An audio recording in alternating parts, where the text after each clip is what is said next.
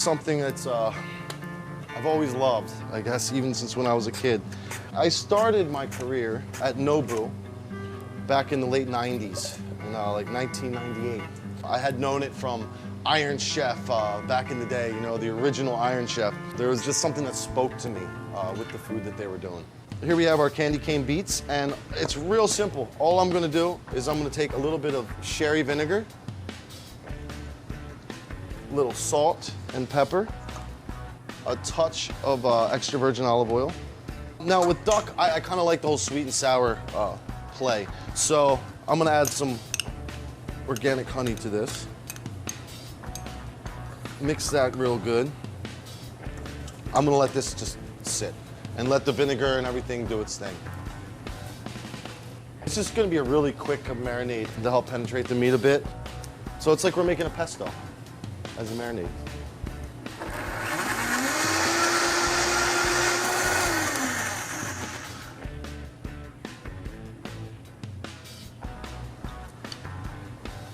I don't want to get it on the skin because the skin will burn. So I figured out my second component of the dish. We're gonna do duck fat and okra. Doesn't that just sound wonderful? I'm gonna throw these into that pan and we're gonna start rendering the fat. The duck fat is gonna add flavor and the fat's gonna get nice and crispy. So it's also gonna add texture. And actually we should check on our beets right now. We should be close. So all I'm gonna do for these beets, look at that, went right in. They're good. We can set these aside and we'll peel those in a moment.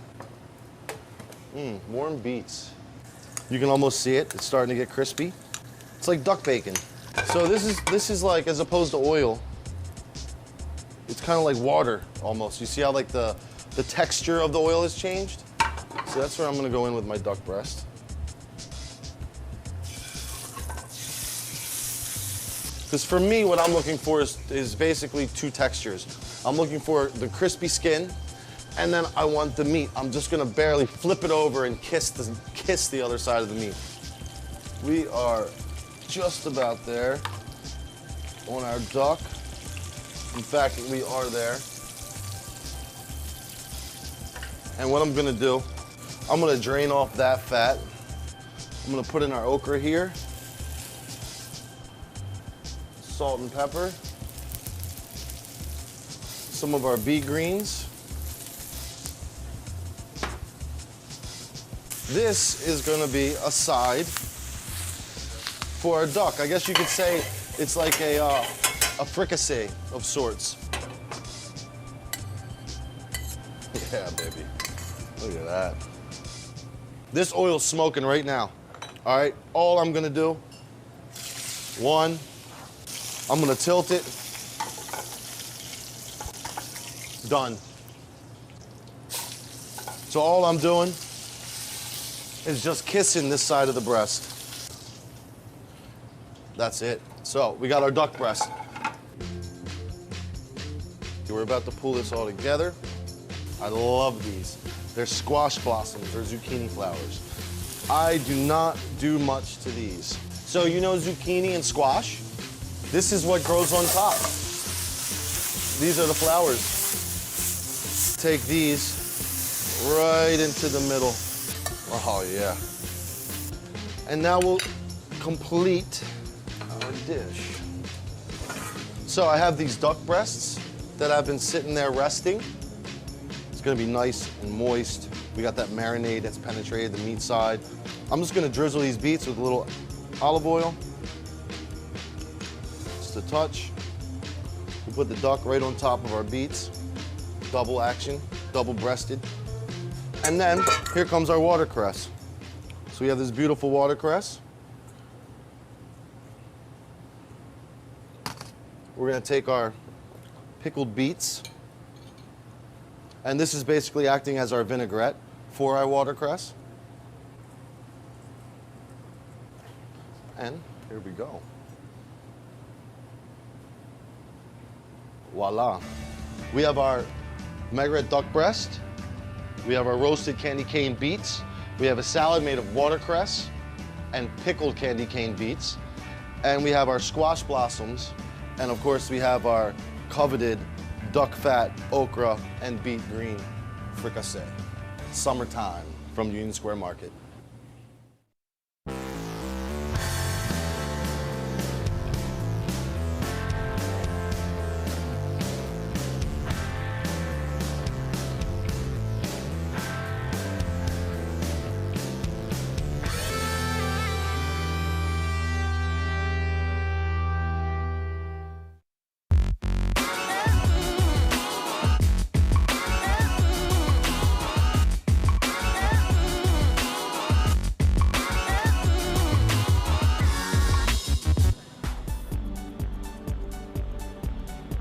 Hey guys, I'm Chef Natasha of Bear Restaurant. Today I'm at Sahadi's, a Middle Eastern store that sells gourmet foods that's been here for over 60 years. Full of amazing stuff you might never have tried before. So the 5 ingredients I want to cook with today are dates, quinoa, olives, local feta, and pumpkin seeds. Let's go shop, guys. Hey, how are you? Good to see you. Okay, so I would like some dates here. Thank you. That's beautiful. Let's do this one, yeah. Fried green peas, my favorite. I think we're gonna get some cheese. I'll choose the other section. Yeah. Okay. Thank you. So we're getting some domestic feta. There's Hungarian feta, French feta, Greek feta. They all have a little different level of salinity in them, so which makes them either crumbly or more creamy. So you can. Some of them you can blend into spreads, others you want to crumble on some salads. So we got some really great prepared foods here. If you just want to build a quick little appetizer for your party. Can I get some sardine rolls? Yeah, just 2. And just like a little bit of baby octopus. Beautiful. Thank you. You can come over here and just try all these different things, get a little bit of everything, and it's just fun.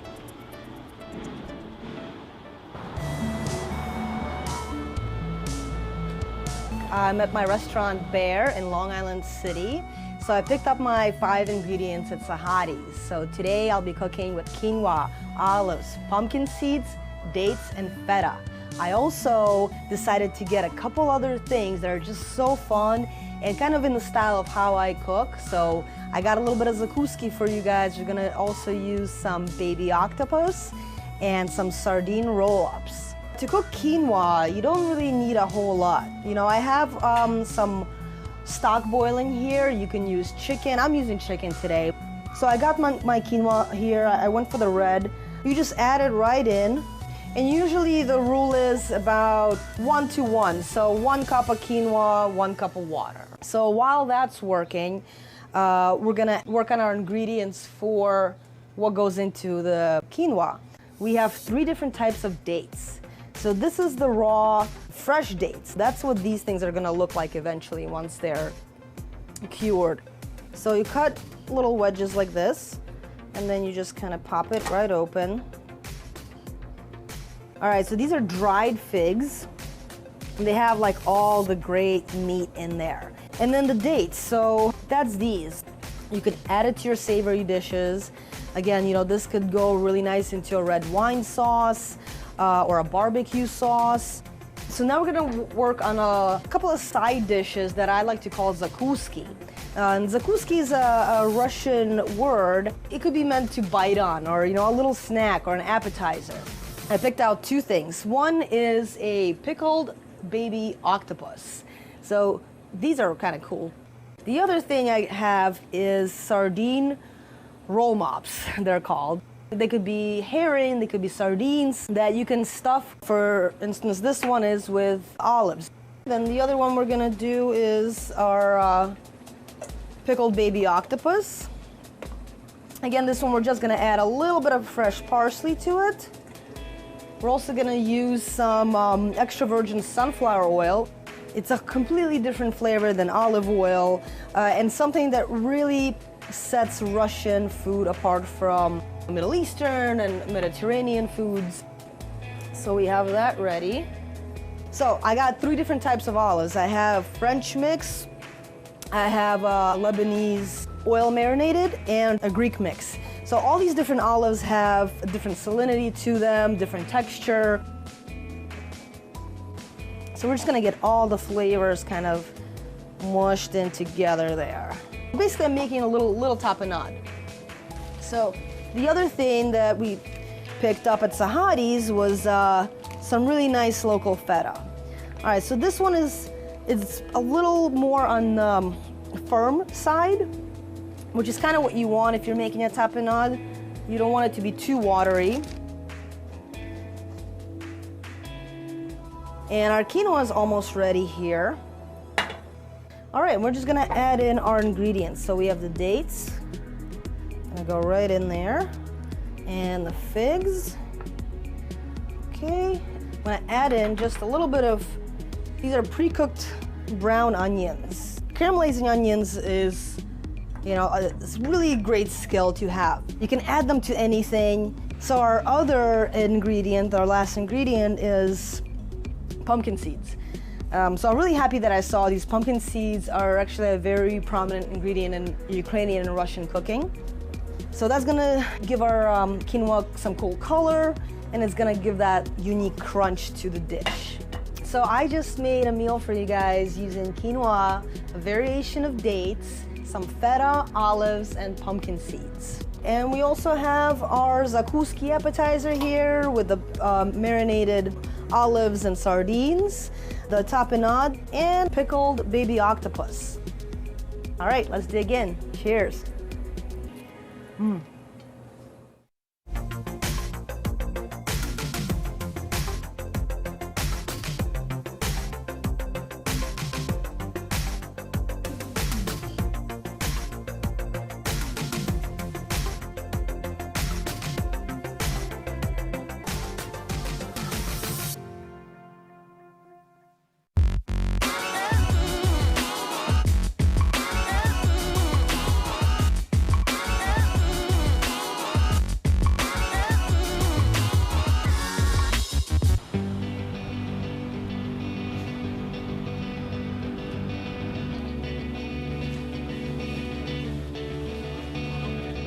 Hey everybody, this is Chef Chris Scott, the executive chef of Brooklyn Commune, and I am right here in the Prospect Park Farmers Market. It's a beautiful late summer day, and they gave me 5 ingredients to choose from to make a wonderful meal this afternoon.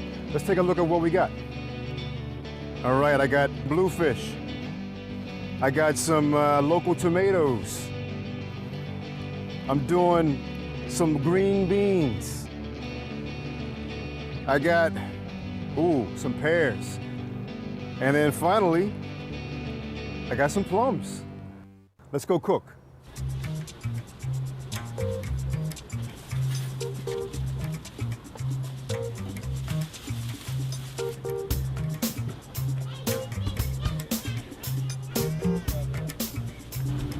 Hey guys, how are you?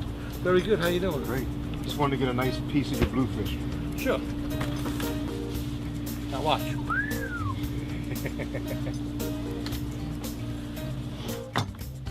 Have a good day. Yep. See you.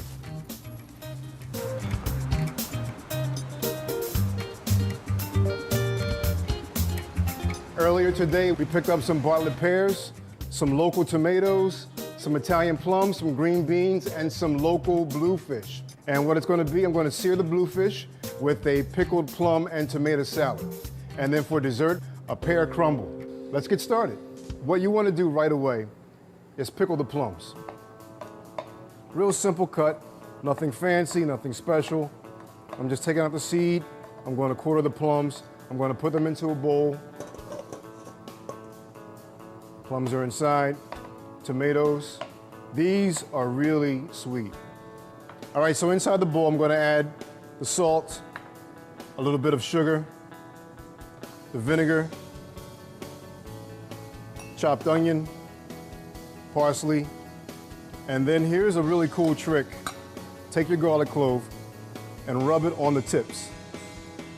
The garlic is basically minced right there, right before your very eyes. Garlic and a fork. So we got that inside, a little bit of olive oil, right? And then the final ingredient in that are going to be the beans, which we're going to blanch right now in the water. Couple seconds. It's really all you need. You know, a lot of people always ask me what got me into cooking.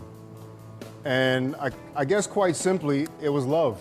Everybody has this story about sitting in the kitchen with their grandmother, and I'm no exception to that at all. I'm going to cut them up, little dice, and then that's going to go directly into the bowl. So that's pretty. Pickled plum and local tomato salad. So we're going to let that sit. While that's happening, we're going to do the fish. I'm going to sear mine, and then I'm going to finish it off into the oven. Grab a pan, get it hot,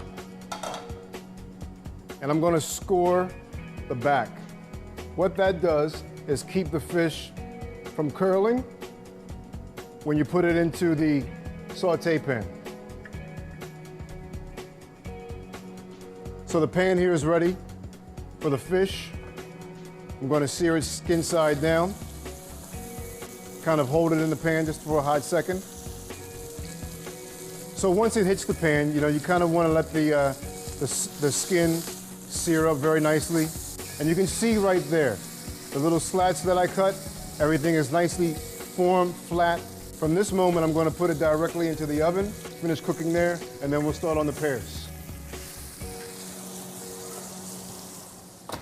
So this dish here is a throwback to my youth, hanging out with my grandmother. She would make this dish with almost any kind of fruit. And the topping for that is so easy. I call it 1, 1, 1, and 1. 1 cup sugar. 1 cup flour. 1 tablespoon baking powder. And 1 egg. You just want the cubes to be somewhat bite-sized. You don't want to have to choke on it as you're eating it. So just get them inside. A little bit of sugar, a little bit of cinnamon, and just toss it up. And then put them directly into some baking dishes. Here's that 1, 1, 1, and 1 mixture. You're gonna mix it up by hand. And you want it to be crumbly. And then with that, put it directly on top. A little melted butter. And then this is gonna go into the oven for about 20, 25 minutes.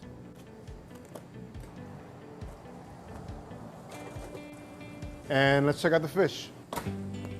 See, now that's beautiful, right? So again, real simple plating technique. Fish on the plate, salad on the fish. Little juicy juice around the outside, and bang. And then the pear crumble, and it's dinner time. Look at that, nice and golden. The juices are bubbling up. It's fantastic. Here's your meal right here. The local bluefish, the pickled plum and tomato salad, and the pear crumble. And don't forget that whipped cream. Enjoy.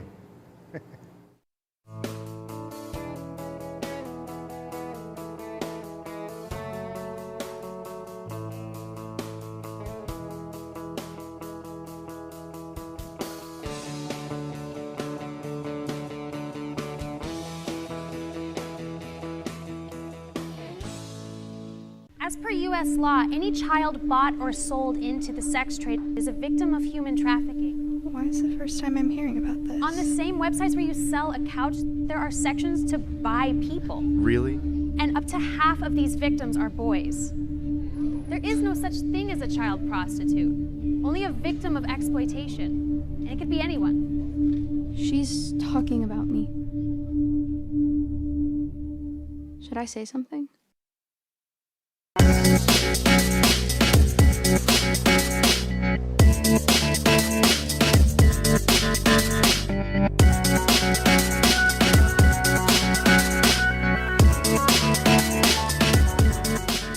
What drives me today, I think it has something to do with my habit now. I'm thinking about new things, about what I read and what's going on in society, because that has been really important in my whole life. It's how society had treated me, how it had treated people, and always thinking how we can make that thing better. How can I put it into my work? My name is Frederick Rodriguez. I became a full-time artist in 1970. I came here for political reasons, in pursuit of freedom, because it was very dangerous at the time that I left.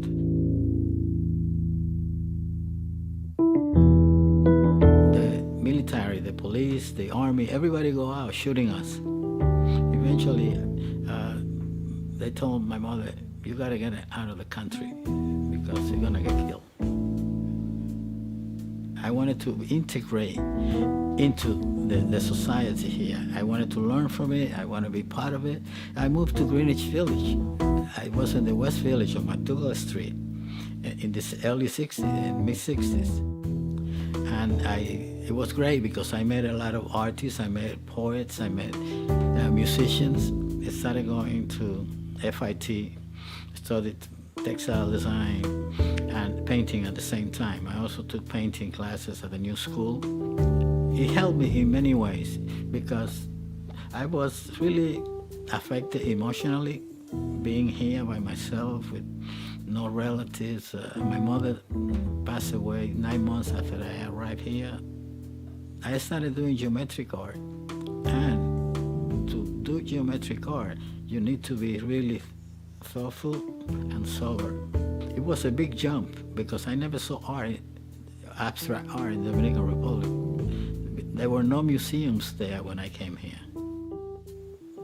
I think part of being free to me was not working for somebody, not having people to tell you what to do. So that also played a part in my becoming a full-time artist.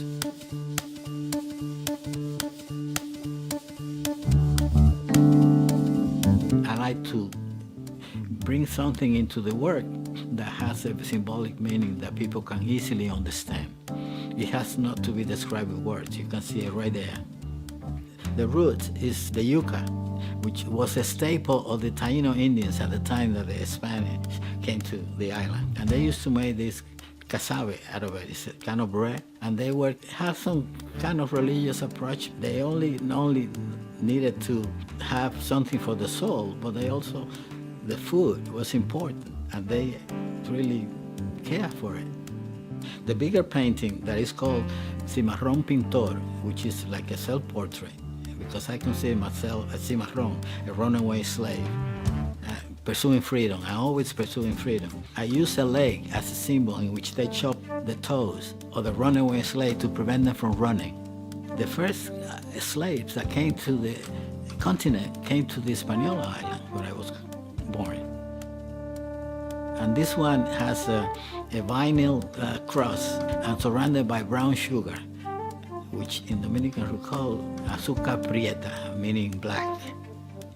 And when they couldn't find enough gold in the island, they started bringing the slaves to work in the sugar industry. So there is all this connection in history. Today, I started actually working with gold paint as a color. With time, I started using it as a symbol.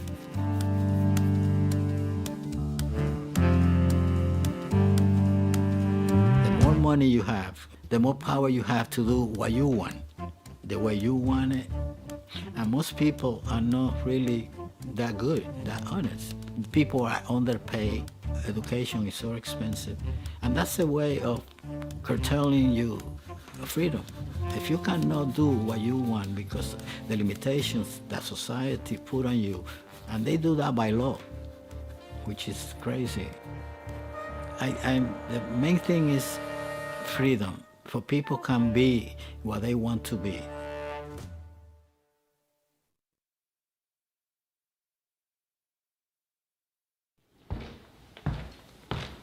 It's very satisfying living a life that adheres ethically as much as possible to the beliefs I have about equality. And so that's really what keeps me in the studio all the time. I'm Ken Seth Armstead, and I've been making art in New York City since 1990.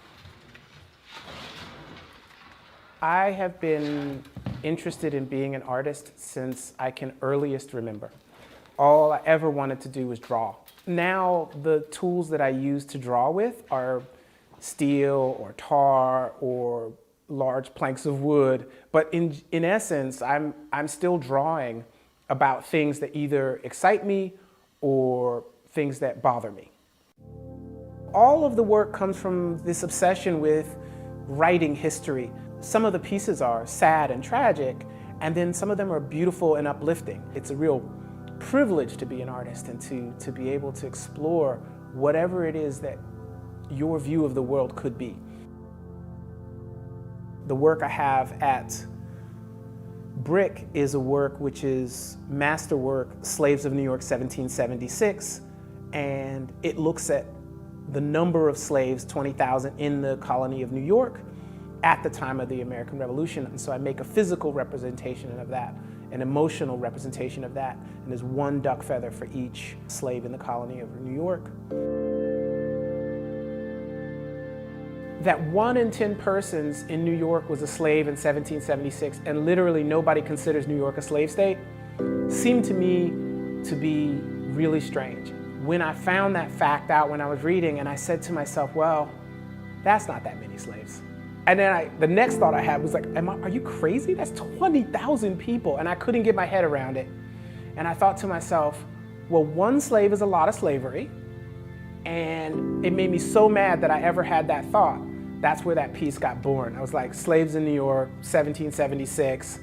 And that's definitely a masterwork piece because, you know, it isn't the slaves that made themselves slaves. People always ask me about the feathers. Why feathers? Obviously there's like birds of a feather flock together, bird in the hand is worth 2 in the bush, all these things like a feather in the cap that talk about value or hope or groups of people.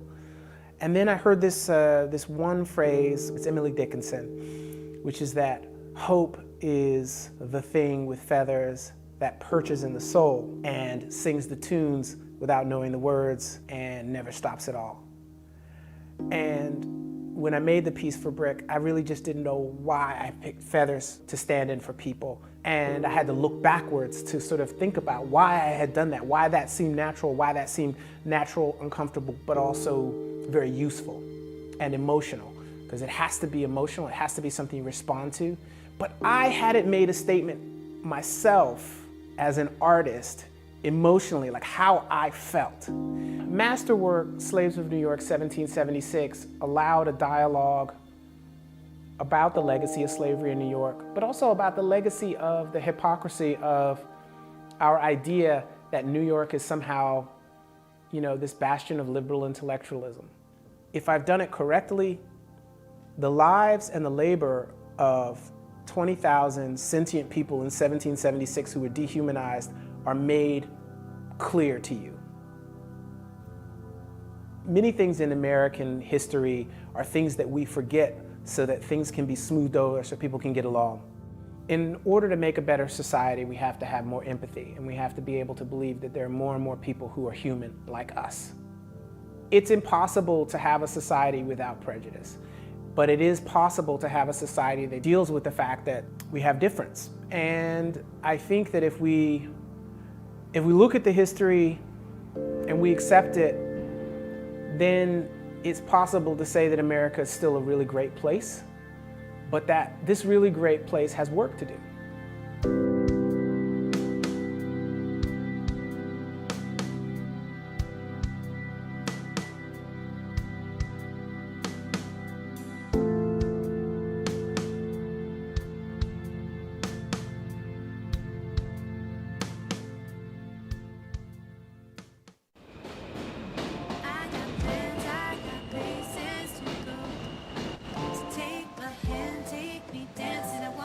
If you know your value, no matter where you're from, no matter seemingly if it's the poorest in the world, the richest in the world, it doesn't matter. You can achieve what you set your mind to. And that's how you create success, always. You're listening to music and you're really enjoying it, you love it, and at the same time, you're aware that like this is made from a community, this is made from people who care and love for each other, and that right there is like magical. Brooklyn is like now my new home, and it's like such a super cool city. All kinds of cultures and music, and it's like a really good vibe. And it feels inspirational. Like it just, every time I came here, I made a new song. It was crazy.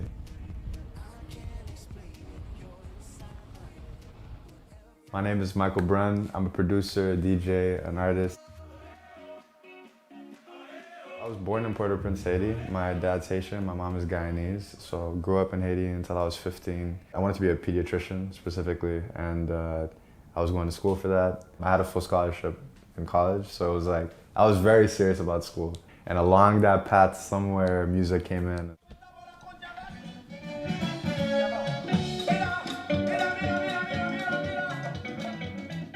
My dad had his band Scandale, which was a really influential band for compa in Haiti, and we had a studio in the house. So I think that being there, and then also my mom was, she did piano, so music was a really huge part of our life. Eventually I found out about DJing, which is a really easy at that point to just like get software online and be able to like do your own production. I would start putting it online, put it on SoundCloud, which is like the first way I shared my music. It was that moment where I was like, there's 25,000 people that have heard this. Like, that's a big thing. Like, I never imagined that many people could interact with something that I created. Even though I was in Haiti, when I discovered electronic music, there was a whole community online, and even other Haitians at the time that were really into it. It's a whole thing of combining basically all the resources around you to make songs. It feels raw. Almost all these tracks recorded a lot of stuff on my phone because we didn't have a studio, or we were like on the move, or whatever the case was. So that was so much fun to get to work with very minimal gear and to just like create from the environment.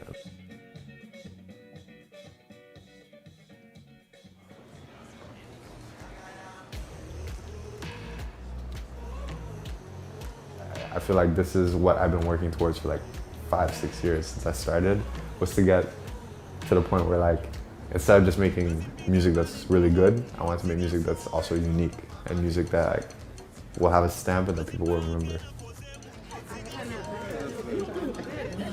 Good. We're prepped. The stage feels good. Bayo means a few things in Creole, and it means to like give everything, give your all, give basically everything you've got, you give. Bayo kind of exemplified where I wanted to go with my music, which was combining everything I learned with electronic music, everything that I was learning as I was making songs, like really rooted in Haitian culture, rooted in Yara, rooted in Racine, even compa a little bit. And like that was like a fusion that I felt like hadn't really been done before. But then to combine it with hip hop, to combine it with jazz, to combine it with rock, flip the script on what people would expect of music coming from Haiti that was international, but also very local at the same time.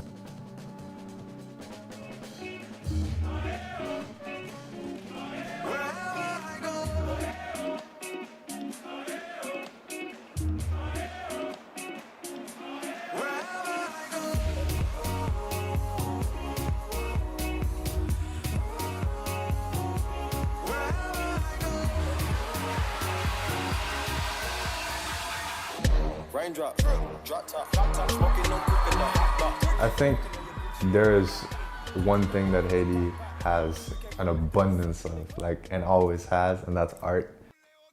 Like I played at Coachella, I played at Ultra Music Festival, I'd done huge shows, I played around the world. So I'd done that as electronic music. I had never like put Haitian sounds into the music I was making. Kind of deliberately, because I felt like Haitian culture and Haitian music, because it's such a rich, beautiful sound and it's not something that you can just like tack on. I didn't want to do it cheaply. I didn't want to do it like as a gimmick. I really wanted to get it right. So I waited.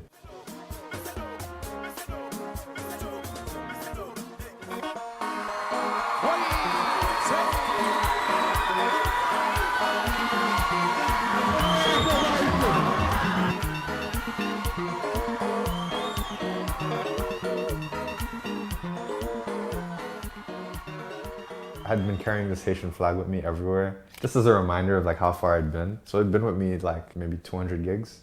I took this photo in Times Square, and this Haitian woman walked by and she saw me and she's like, "Oh, it's not avec that." And I looked at her and I said, "I send you." And then she stopped, meaning like, I don't look Haitian, like why am I holding a Haitian flag? And she couldn't believe it. On a deeper level, I think it kind of brought up the question of identity, that for me, Haiti was a source of strength. All the music right now, like that I'm trying to make, is just like, it doesn't need to say that. It just needs to feel like it. The act of creation is such a huge part of Haitian culture. Haiti is my country. Haiti is beautiful. Haiti is definitely rich. Got places to go. So take my hand, take me dancing. I wanna go up all the nights I can. Go easy on my love. Go easy on my love. Can't breathe and I'm tired. Can't breathe and I'm tired. Go easy on my love. Go easy on. When I started working with the chairs, that's a symbol from the longest time as a symbol of domesticity or home. The moment that people had a chair and a table, that means that they settled somewhere. It's basically my instrument to tell a story. My name is Elena Garcia, and I am a multidisciplinary artist. I was born in the Dominican Republic, and I live in New York.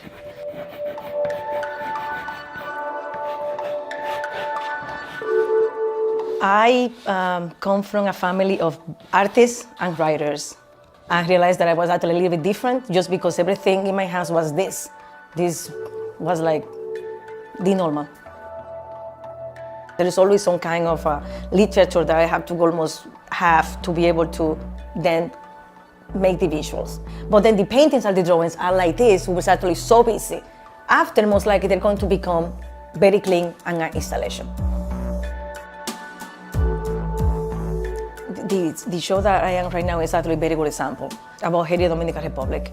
It's a subject that has been with us most of our life. I was trying to concentrate and focus in the good that have nothing to do with what government says or the other, because at the end they are not the people. We have been doing that for 500 years. I wanted to treat them, and the reason that I did the exhibition, I wanted to do a tree, because a tree is like a sign of strength. It goes against gravity, gives life, maintains life. And I wanted to be Espanol the tree, and then the branches will be Haiti and Dominican Republic. We always rise to new heights. We always survive for the things that have happened. We have defeated the French. We have defeated the Spaniards. We have defeated so many things that at this point is like, come on. Let's actually count our achievements instead of actually focusing our differences. To the Caribbean, you will actually be walking around and see those chairs everywhere. In the last maybe 10 years, they disappeared completely. And you don't realize that they disappear until you start looking for them, and then realize that it's cheaper to have the plastic ones made in China because they don't get dirty. If they get wet, nothing happens. You can stack them together. Everybody gave me all these functional reasons. And that's when I realized we have a bigger problem right now than, the plastic and the environment, because it's like you stop making these chairs that are actually a tradition. You are losing history then. You are completely losing something, and people are not noticing. So I finally after years, found someone, and he was so surprised when I asked him, can you please make me this chair? And he was like, why? I'm like, because number one, I need to make an installation. I love them, and I really need someone to make it. And he's like, I haven't made a chair in years. And I was like, well, I need 40.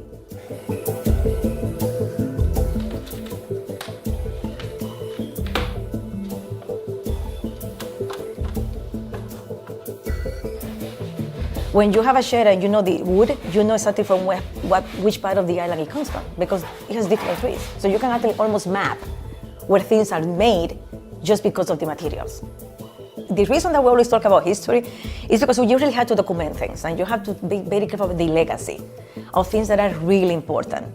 I mean, it's not like a chair is important, but the tradition of making, the tradition of the materials, that's important. And in fact, it is part of our DNA to do that.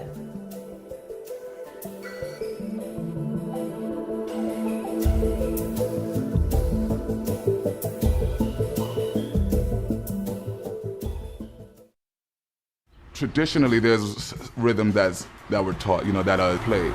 If there's a wedding, you play this. If there's a funeral, you play this. If there's a marriage, or if there's the full moon.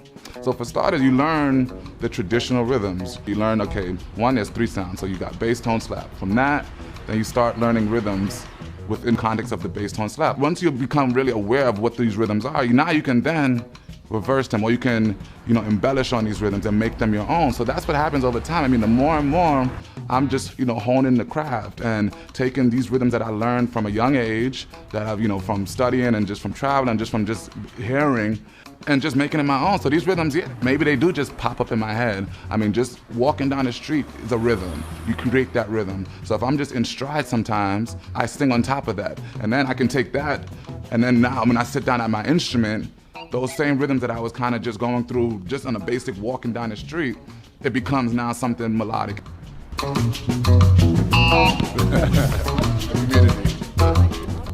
I am Rasan Elijah Talu Green. I'm an artist / drummer from Brooklyn, New York.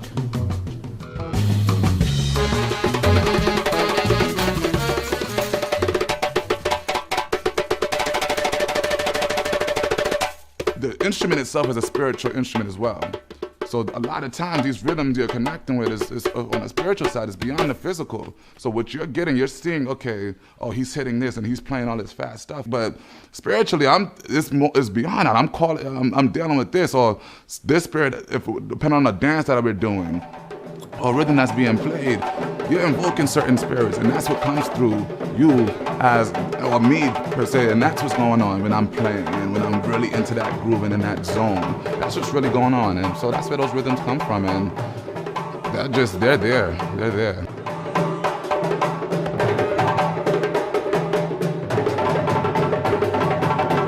My father, back in the late 70s, he sought out to start his own community-based situation called the Crown Heights Youth Collective. And through that, it was just a bridge in the gap between, the West Indians, the Hasidic Jews, and just the overall community. I grew up in that scheme of things. Where it really became prominent is in '91, the Crown Heights crises, the riots between the blacks and the Jews. He was the guy, he brokered the deal between them and, kind of brought them together, trying to unify as a community, because the Crown Heights, granted it was split, they tried to split it up. But he sat there, he said, no, well, this is one community. So he started the whole, increase the peace. He started these peace games, just different things, just unifying the blacks and the whites and just making them a stronger community. And to this day, he's still recognized for those works that he's done. And, it's just about 40 years now.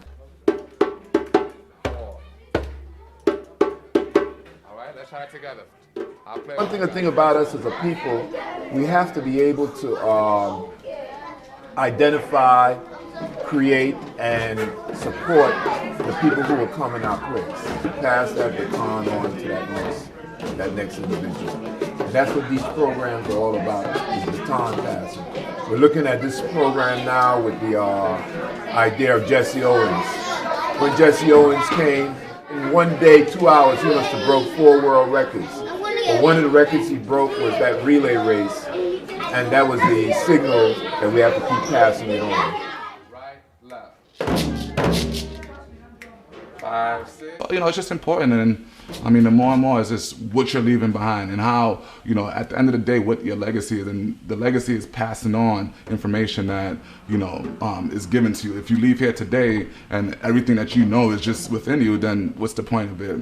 And so that's why as much as I still love to teach, even if I have one student, if I have 100 students, I still love that, because I think it's important just to know, like, you know, folks care, folks want to share, folks, there's things that folks want to give to you, and as long as you're receptive, you know, just able to just move on like that.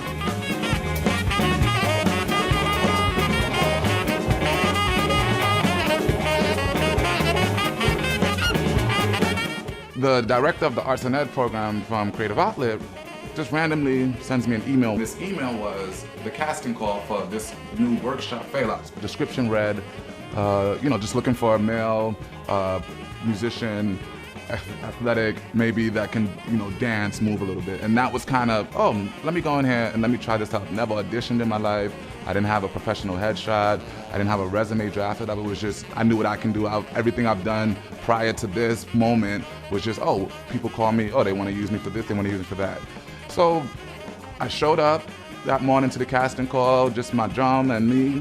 This was the workshop phase. So the show wasn't what it was or what it is today in that moment, but just in those workshop phase, so they worked through it.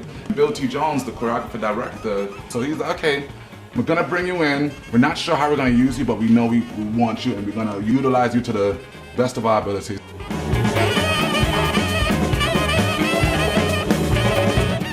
My preparation for Fairlight is very intense in the sense of, I mean, you can't just do the show. Yeah, the show is, you know, you exert energy, but you have to get into that show. You have to be able to do the show.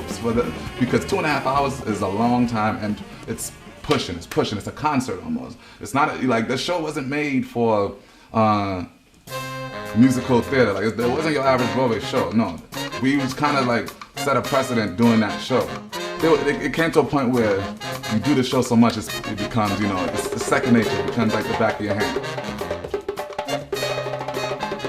When my mom was pregnant with me, about 7 months pregnant, her and my father took a trip over to West Africa. One of the elders in the village told my mom if she tapped a 6/8 rhythm, which is a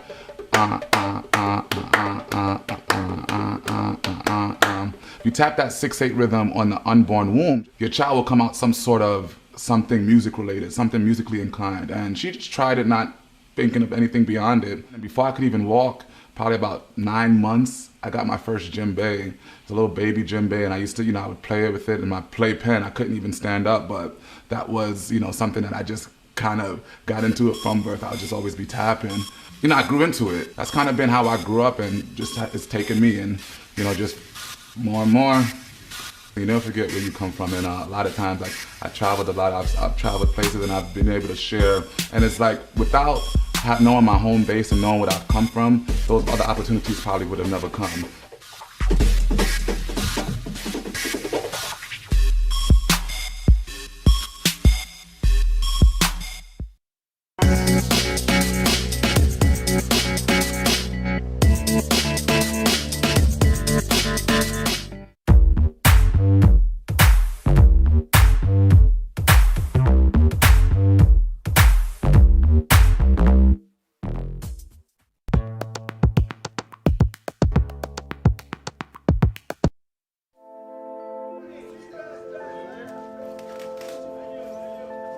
There's going to be a health crisis and there's going to be a food crisis. Who's going to fix it? You look to your left, you look to your right. That came down to us.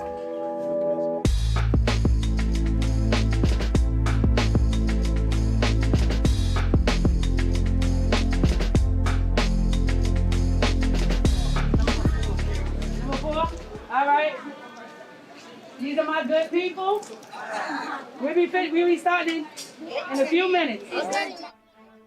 Before the COVID-19 pandemic, an estimated 1 million New Yorkers went without food. From March to May, that number more than doubled. Some estimate that 40% more New York City residents will face food insecurity this year as a direct result of the economic fallout. So, Chef, what happens on the corner of Belmont and Watkins on Thursdays? And we prepare 2,000 cooked meals Monday through Thursday. But on Thursdays, we have our fresh produce boxes where we distribute to the community. Come on, you gotta get another wheel, girl. Yeah, we're gonna fix that for you. Chef Rodney and his business partner Latoya Metters are co-founders of Collective Fare, a culinary training and catering business. When COVID-19 hit New York, they knew they needed to transform. We are located in Brownsville. It is an under-marginalized community. It's considered a food desert. When COVID struck, my partner, he said, what happens with a community that's in crisis is put into an additional crisis. So we acted immediately and we launched Meals for All BK on March 12th. We were able to scale from the 400 people we were feeding at that time to an additional 8, to an additional 1,000. We got potatoes, corn, carrots, peppers, sometimes onions to it. I said, no, these are also cooked meals that we offer through Collective Fare. These are ready-to-eat meals. They could heat them up when they get home. People always hear the negativity about Brownsville as far as the high murder rates, the drug activity, but there's still a good amount of people in Brownsville that's committed to make their community better. Even when we started in 2016, we thought the issues were telling people how to eat healthy, teaching them how to cook healthy, and finding them jobs. And we thought that would solve a problem. We have since changed. We realized that we need to be that access point. Without people like us on the ground fighting for food justice, things are not going to change in these communities. In Brownsville, you don't get to choose. You only get what is handed to you. And these are the things we need to start to fix. Getting to choose has always been a key element of increasing food security in Brownsville, where even pre-pandemic, some experts describe the neighborhood as a food swamp, an area with limited access to healthy food and an overabundance of unhealthy options like fast food chains. Systemic inequalities like disproportionately high rates of unemployment, families below the poverty line, and extreme housing burden also make obtaining whatever fresh food is available even more difficult. Local growing is one way to turn short-term aid into long-term food security. And in Brownsville, I met a woman who's been doing the work long before COVID. I'm Brenda Thompson Duchesne. We're at Green Valley Garden, 93 New Lots Avenue in Brownsville, Brooklyn. We have 5 community gardens, 4 in Brownsville, 1 in East New York. We started in 2000 to grow for the community, 100% nutrient value, fresh and locally grown. Dirt on my nails is my tranquility. Gardening is so peaceful, it has a serenity. Ms. Brenda founded Isabalia Ladies of Elegance Foundation 2 decades ago as part of her mission to increase access to healthy food in Brownsville. I want your family to taste the difference between the supermarket and what is really fresh. People like, that grow in Brooklyn, in Brownsville? Are you crazy? Covered the rate too, right? We have a high rate of childhood diabetes, obesity, hypertension, cholesterol, because we're not eating properly.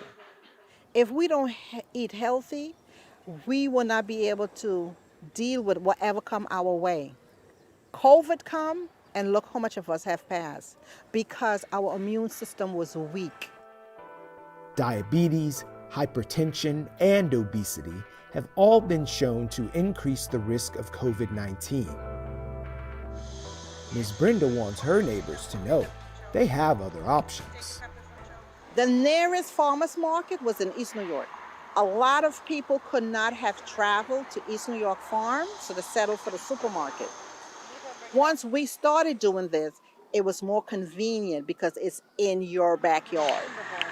It just looks like pale raspberry.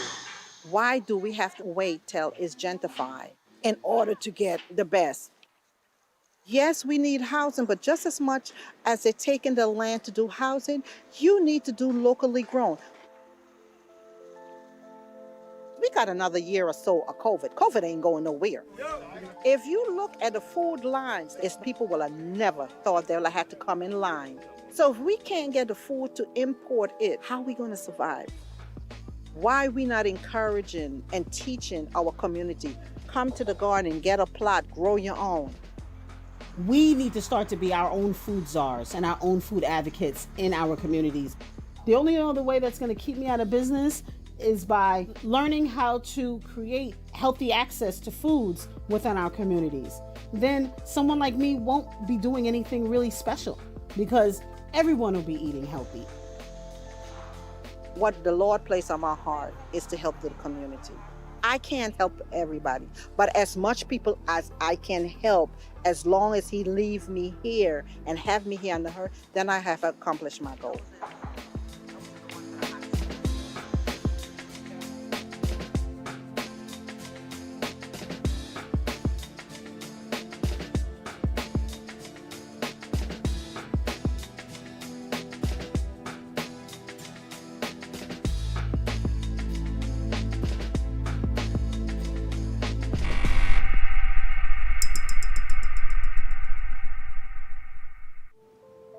This is a community, first and foremost. They survived and they're resilient because these things have happened before. May not have been a pandemic, but they've experienced things before that kind of made them ready and prepared for this.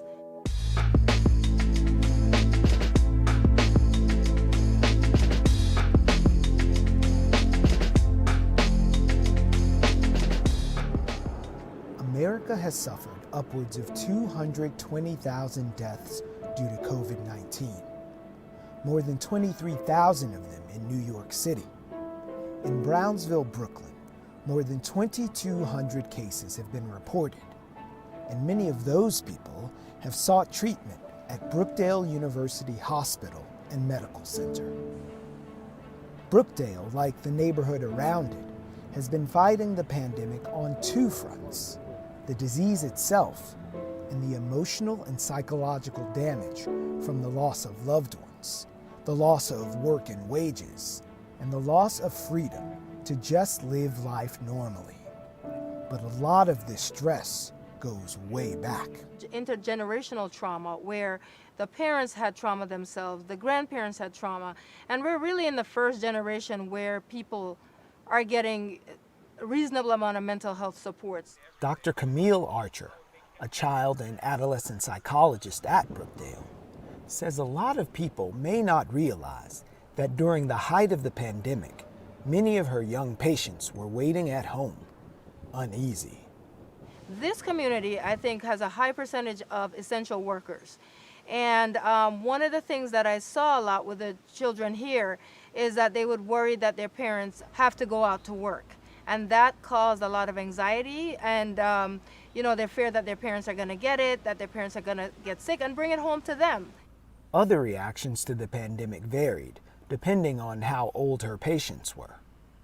A lot of conflicts with adolescents and their parents were about, they want to hang out with their friends, they're leaving the house, they can't stay here, this is horrible. But then there's a real subset of children who are anxious, who are being teased or bullied in school, and those kids are so happy they don't have to go to school. In the spring, Dr. Archer was treating most of her patients remotely.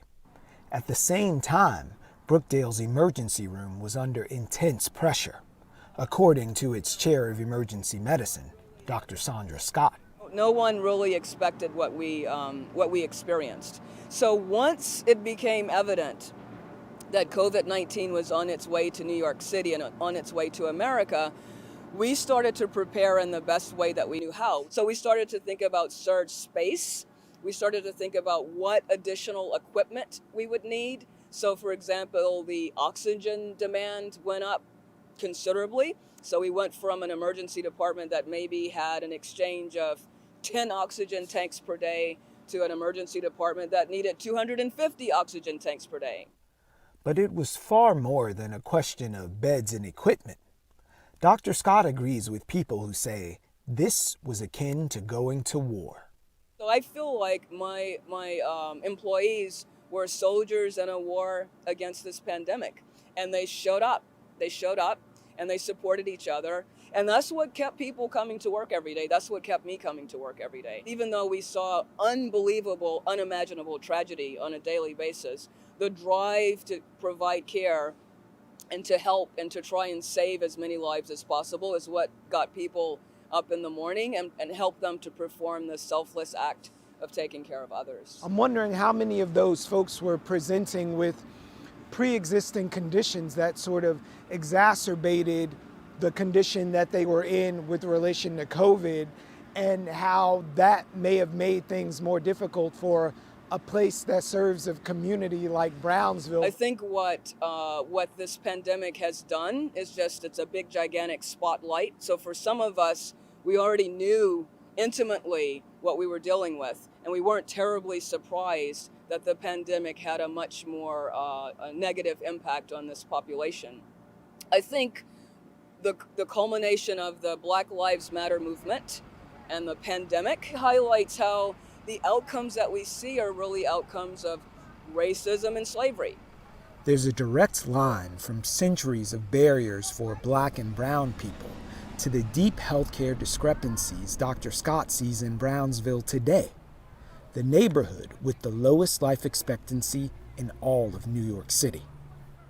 But she also sees some specific, affordable solutions that should be nurtured. We learned that telehealth was super, super effective. And, we have the technology to provide telehealth to all kinds of communities, right? You don't need to be in a wealthy community to see your doctor on your smartphone.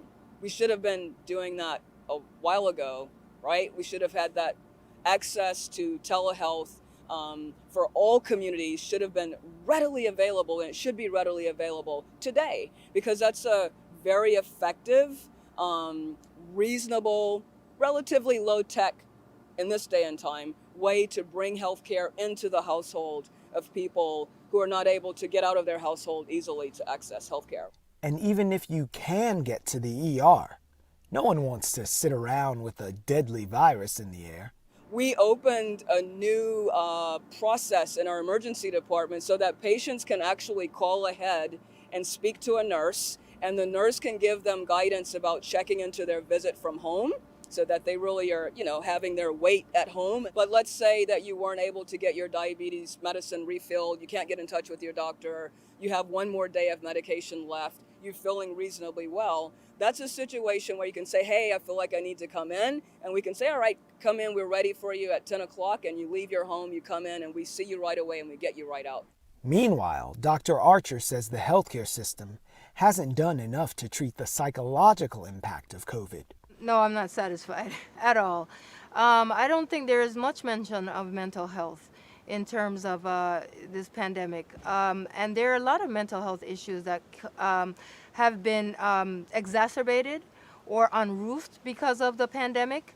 For example, there are a lot of people who have become more isolated, and now it's gotten worse because they're so isolated, because they're not around their family, they're not around a lot of people.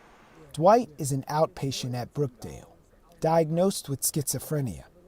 He lives with his father and doesn't work outside the home. For him, the pandemic has meant long stretches of cabin fever. The cabin fever in my house is more walking around the house trying to find things to do. And when everything is done, as you see, to the refrigerator, on the couch, to the refrigerator, on the couch, and then you might lie down and take a little sleep or something like that. Then you wake up and you say to yourself, I can't live like that. Dwight started hearing voices at around 20 and says he and his father used to be at war. But since he's had consistent treatment, things are much easier between them. You and your dad worked it out now. You guys got to a good place, the war is over. But if you had to describe what schizophrenia is to someone who has no idea, what would you tell them?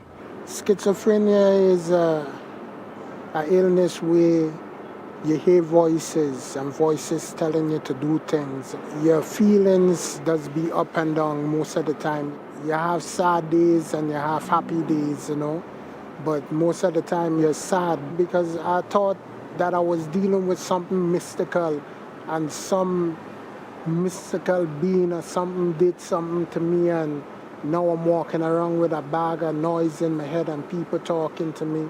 Do you think it's harder for someone who might have schizophrenia or another mental health issue to deal with this pandemic and what's happening now? Yeah, with mental illness, it could be harder on them because, as I say, they blame themselves for everything. If the corona don't have nothing to deal with them, it's just a disease which they find in China, and they seem to get a crazy mind off it, and it's hard on them, you know what I mean? We have to acknowledge that another wave of something is coming. So I think that's the first thing, is to be realistic and to say, listen, we have a problem. So it needs to be you and me and others, not necessarily Black and brown people having this conversation, not necessarily women having these conversations, right? It needs to be multi-generational, multidisciplinary, multicultural, multi-ethnicity, having the conversation and then collectively creating the solutions.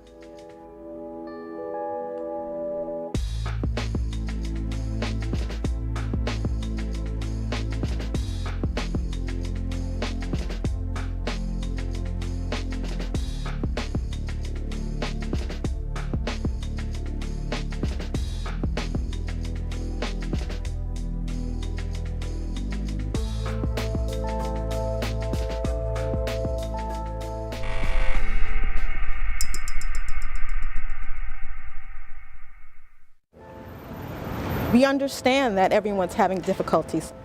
Our goal, even pre-pandemic, was never to evict someone. We're always willing to work things out because life happens.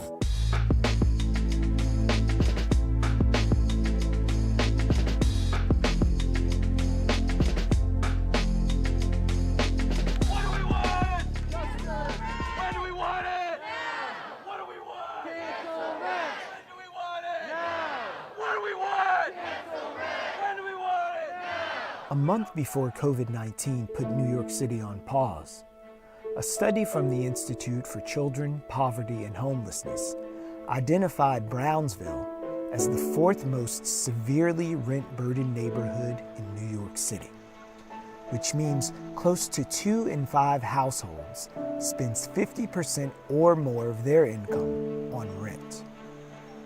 Brownsville's rental vacancy rate is 4%.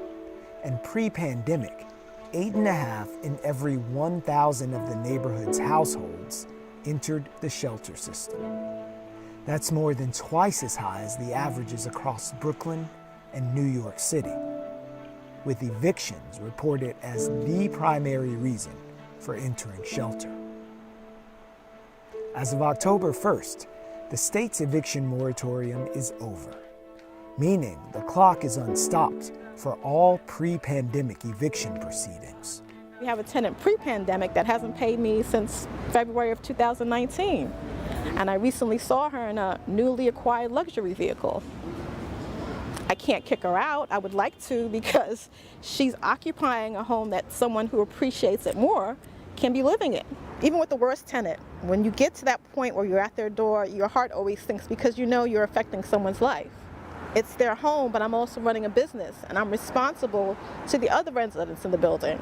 So a lot of times it's not, and it's usually not just because they're not paying rent. There's usually behavioral problems with the tenants and or their children.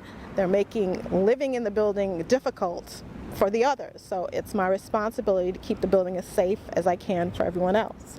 But it's never a good feeling to put someone out of their home. But you know, it's part of the job. Part of the job Sharon Redhead has done for 20 years, managing the 19-unit apartment building her parents bought in 1987. And her young sister Kim has been sharing the day-to-day responsibilities for the past decade. It's a family business in every sense. My memories have always been going with my parents to the building to do the maintenance. You know, Dad used to take me around and we would be in the basement. He would be gathering his tools because he had to do something. And I was always the one carrying, can I carry the hammer? Those are my memories. So those are the things that I remember as a child coming up. And handling some of the paperwork. I used to have to draw the lines for Daddy's little balance book. Those are the things I remember, you know, and that's my memory. So when I get, or I read in the paper, or I see the approach of the ugly landlord, you know, that's not my family. It's a family business, and that's how we treat it. My name is Alban Redhead. My wife and I purchased this building in 1987. It was closed up for a long period. I was told about 14 years. There were no tenants in the building, and most of the area was in a very desolate situation, but we decided to take the chance. By most measures, it was a good gamble. But after more than 30 years in the property management game, he can't help but feel a little nostalgic. My tenants and I were like neighbors, brothers and sisters, but since the politician got involved, everything split. The tenants were never hostile to the landlord before, never, until the politicians got involved. In June 2019, the New York State Legislature approved the most stringent rent laws in the country on behalf of New York City's 5.4 million renters. From killing the dreaded broker's fee to making unlawful evictions a misdemeanor. And in June of this year, the Rent Guidelines Board voted to freeze rents on New York City's rent-regulated apartments because of the economic effects of the COVID-19 pandemic. That's good news for some, but not nearly enough for others. The call to #CancelRent has been ringing out from the streets of our city all the way to the halls of power. I think the cancel rent movement has played an important role in getting people to understand the gravity of the crisis, the breadth of this crisis. Passed the strongest tenant protection legislation in America last year for millions of tenants throughout the state. But we still have a lot of work to do. And the issue now is to ensure that we prevent anyone from losing their home in the short term by making sure people are not evicted, and then figure out how to cover the cost of the rent. Brian Kavanaugh is the chair of the New York State Senate's Housing, Construction, and Community Development Committee. And it's critical that we make sure that this crisis does not become an eviction crisis. No landlord has a right now to push anybody out of their homes. We know that tenants, when they get eviction notices, they're legitimately concerned. We have legislation that would prevent not only evictions from happening, but the cases from proceeding, even cases from beginning and notices of eviction being filed on people. Right now, the courts are processing these things in a limited way, but we are committed, many of us are committed to making sure that nobody loses their home because of COVID-19 or because of the economic shutdowns, which were necessary, but were ordered by the government in many cases. So, this is not a problem that low-income New Yorkers created. It's not a problem that landlords created either. It's a problem that we all have accepted as our means of dealing with the public health crisis. Small landlords are facing the economic and public health crisis head-on, while simultaneously fighting a public relations battle. I hear the politicians shout some of this rhetoric. I think it's irresponsible because you don't ask any other service provider to do that. You're not telling the supermarket units provide free food. You're not telling the utilities stop collecting your monthly bill. So why would you take this kind of initiative with this particular service provider? It's a service we're providing because not only are we providing a home, but we're providing heat, we're providing hot water, we're providing electricity. All of those mediums come through us. So I think it's highly irresponsible and for people to expect that you can get all those services for free. I wish those politicians who are supporting that idea would agree to forego their salary to help those tenants pay rent and buy food. Put your money where your mouth is. So when you hear cancel rent, what's the first thing you think of? It's like a gut punch. Because, as I said before, It's not realistic. It's not realistic, Not and we're practical. all in this together. And this economy is cyclical. You take one spoke out of the wheel, and it no That's longer it. works. That's it. So when we collect rent, it doesn't go in my pocket. I have to pay the super, I have to pay the plumber, the electrician, I pay the water bill, the gas bill, the light bill. Heating season is a couple days away. Yes. And then big hunk goes to the city for taxes. And so if they don't pay me, all those people don't get paid. And those are also families. The plumber has a family, the electrician has a family, the super has his family to take care of. Would you consider yourself a business owner or an essential worker? Both. We are both business owners, and people don't like to discuss that when it comes to housing, but it is. For us, it is a business. But we're also essential workers because we're providing homes for people. Several families. For many families. Right. And it's our responsibility to make sure that those homes are well maintained and it's a safe environment. So even when our tenants stayed home, I had to leave my home to make sure that, things were okay in the building and was being kept clean. And they do it while collecting an average rent of about $900 a month in an area where an affordable housing lottery for a one-bedroom apartment for an individual making 50% of the area median income of $33,000 a year rents for $862 a month and draws thousands of applicants. How many millions of renters in New York? They're not all in a building owned by these conglomerates. On this block alone, there are multi-family houses that, are same situation as us. First generation, second, sometimes third generation, and they're renters in them. So they have to value that because without us, these relationships are gone. And affordable housing is gone. And affordable housing is gone. Forget what the mayor says. Affordable housing comes from us. Like you said, our rents are under 9. Right. And that is affordable housing in this community and the new developments are double what our tenants are paying. So double. So affordable housing comes from small property owners all across the city. The impulse to draw the line between landlords and tenants is understandable. But it's a truly interdependent relationship, one that calls for more than angry demands from either side, and deserves the respect of uncompromising action from government leaders before, during, and long after the pandemic.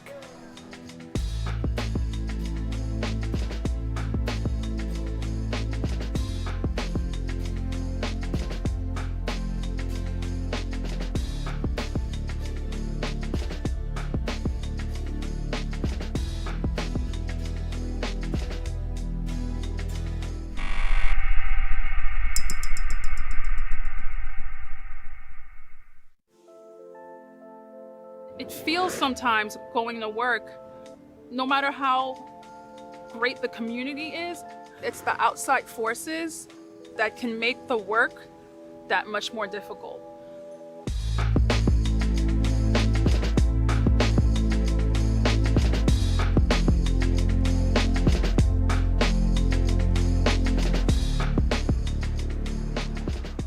Days before what was to be the first day of class for New York City's 1.1 million public school students, Dr. Arabelle Pembroke, principal of the Riverdale Avenue Middle School in Brownsville, shared her excitement and concerns about the upcoming school year in District 23.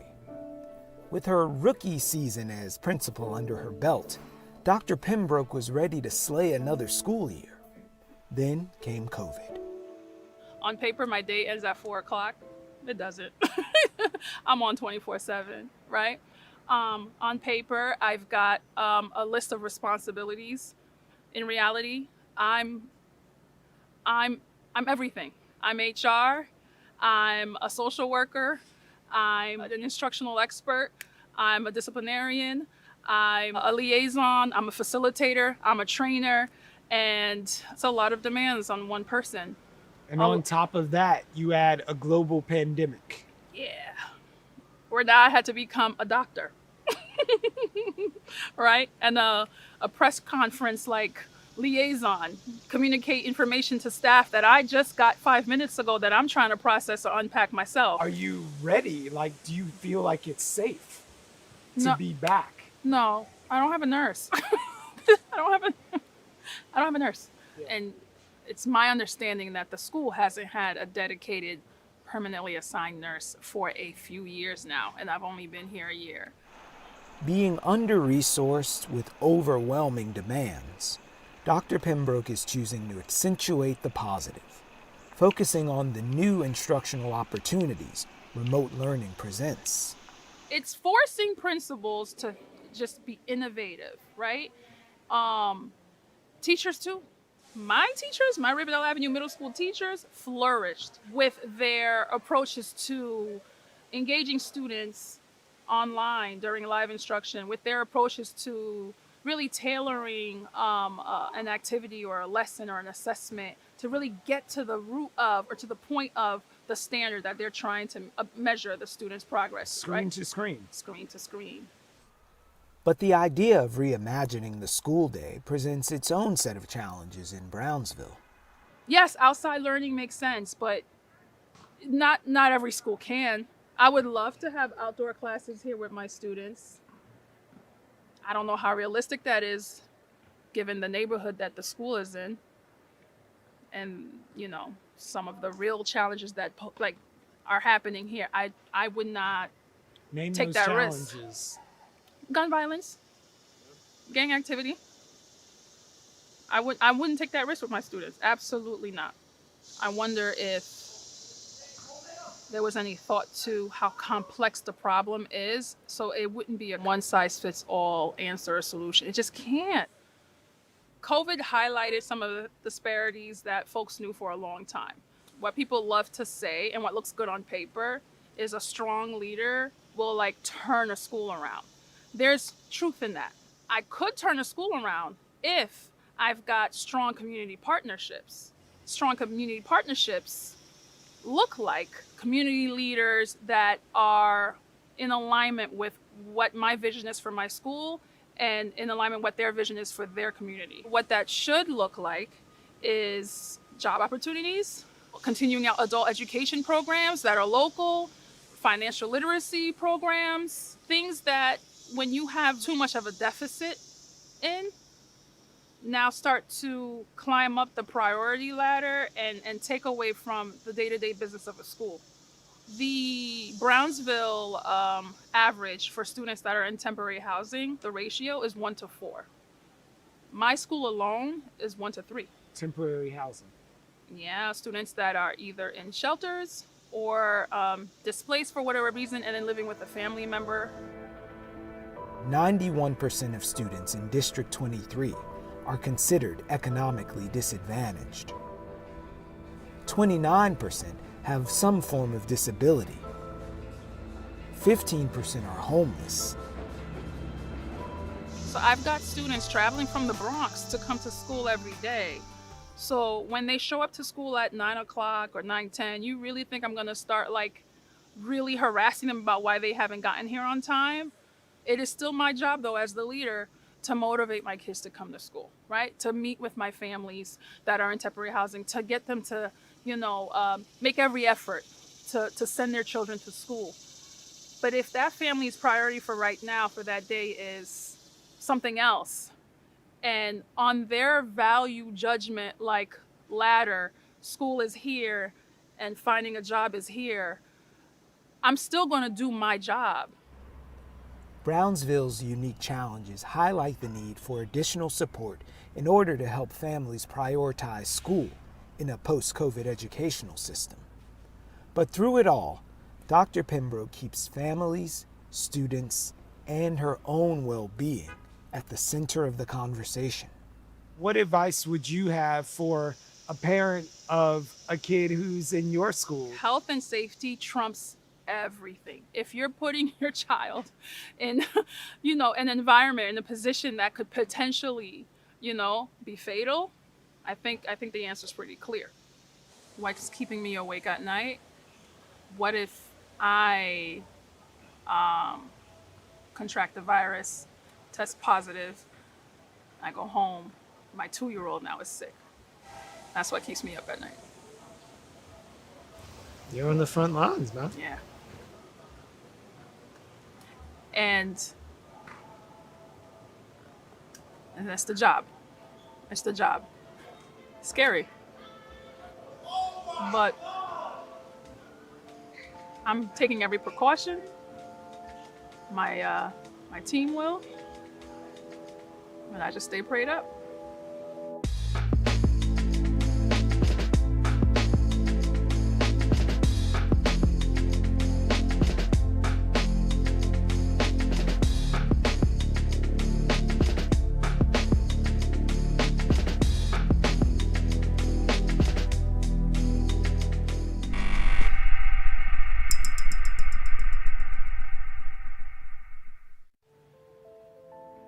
I go where there's real problems at, where people are getting killed.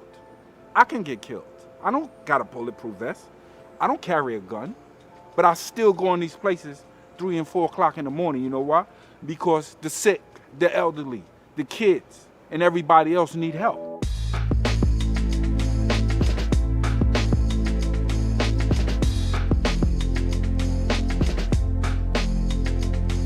It has been a violent weekend in New York City. More than a dozen people were shot. 8 shootings in 4 boroughs. 14 shootings just yesterday with 18 victims. 7 people were injured in 3 separate shootings, all within 4 minutes of one another. The shooting broke out just before 1 a.m. at the corner of Livonia and Watkins in Brownsville, Brooklyn. The shooting in Brownsville, Brooklyn. 3 people have been shot in Brownsville, Brooklyn this morning.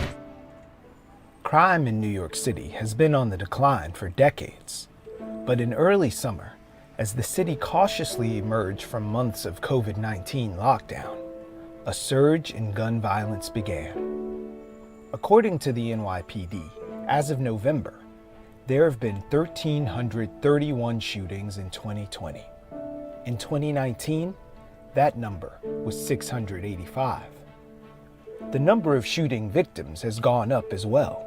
So far, there have been 1,635 victims of gun violence, as compared to 812 in 2019. In Brownsville, one of the neighborhoods hit hardest by the pandemic, murders and shootings are more than double of 2019. So what's going on in Brownsville? And is the situation as bad as they say it is? I asked entrepreneur, community board member, and Brownsville born and raised Anita Pierce. When you read the newspapers, you would think that Brownsville is hot all the time in terms of violence. Okay, so let's be real, it does happen. It's not like we're sitting in the middle of a war zone, right? Where, we can't go outside, where we can't experience life. Those things do exist, but it's not every day. And it's frustrating to me, when people are constantly, making a statement to say, Brownsville is this. There are pockets of stuff, right? But I promise you it's not every day. Brownsville's 73rd precinct reported that violent shootings went up from 30 in 2019 to 85 as of November 2020. The number of shooting victims has gone up from 48 to 105. That's a 183% increase in shooting incidents and almost 119% increase in shooting victims. Do you think that Brownsville actually does have a higher level of gun violence than other communities around Brooklyn? The data says we do. We absolutely do. But we're the last to get the resources, right? So let's talk about it. When you're scrambling for resources, you will have more violence. Brownsville native Kamara Jackson is the founder and CEO of Elite Learners, a youth empowerment and anti-violence community organization.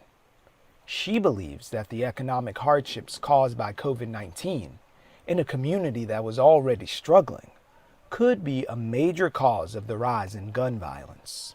When the pandemic initially hit, violence numbers dropped because individuals were inside, right? We were quarantined. They weren't really out on the street. But as we started to open up, our violence numbers started to hit the highest that they've ever been. And that was just as a result of the temperament that people are on as a result of the pandemic. So we had people that could not get on unemployment, people that lost their jobs. We have individuals that were that were released from prison with no resources, right? So here we are, we're saying, okay, we're going to let you out because of a pandemic, but we're going to provide very little support for you to become successful. All that creates chaos. Chaos in families lead to chaos in communities. A hungry person can become a violent person. Lost jobs, lack of resources, hunger. On top of these, criminologists also attribute the rise in shootings to pandemic-induced cabin fever and the advent of summer, traditionally high crime season. The New York Police Department, however, has blamed a recent bail reform law, which limits a judge's ability to keep people in jail pre-trial. They also connect the rise in gun violence to the emergency release of incarcerated people in order to curb the spread of coronavirus. The Black Lives Matter protest and calls to defund the police, they say, led to the disbanding of the NYPD's anti-crime plainclothes unit, which meant less policing and more shootings. Rhetoric of defund the police, get rid of the police, abolish the police, that's got to end. We need three things. I'm going to keep repeating it for people. We need support. We need laws that help the police instead of handcuff them.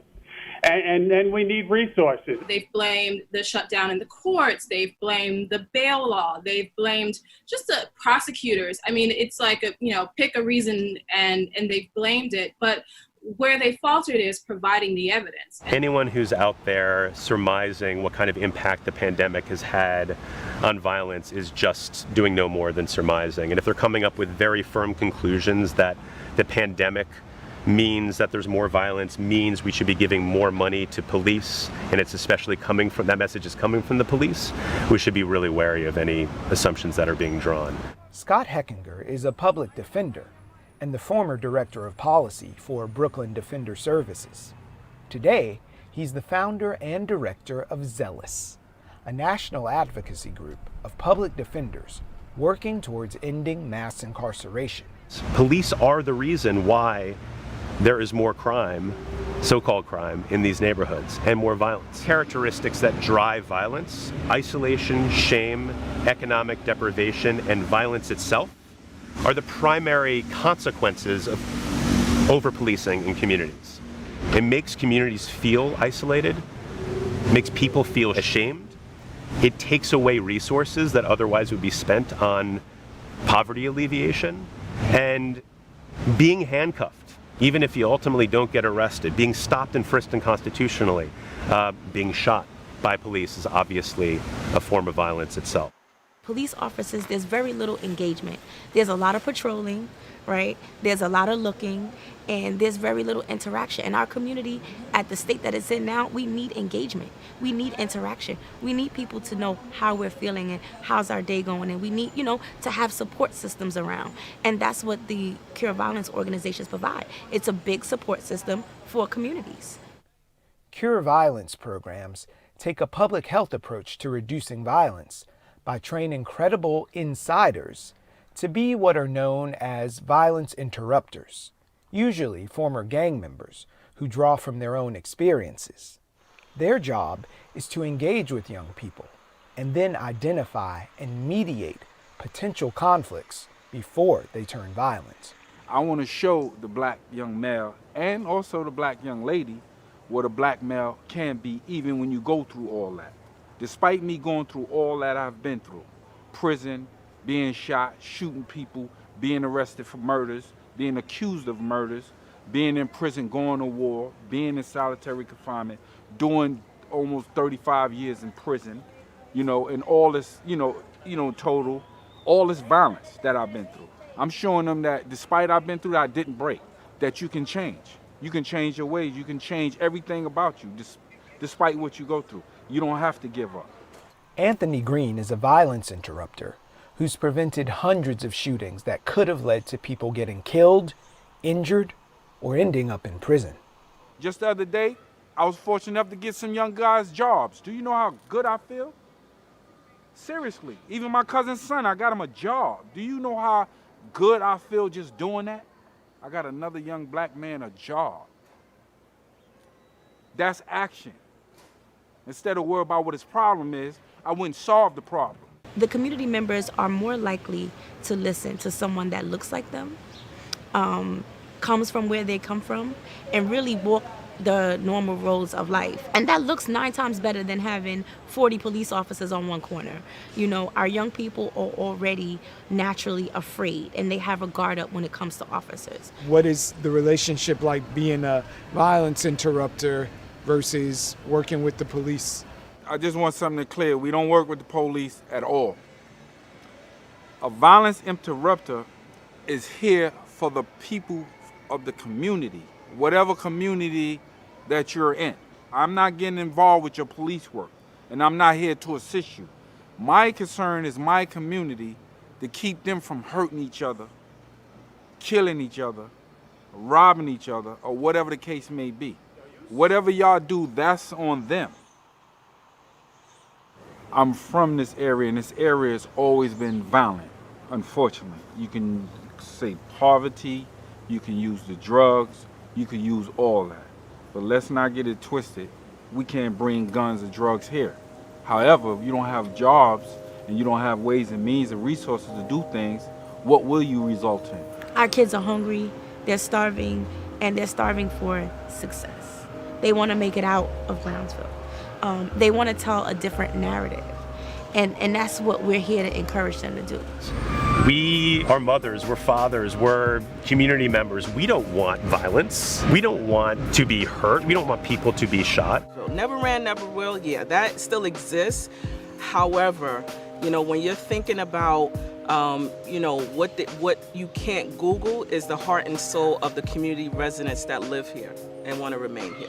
The new Brownsville is one where we are aiming to create an environment where everyone is like happy, whole. One where, you know, when I think about where we're sitting, that my daughter comes and plays and there isn't any issues or concern. It's peaceful, it's quiet, you can sit and be able to enjoy, you know, just actually sitting in a park and enjoying it.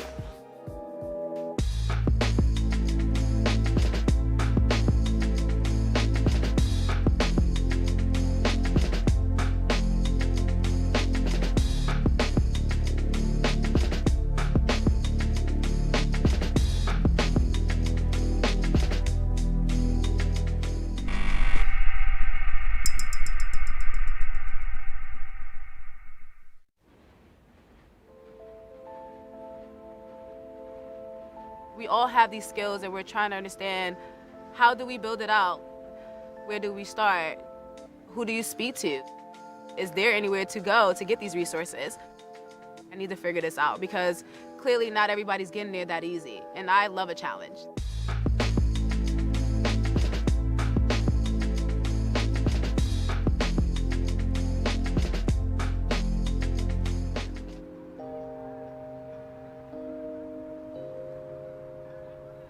Before the pandemic hit, the median American household income was nearly $70,000. In Brownsville, Brooklyn, it was less than 33. The unemployment rate for the country and the rest of the city was around 5%. In Brownsville, it was 15. By the numbers, it was bad, and now it's worse. But even as joblessness grows, the community continues to have a certain spirit, a pride of place, an endurance. When COVID hit, I already was about to sign a contract to continue on with the nonprofit. When they started letting me know that, you know, the budget was dropping and clearly I will have to be on my way in a few more days.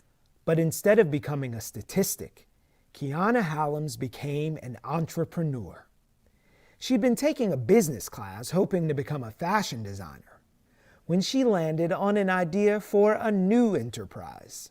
I thought to myself, like I said, what's the worst can happen? We're in COVID, I'm in my house. Fallback for people was unemployment.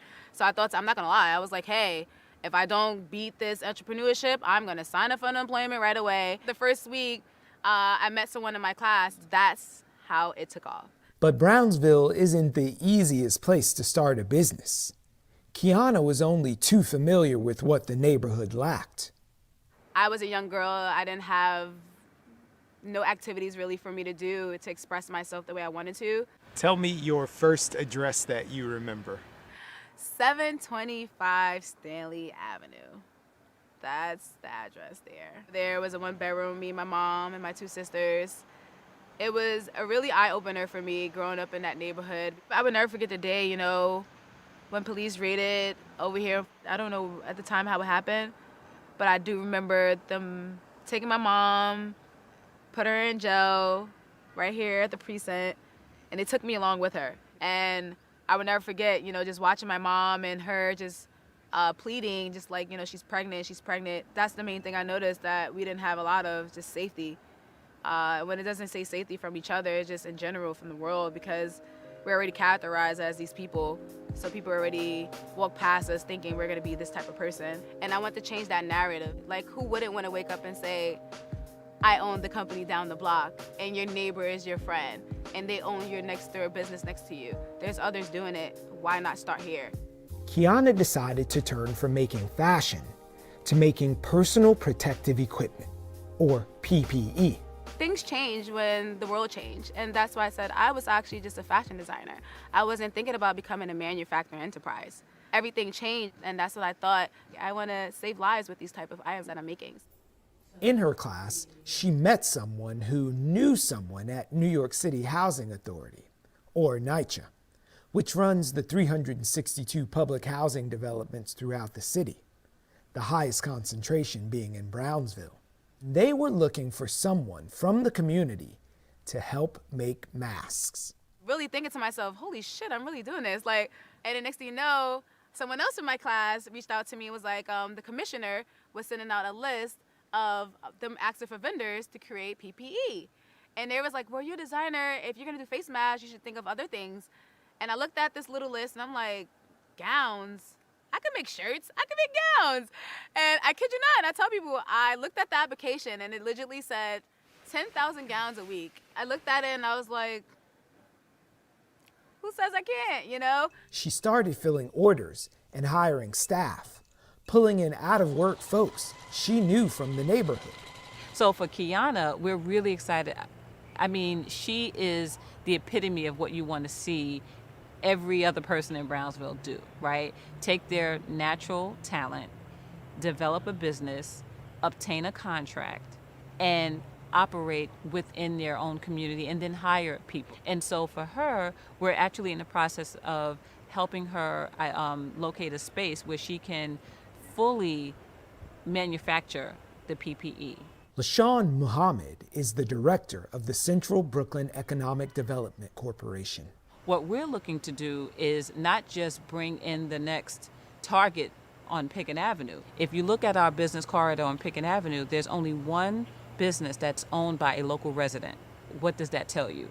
We are not supposed to create a system where people have to be dependent upon them, right? Because poverty essentially is a business. Helping people become self-sufficient is where economic development plays a role and will address the issue of the trauma, right, of poverty, right, of having to depend on another thing, a person, for your very survival.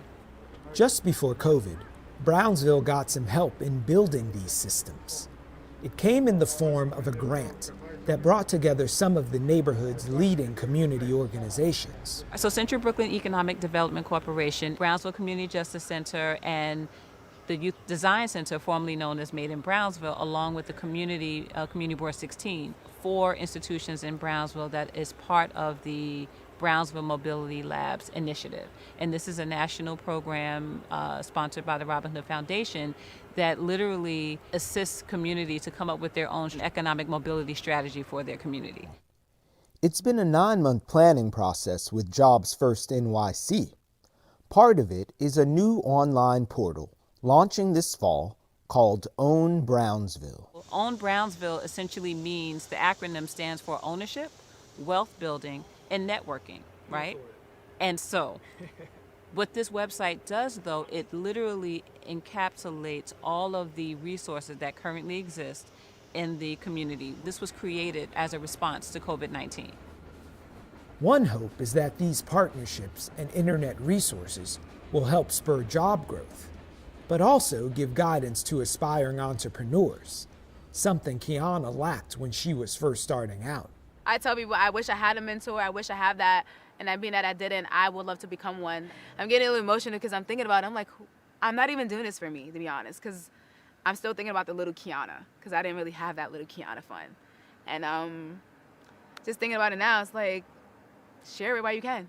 Oh my God, I'm getting emotional. Why? Oh my gosh, I am. Kiana has applied to the Department of Education to offer a class on entrepreneurship, and she's giving a pitch to schools throughout the city. Hello everyone. My name is Kiana Hollums, and I am the CEO and founder of Attire LLC. And I'm here to obtain an invitation into your schools. With the pitch over and Kiana getting inquiries, she's now out looking for a space to grow her PPE operation. She's committed to staying in Brownsville and giving back to the community. There's not even a bar restaurant. Like, I have to travel legitimately to Williamsburg just to sit at a bar. How we don't have a bar in this neighborhood? Like, we don't even have a restaurant we can sit down and eat and dine with each other. There's not even a diner. Like, there's no place for us to be civilized people that we can feel in this community. So that's why I'm like, who tells us that we have to leave here for this to be built for it to be comfortable for someone else?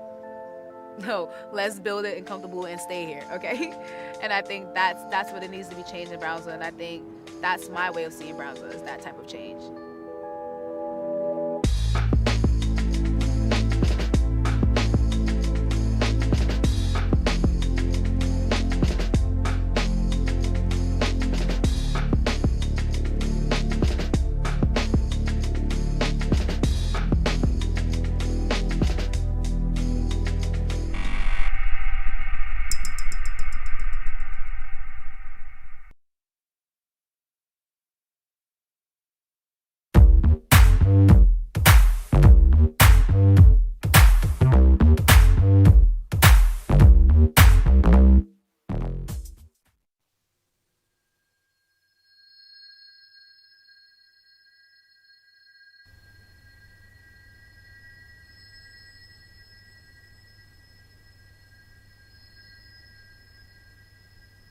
You're thinking about songs while you're running? What are you thinking about? Nothing. That doesn't help. Just blank and you're running. Just running. I think of the song, all I do is win, win, win, I never work. I think of steps. So like what pace I'm gonna go. Like, yeah, that's 1, what 2, I do too. 1. So I'll go like, all I do is win, win, win, I never work. I'm going on the beat. You get it? Is anyone listening to my technique? Anyway, before my race, I said what I have to do. And then I say, like, I have to flick my trail leg over, or I have to, Well, that's because your race is 8 seconds.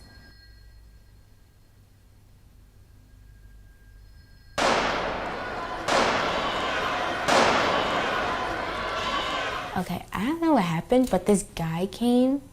Well, Gene turned us up for some type of magazine. Our first news reporter, they came to practice, and he videotaped us, and we got on the news, and then other people just came. Our coaches dropped us off every single day. When I'm a gymnast coach, I'll be so sad. I would be so sad to drop someone off at a shelter.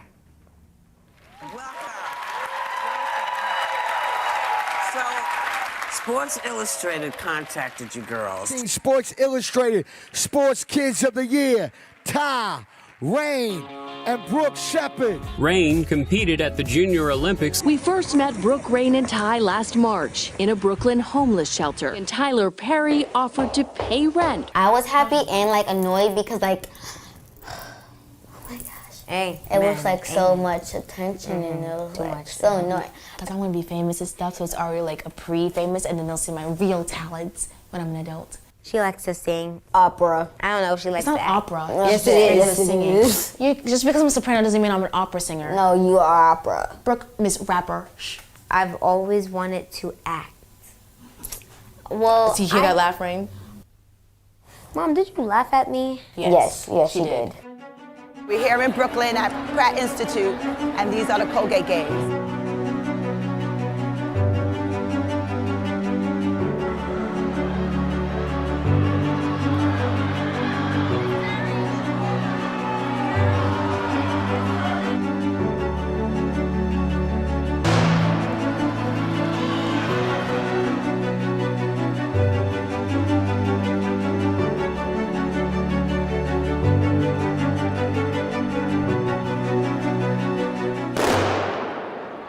Yeah, Ty, Rain, and Brooke, I could see, if not all of them, at least 2 of them going to the Olympics. They love these games. So this is like the end of the indoor season for them. So they really give it their all. When their babysitter took them to Pratt, enrolled them in the Colgate Women's Games. And just 3 months later, we were given an eviction notice. So track to us, it makes us feel as if we fit in.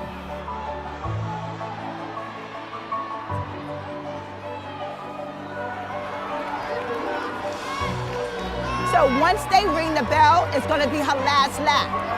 And she's going to run faster. She is? Yeah. Billy, when they ring the bell, it's going to be her last lap. Go, Rainey!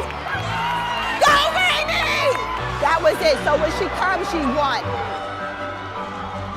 My mom and my coaches motivate me. They do a lot of things so that me, Ty, and Brooke can run very, very fast. My goal is to get to college and to the Olympics. I mean, there's never a good time to be homeless, but this was the perfect time because it occupied their minds.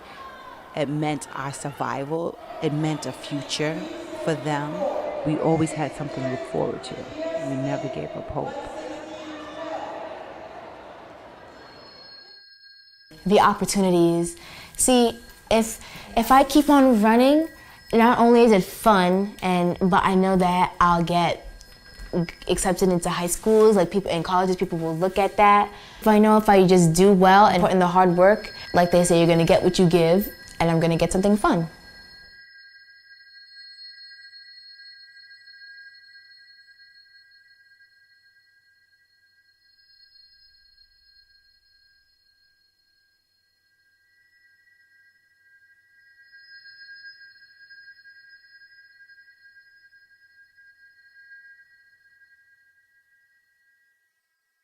Keep going. Don't let anybody get in your way. Don't let nobody judge you. Stay who you want to be. Don't change yourself for somebody else and except your mom, for their likings. Keep trying and stay at the goal. Follow your goals, and remember, what was it? A goal is just a wish if you don't work for it. I would say staying school kids. That's supposed to be my line, okay? And also, if you're in this situation or something, or you're feeling emotional, just don't take it out on other people because they're only trying to help you. And don't live in your misery because you don't get anything from misery. You have to always look forward and try to make your future better and brighter and not sad. And don't pity yourself because people will just think you're selfish or something. And never lose hope because hope is a place of happiness. That was a line for Disney.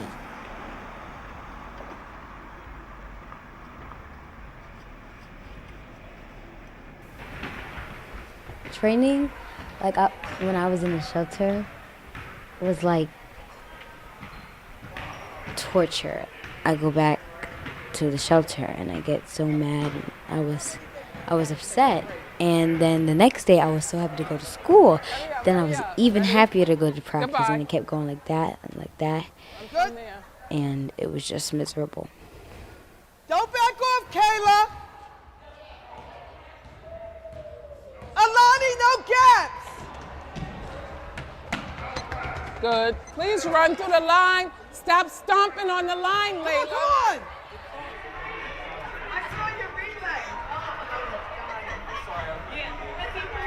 People were like, walking that third lane, what?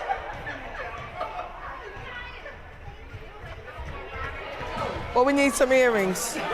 We beautiful. Me and you. Okay. Don't let nobody say nothing different. Missy, I should have called you. She needs some product for her hair. She's been crying and crying, but I gotta teach her how to run the first quarter. Relax. Up and down with your arms, Nyjah. Up and down. So she use her arms, she moves up. Yeah, why waste those? Up and down with your arms, thank you. So wait, put it up front sometime. Put it in the front and tell if they pass it, they stop and stay in the front. Bye. So I wanted to, the Colgate Finals is this weekend. Where's Cheryl? I thought she was gonna give out. Anybody who is not running in the finals, if you don't have a ticket, speak to Coach Cheryl tomorrow because she can give you tickets. Okay. When you get tired of crying, then you accept what needs to be accepted. You hear me? You can't cry forever. You understand? Be grateful for what you do have. You have 2 hands, you have 2 legs, you got a brain. All right? And it's all right to feel like, oh, maybe my classmates just laugh or whatever. Laugh, clown, because all you're gonna want to know me. You understand? Okay. Get up. Stop feeling sorry for Rain, because there's nothing to feel sorry about. Feel sorry for the people Saturday in your race.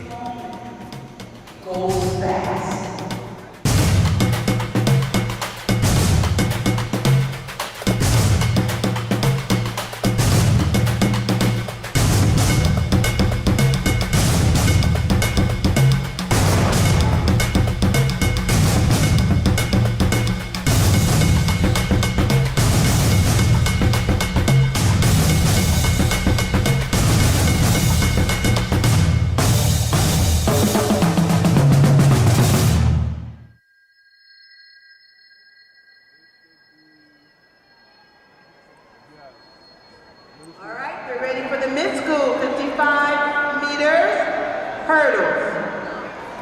Lane 7, Alexis Sapnis, Medium, Pennsylvania.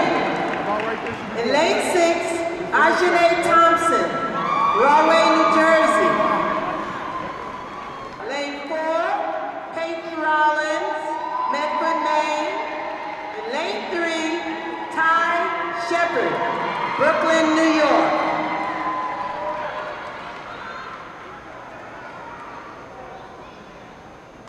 Points are so close because Ty finished second in front of Talia in 3 of 4 preliminaries. This is the mid-school 55 meters.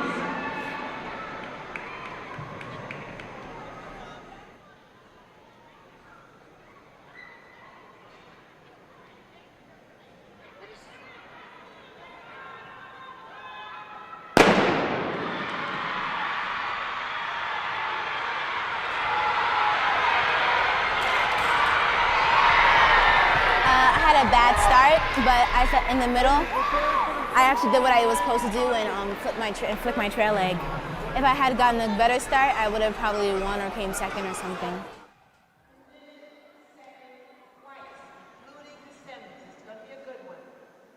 Mid-school 1500 on the track.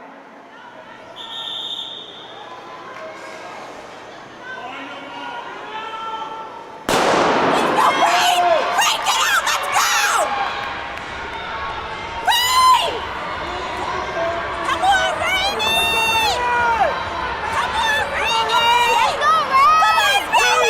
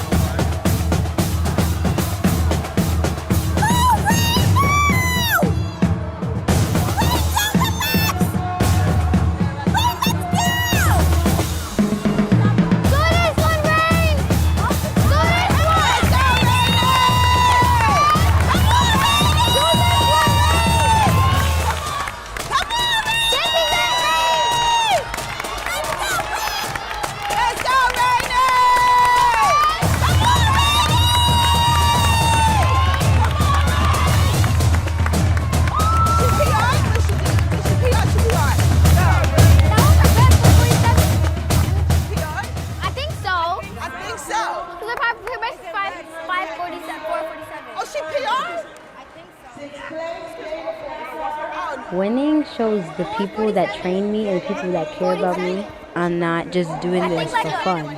I'm actually like working towards a goal.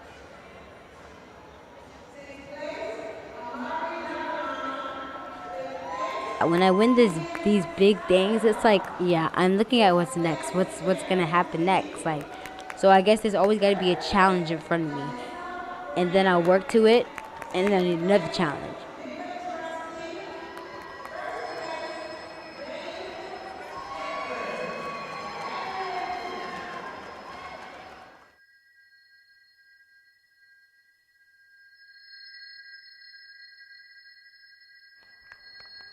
I really, really want my name in history, and it's gonna happen. Hey. Yes, ma'am. So where the tears are all gone? Yes. They turn to a smile? Yeah. Good. You did so good. Oh, we gotta work hard now. Yes. So we gotta go on. So we can run 4:35. Oh, 4:30.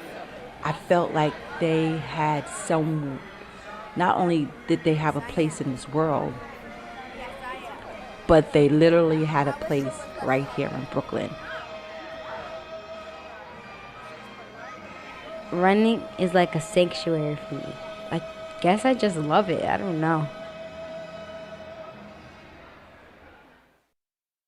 I don't know who argues more, Rain, them two or us two. You two argue a lot.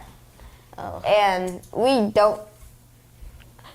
They argue so much. Point blank, they're annoying, and I. Point blank, she's bossy. You doesn't know what she's doing. Yeah, I do know what you're doing. I'm bossy because you don't listen. I wouldn't be so bossy if no, you just you're bossy listen. either way. Because if we listen, you'll be like, okay, no, do that. Oh, no, do that. No, do that. No, Do what? That's only during cleaning. You know what I hate when you're like, do this, and then what we're about to do, you like, do that. And then too. No, I do that. You do that like 5 times, and then we're finally like, no, I'm doing this, and then you're like, no, do what I say. Exactly. No, I don't. No. I say I know exactly what I'm doing. I know what I'm doing in the kitchen. I went from the kitchen to the bathroom to the room to the hallway to the room. That was Rain's problem. Todd. No. Today.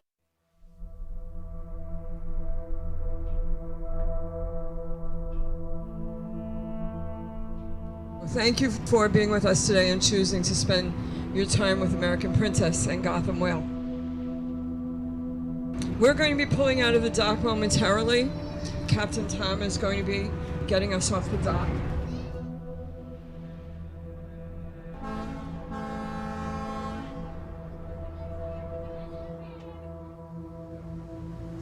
We're going out the inlet this morning, out of Rockaway Inlet, and then out to the Atlantic Ocean in search of the whales and dolphin.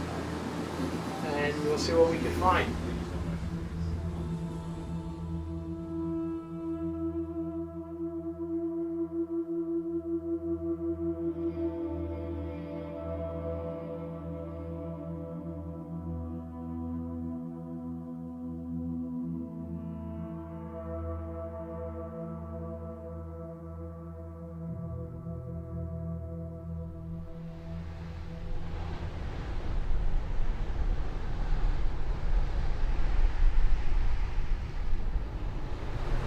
My father started the business in 1945 when he came back from World War II. He bought a boat, and we've been boating ever since, my whole life, fishing, cruising, and then now whale watching. In the early 60s and 70s and right up to the 90s and 2000, there was very few whales. We would see 1 whale a year. The last 6 or 7 years, the waters have gotten a lot clearer, and there's been a tremendous increase in menhaden. Now, menhaden or bunker is a fish that the whales feed on.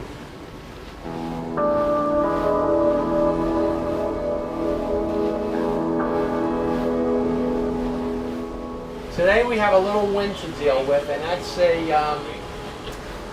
sometimes is a problem. When we get out the inlet and it's too rough to go in the ocean, we have to look up in the bay, and that limits us. That probably limits us 50%.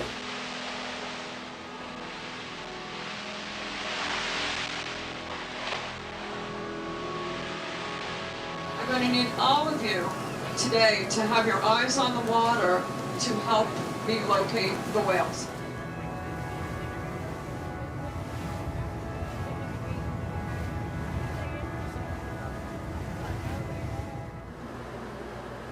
Gotham Whale, we're a nonprofit organization. We do marine education, outreach, and research on humpback whales in the western New York Bight. Paul approached Captain Tom Palladino of the American Princess, told him about what he was hearing. It was corroborating with what Captain Palladino had already heard himself. And so they formed this partnership between the American Princess and Gotham Whale. They are our platform, and we are the research and education arm. We're the only group that is studying them, specifically reporting what we see, where we see it, when we see it, and we're accumulating that information to give an overall picture of where they are, what they're doing, and where they're likely to be in the future.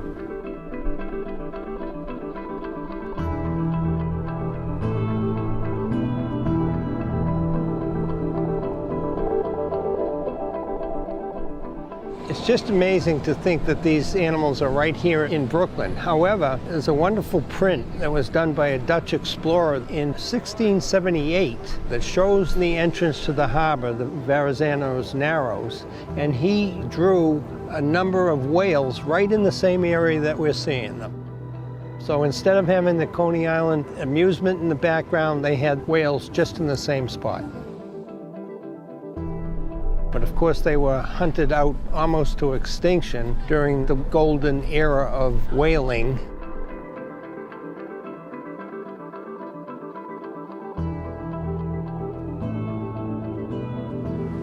It's been 40 years since the Clean Air and Clean Water Act came into being. So that legislation from the 70s is still bearing fruit today. We need to have people see how beautiful these creatures are and how important it is for us to protect them and the resource they live in.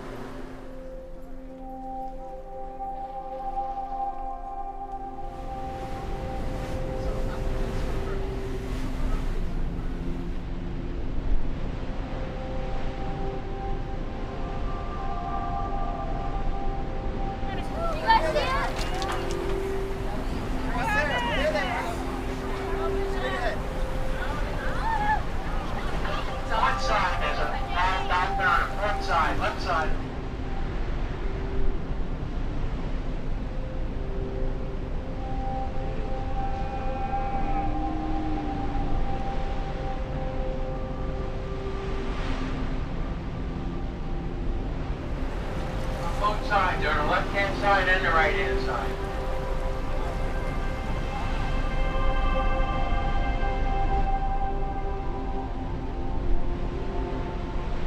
Early part of June, we were seeing multiple whales each time that we went out. And then for some reason that we have not identified, the whales went away.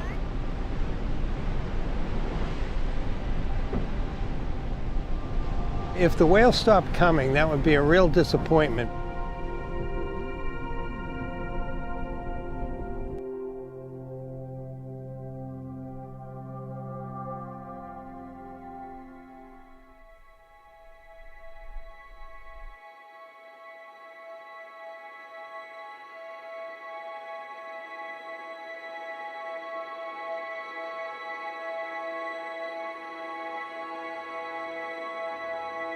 Well, we had one report of a whale in the area yesterday, so we're hoping he'll stay around.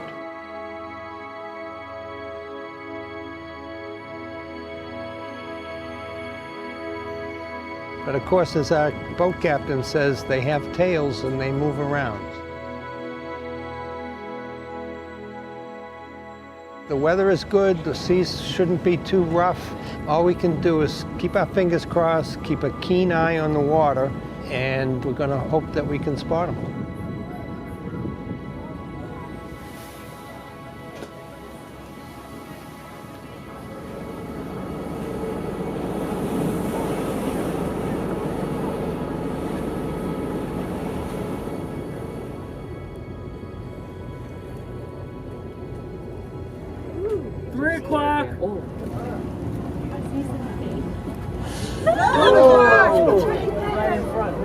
Directly in front of us.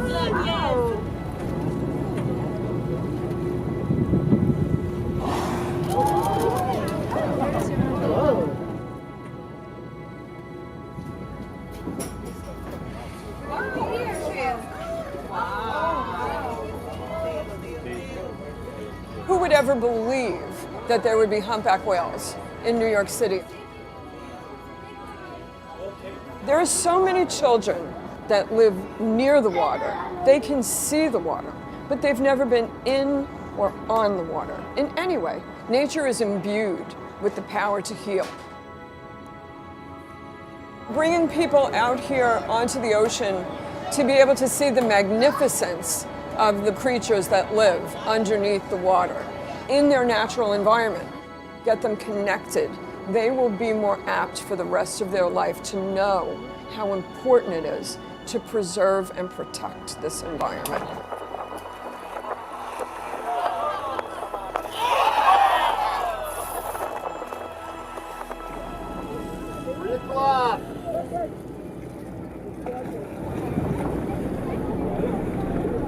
Down he goes.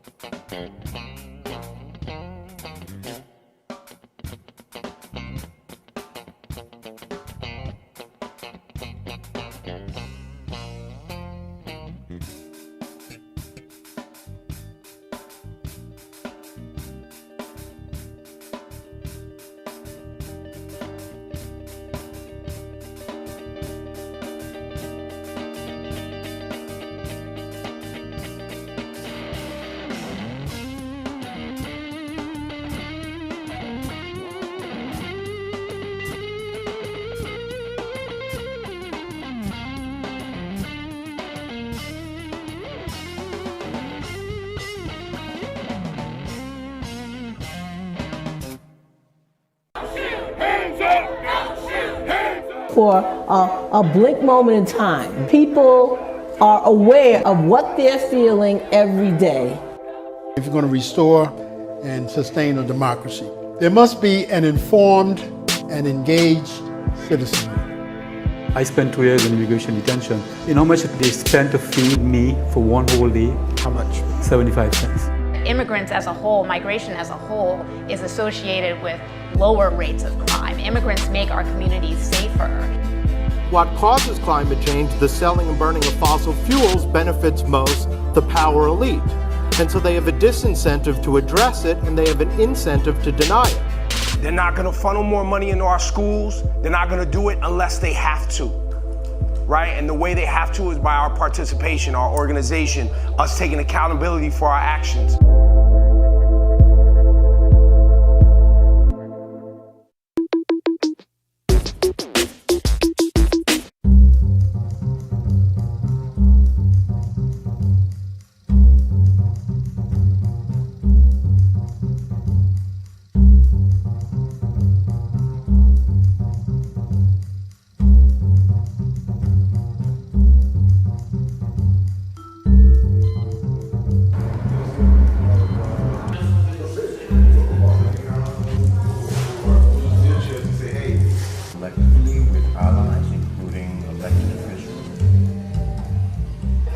It looks like something cool, like in San Francisco, but in San Francisco you have hills and there's an actual geographical need. Here I don't see the geographical need for another waterfront mode of transportation when we just got the ferry service here. Just fix and improve what we have instead of making something new. It's a solution looking for a problem. That's like pretty much the best quote I've heard about the BQX. I think it's appalling and actually made me feel uneasy thinking about how further segregating it would be for a lot of our communities that are already working on not being so segregated.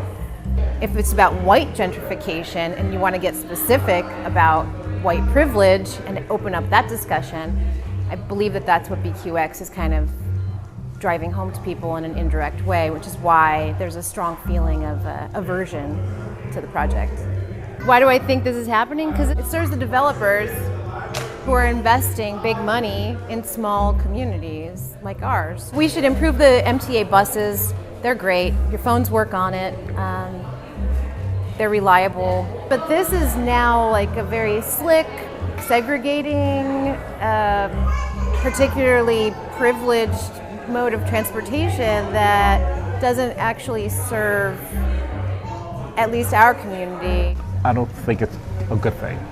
Again, I just look at it as a way of raising real estate prices for those that can afford to come into the neighborhood and eventually price other people out the neighborhood, and it's only going to serve a selected route. I think the money could be used better. But when it prices people out, that can't be a good thing. So those that moved out, where are they going to afford to go? I mean, there are people that lived in neighborhoods maybe 20, 30 years and are being forced out and rents are not coming down. So where can they possibly go? So, I mean, when you look at some of the homeless people out there, and I look at the homeless, maybe the elderly homeless, I look at them differently. Why are they out there? By no choice of their own, or maybe they can't afford any place else to go to. So it's just, gentrification is not a good thing. We're all in this fight together. The strength in numbers, and we just have to hold our politicians accountable. People need a decent place to live at a reasonable price, not affordable. Affordable seems to be a bad word, because affordable for whom? But a reasonable price for people to live. I remember living here, well, not me, I was just a young little boy in Columbia Street, and my grandmother lived across the street where now there are no buildings. And so they tore down all of the buildings for a lot of Puerto Ricans. I'm Puerto Rican. Not only did they take away her home, but they took away her dignity. And I don't want that to happen to Red Hook. I don't want to see people be taken away from somewhere where they've already made home. It's just not fair. It's not good for the community, it's not good for anybody, especially where we have plenty of transportation in this community as it is. If you want to spend $2.5 billion, I advise people to spend it on more transportations, more subways. And the BQX is not good for our community. We don't have enough electricity. Underground is water. It's going to make a vibration to mess up all these old houses. It's not a good idea, 100%.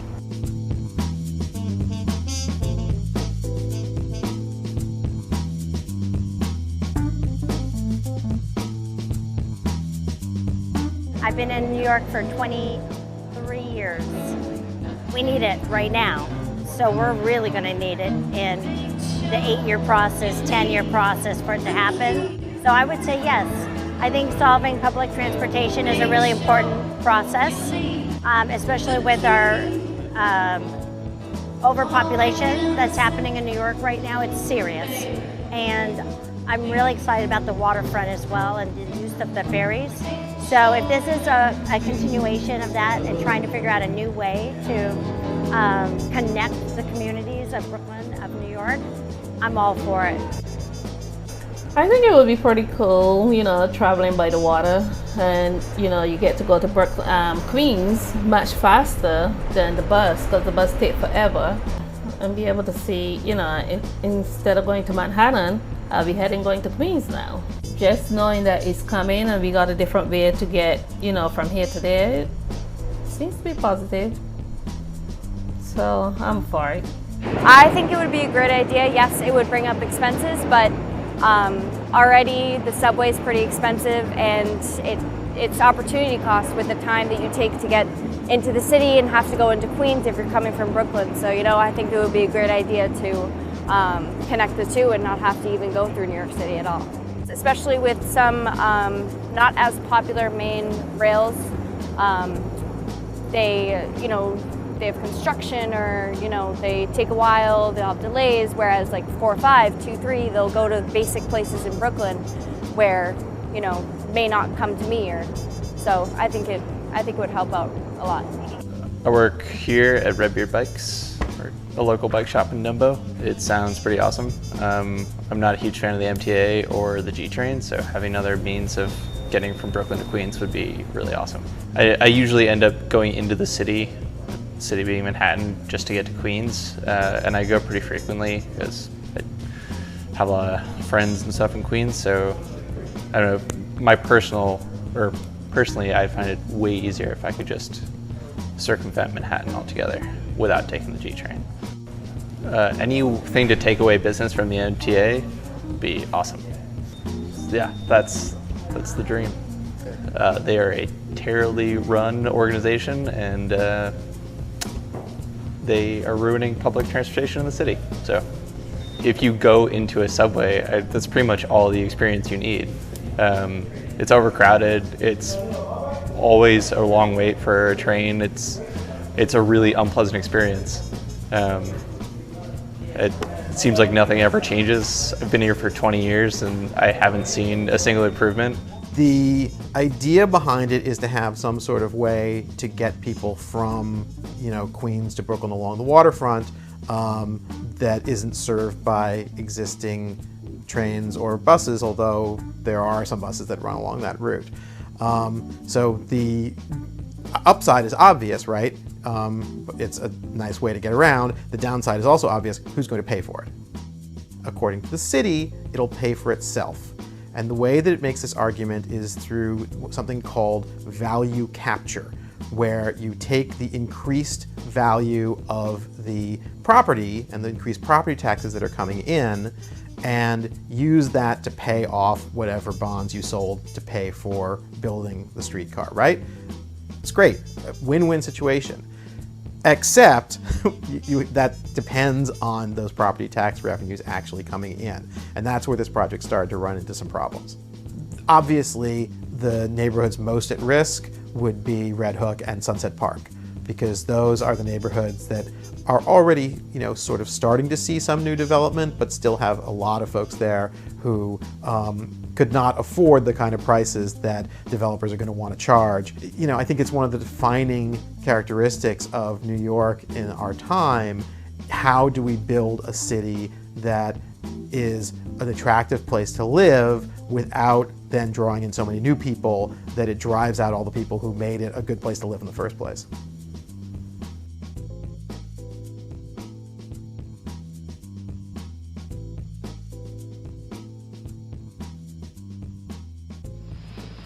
The Port of New York is wide open, and the streets of New York are full of heroin. The heroin epidemic in New York City is not a joke. It is definitely on a much larger proportion than it was during the 60s. Something has to be done about it. Heroin addiction, heroin trafficking is probably the single most important criminal problem that we have in good parts of the United States. There is no doubt that there is a total commitment on the part of this administration to deal with that and to deal with it effectively. Is the problem solvable?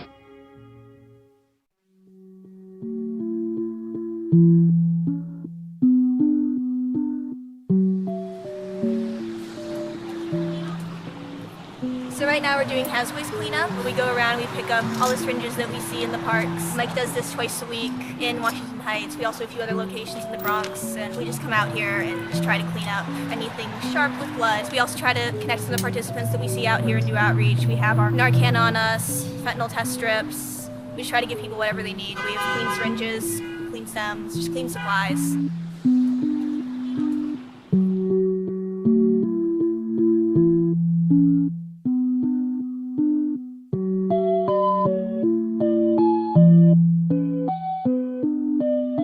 My son Harris died when he was 19, and he had something called co-occurring disorders. It's the relationship between mental health challenges and substance misuse.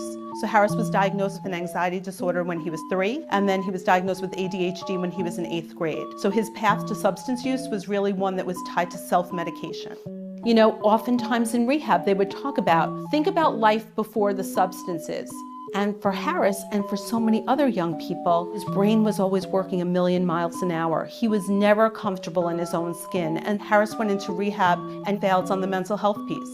If you just deal with the substances and you take them away and you're left with maybe a mental health issue or trauma or, a traumatic brain injury, and you're not addressing it at the same time, the likelihood that you can sustain recovery is much lower. The use of drugs, especially among the young, continues to be a scourge of our society. No venom could be more deadly than drug addiction.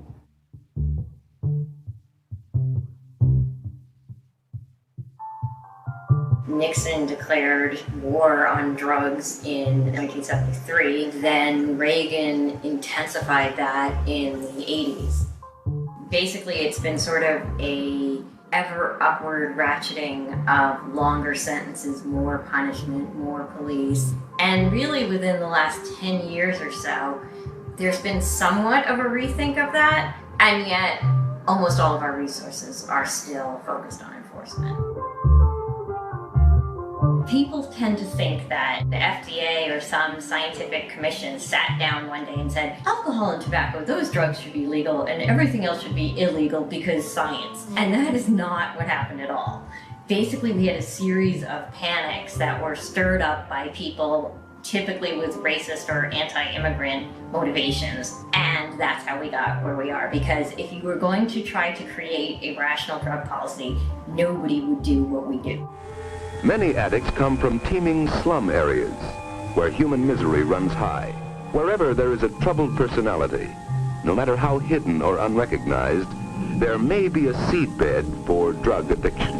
President Trump's opioid commission, their overall message on this is that drugs are immoral, they're used by losers, they're used by the kind of people that we don't like. Let's target them.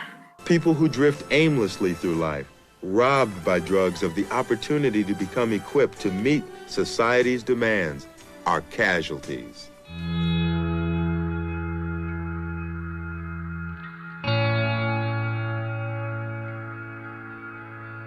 Addiction is defined by psychiatry as compulsive drug use that occurs despite negative consequences. And our entire drug policy is basically, let's create negative consequences for people with addiction.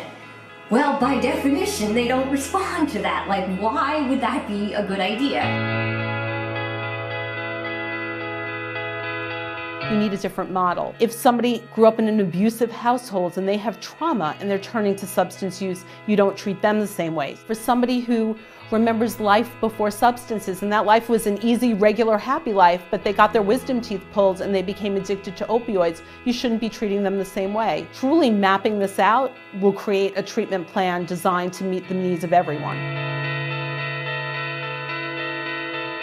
On a local level, one thing I'd really like to see is just more expansion of just education, proper education about OD prevention, OD intervention. Try to provide all these community naloxone training twice a week and try to give anyone who can the opportunity to learn how to save a life. Pass it right here is all the information that you need. So I want you guys to review it. It's going to show you everything. If you suspect an overdose, this is not going to harm you. It's perfectly legal for you to have this. The Good Samaritan law protects you from any kind of harassment or any kind of arrest based on the fact that you use this. The only concern should be that you save somebody's life. Our drug policy really hasn't been about reducing harm linked to drugs. It's not about locking them up, putting them in cages. We need to help them.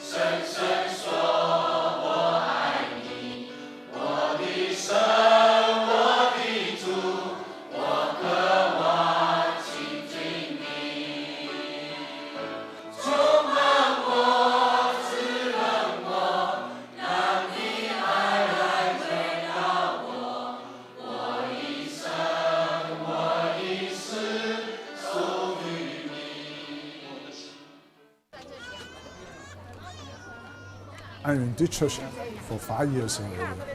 Our church is considered a very grassroots, like a blue-collar, working class, low in education and yet high in spirit. They love the Lord and they really wanted to give back to the Lord. Just that, they believe and they truly believe in what Christians are supposed, like the purpose of being a Christian. And I think in a way that really drew me in as I want to be part of this. 我们不是都要睡觉，乃是要改变。就在一霎时、眨眼之间，号筒末次吹响的时候。We are one of the largest Chinese church in New York City. We have a lot of people here every Sunday. Usually we have about 900 to 1,000 people. Well, that is excluded the children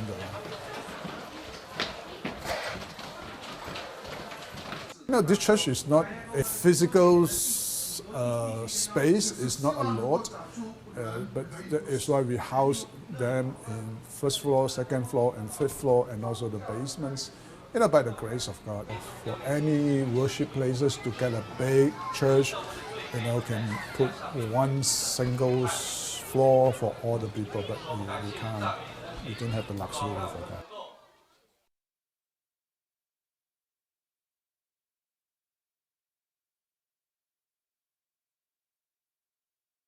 And Jesus Christ too. 这两个历史上最伟大的人。These are two great historical figures. 人间最大的思想家。One was the greatest thinker among men. 是从天上道成肉身降下的救主。The other Savior that came from heaven. 我们在唐人街那边有 Sunday， 有 Monday， 有 Wednesday。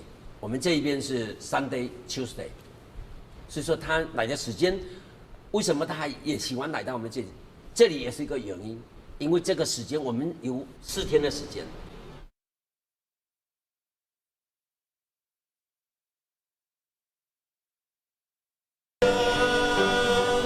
名叫耶和华，有权威荣华，有恩典慈爱，是昔在今在永在的神。神有权能创造宇宙万物，也有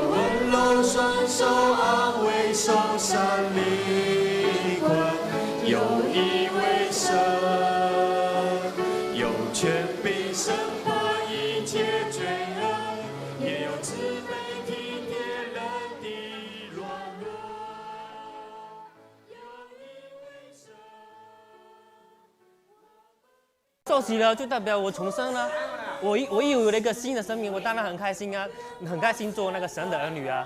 他们就像一个家一样，就像我的家人，会给我温暖，给我更多的爱。所以说，我很感谢这个教堂，也感谢主，能把我带领到这边来，真的很感谢。来到这里的人都是经过千山万水、很多偷渡来，很辛苦。来到这里啊，跟想象的也不一样。他在中国可能想象在美国遍地黄金，结果来到美国以后就是很辛苦。像刚才那个姐妹，她说在监狱里面没路可走的时候，她就有人转问，她就接受。Men under the hardship or pressure, the only things that they know that they cannot depend on their own. They just have to find somewhere, some things to help them. 很多人觉得，宗教是一种心灵的寄托，但是我觉得不是。我觉得神是活着的，他就像我的家人、我的朋友、我的爱人一样，然后我就能够感受到，他的同在，我就觉得说有他真好。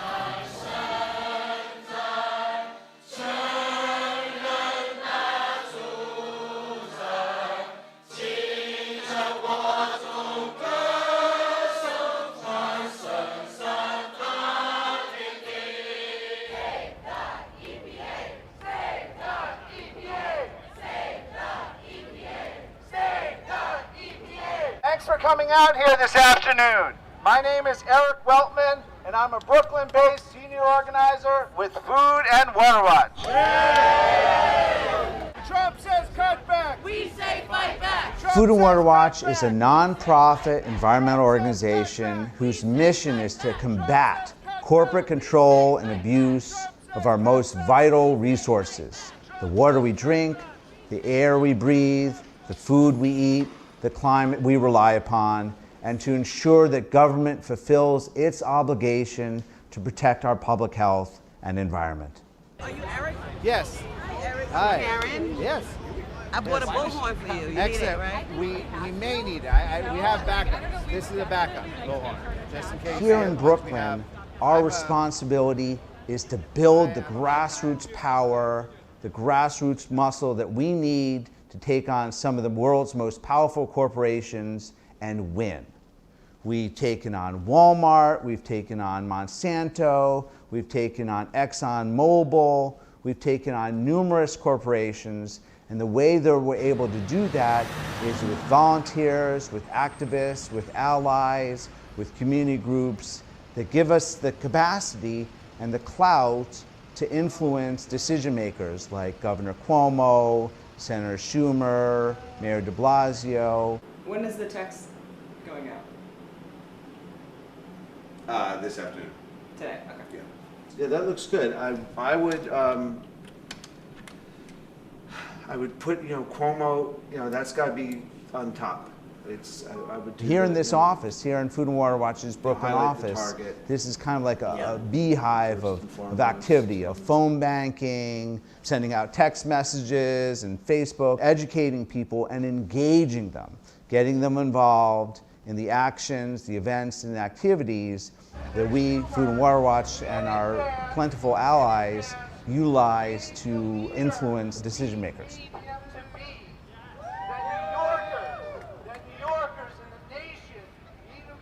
I get up in the morning, and the first thing I do before even my son wakes up is I respond to emails I may have gotten at 3 in the morning. So I do that for about an hour or so, and then my son wakes up and we hang out, and I make him breakfast, and we get dressed and go to school at PS 29, which is one of the highlights of my day. Is actually that 5-minute walk, and then I continue on to work.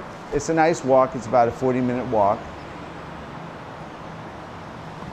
When my son was a baby, I was doing a lot of environmental health stuff, including a lot of work around toxics and products, including baby products. And so he literally he's been in like half a dozen news segments and press conferences on like lead and various objects. He's not a big fan of being filmed. We got a protest not this Thursday, but the following Thursday morning outside of a Cuomo fundraiser at the Yale Club in Manhattan. Next Thursday from 7:30 to 8:30. Oh, and then actually this Thursday we're doing a press event with Schumer. That's actually the big news. I think people understand what's at stake. There's some people, not a lot, but well, some people that remember what life was like, you know, before the EPA, when rivers caught on fire and cities were choked with smog. And I've seen some of the images. I mean, I was, you know, born in '67, so I don't quite remember, you know, life pre-EPA, but I've seen some of the images, and they're horrific. They're absolutely horrific. So people, you know, have a sense that even though they may not like the guy who's running the EPA, Scott Pruitt, they understand that there's real people there, scientists, lawyers, researchers, people doing a real job protecting our health, protecting our water, protecting our air, protecting our climate, and these people need to be able to do their jobs and enforce the laws that are on the books. I mean, notwithstanding how horrific Trump is on the environment, there are some laws on the books, many of them, you know, decades old, like the Clean Air Act, the Clean Water Act, the Safe Drinking Water Act, that the EPA's job is to enforce these laws. Thank you again for coming. There's a lot going on. We've got a meeting Tuesday night in New York. I spend a lot of time figuring out how to target decision makers. So it's not just about, you know, petitioning, but figuring out, you know, where is the most appropriate location to petition or generate calls so that we're influencing the elected officials that we need to influence, whether it could be a council member, it could be a state legislator, it could be a member of Congress, it could be a US senator, it could be Governor Cuomo. And none of our advocacy, I should emphasize, is hostile. Every time Food and Water Watch tries to influence a decision maker, it's with the genuine hope and expectation that he or she will be the hero that we need them to be. And that was certainly the case with Governor Cuomo, where for 5 years or more, we aggressively but respectfully went after him to ban fracking. And he did it, and we applaud that. And similarly, we expect that Governor Cuomo will stop the Williams pipeline, which is a piece of fracking infrastructure going off the coast of Brooklyn and the Rockaways. And we have every hope and expectation that Governor Cuomo will be leading New York on a transition to 100% renewable energy by 2035. So again, when we're going after Senator Schumer, it's not in any way hostile. It's with the expectation that he'll be the hero that New York needs him to be. Excellent. Thank you. The petitions have been handed over and will hopefully be heeded.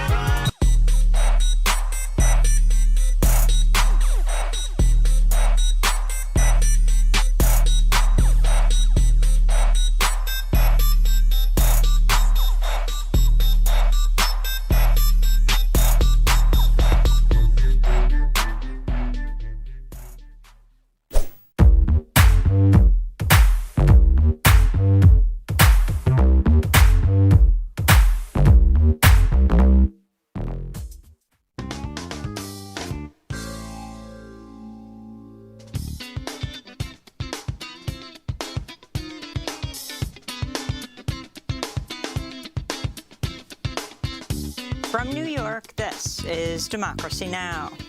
America's armed forces will continue to do everything in our power to avoid civilian casualties. With our extraordinary technology, we're conducting the most precise air campaign in history. The New York Times has revealed the Pentagon's covered up deaths of thousands of innocent civilians killed in the U.S. air wars in the Middle East. The explosive report directly contradicts claims by U.S. presidents and military leaders who've praised the precision of the U.S. airstrikes. We'll speak to reporter Asmat Khan, who personally visited 60 bomb sites in Iraq, Syria, and Afghanistan to document the human toll of the air war. Then we'll look at President Biden's plan to respond to a surge in COVID cases linked to the Omicron variant, from free at-home tests to deploying the military to help overwhelmed hospitals. How concerned should you be about Omicron, which is now the dominant variant in this country, and it happened so quickly? The answer is straightforward. If you're not fully vaccinated, you have good reason to be concerned. We'll speak to an emergency room doctor. And a group of Haitian asylum seekers have filed a class action lawsuit against the Biden administration, accusing the government of physical abuse, racial discrimination, and other severe rights violations while they were forced to take shelter under a bridge in Del Rio, Texas. All that and more coming up. Welcome to Democracy Now!, democracynow.org, The War and Peace Report. I'm Amy Goodman. President Biden addressed the nation Tuesday amidst a fast-growing winter COVID surge, largely linked to the highly transmissible Omicron variant. He cautioned people against panicking, but said those who are unvaccinated have, quote, good reason to be concerned. Biden announced a plan to distribute 500 million free at-home tests starting in January and more aid for hospitals. He also addressed the issue of federal vaccine mandates. I know vaccination requirements are unpopular for many, and not even popular for those who are anxious to get them. My administration has put them in place not to control your life, but to save your life and the lives of others. Where 400,000 Americans died from COVID this calendar year, and almost all were unvaccinated. Almost all were preventable. In Texas, an unvaccinated man in his 50s is believed to be the first recorded U.S. COVID death linked to the Omicron variant. It was his second COVID infection. Harris County urged residents to get vaccinated. California will require healthcare workers to get a booster shot. It's the second state to announce a health worker booster mandate after New Mexico. New York City is offering $100 to receive a booster shot at city-run vaccination sites before the new year in an effort to curb an explosion in infections. Meanwhile, Mayor-elect Eric Adams and other elected officials announced they're calling off an in-person inauguration gala due to the skyrocketing cases. In Philadelphia, the city's largest high school has switched to remote learning after 41 teachers called out of work Monday following the death last week of a 17-year-old student from COVID. California Congressmember Barbara Lee is the latest vaccinated and boosted lawmaker to test positive for COVID-19. She said she's experiencing cold-like symptoms and called on people to get their vaccine or booster. Minnesota Governor Tim Walz also announced he and his family tested positive for COVID-19. So did Maryland Governor Larry Hogan. The U.S. military has reportedly developed a vaccine that is highly effective against COVID, including all its variants. The vaccine, created over 2 years at the Walter Reed Army Institute of Research, is also said to be effective against other SARS-origin viruses. A public announcement with more information about the vaccine is expected in the coming weeks. In international news, Israel will offer a 4th dose of a COVID-19 vaccine to patients 60 or older, those with compromised immune systems, and to health workers. It's the first country to implement a 2nd booster dose.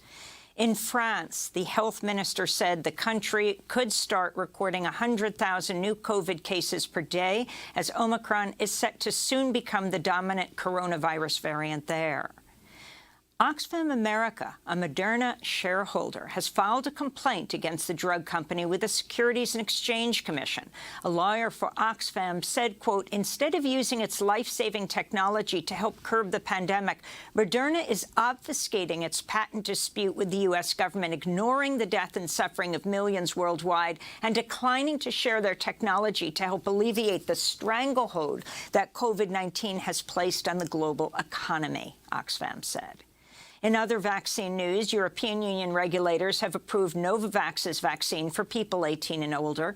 Tests have shown the U.S.-developed shot to be roughly 90% effective, though there's limited data on its efficacy against variants of concern, including Omicron. Novavax will start delivering vaccines to the European Union in January. During his COVID address on Tuesday, President Biden was asked by reporters about West Virginia Senator Joe Manchin sinking the Build Back Better Act this week and the fate of the bill. Look, I want to get things done. I still think there's a possibility of getting Build Back Better done. Did Senator Manchin break his commitment to you? Senator Manchin and I are going to get something done. Joe Manchin joined other Senate Democrats for a special virtual meeting Tuesday night about a possible path forward on the bill that he just tried to tank. Majority Leader Chuck Schumer said on the call the Senate would vote next month on a revised version of the package and a potential rules change to circumvent a Republican filibuster. Manchin has long opposed measures to combat the climate crisis due to his ties with the coal industry, in which he and his family are heavily invested, and his ties to fossil fuel lobby groups. In related news, the United Mine Workers of America International, the U.S.'s largest coal mining union, called on Manchin to support the roughly $2 trillion social and climate bill. In a major victory for labor rights, workers at Kellogg's cereal plants have ended their nearly three-month strike after approving a new contract that provides across-the-board wage increases and enhanced benefits for all. One of the most contested issues had been a permanent two-tier system where workers hired after 2015 were paid less than longer-tenured workers. The new 5-year agreement with Kellogg's doesn't include the two-tier system, gives workers a clear path to full employment, and provides a significant increase in the pension multiplier. Some 1,400 Kellogg's workers in Michigan, Nebraska, Pennsylvania, and Tennessee had been on strike since October. The United Nations is reporting over 160 refugees drowned in two separate shipwrecks off Libya this past weekend. Some 1,500 refugees have drowned so far this year, according to the UN, as people take on the dangerous route across the Mediterranean Sea, seeking safety in Europe. The World Food Programme warns the dire humanitarian situation in Yemen is likely to worsen as the group has been forced to cut aid due to a lack of funds. The 8-year-long conflict between U.S.-backed Saudi-led forces and Houthi rebels has killed some 377,000 people, according to the UN, internally displaced another 4 million, and put 16 million Yemenis on a path to starvation. The Washington Post is reporting an Emirati agency had Pegasus spyware installed on Jamal Khashoggi's fiance's cell phone months before he was killed at the Saudi consulate in Istanbul in 2018. Hanan al-Athir was detained at the Dubai airport in April 2018 and had her mobile phones and laptop confiscated. The Pegasus spyware, made by Israeli company NSO Group, has been used to target journalists, dissidents, and activists around the world. A researcher at the University of Toronto Citizen Lab, which helped uncover NSO's group covert operations, found the spyware after examining Hanan al-Athir's two androids. Al-Athir and Khashoggi were secretly married in June, just 4 months before his murder, according to the Washington Post. He was also engaged to Hatice Cengiz at the time of his assassination. In Guatemala, hundreds of Mayaquiche protesters blocked a major highway for a second consecutive day Tuesday, denouncing the recent massacre of over a dozen people in the western highlands of Sololá. Protesters placed the caskets 11 of the 13 victims on the road to obstruct justice. Among those killed were 4 children, the youngest 5 years old. The weekend massacre over a land dispute was reportedly carried out by a group of armed men who ambushed the victims. Protesters have since been defying a state of siege enacted in the region by the Guatemalan government and are demanding a resolution to the land dispute. Back in the U.S., Republican Congressmember Scott Perry's refused a request to speak with the House committee investigating the Capitol insurrection. The committee could move to subpoena Perry. Investigators say he met with Trump ahead of the January 6th riot and pushed Justice Department officials to block the election results. Meanwhile, Trump's short-lived former National Security Advisor Michael Flynn is suing the House committee in a bid to block a congressional subpoena for his phone records. And President Trump has announced he's going to hold a news conference on January 6th. New York City Mayor-elect Eric Adams has come under fire after he lashed out at incoming city council members who sent him a letter this week asking him to reverse his support of solitary confinement in prisons. Last week, Adams said he would bring solitary punishment back to Rikers Island. The practice is widely considered to be torture, including by the United Nations. This is Eric Adams speaking Tuesday. I wore a bulletproof vest for 22 years and protected the people of this city. And when you do that, then you have the right to question me on safety and public safety matters. I think I know a little something about this. Mayor-elect Adams also accused the incoming city council members of being disruptive and said he would ignore them. A new report by the Brennan Center for Justice warns the, quote, tidal wave of restrictive voting legislation pushed by Republican states this year will continue in 2022 as voters prepare to cast ballots in crucial midterm elections. The group says 19 states passed 34 voter suppression laws over the past year, despite no evidence of widespread voter fraud. At least 13 bills have been pre-filed in state legislatures for the coming year.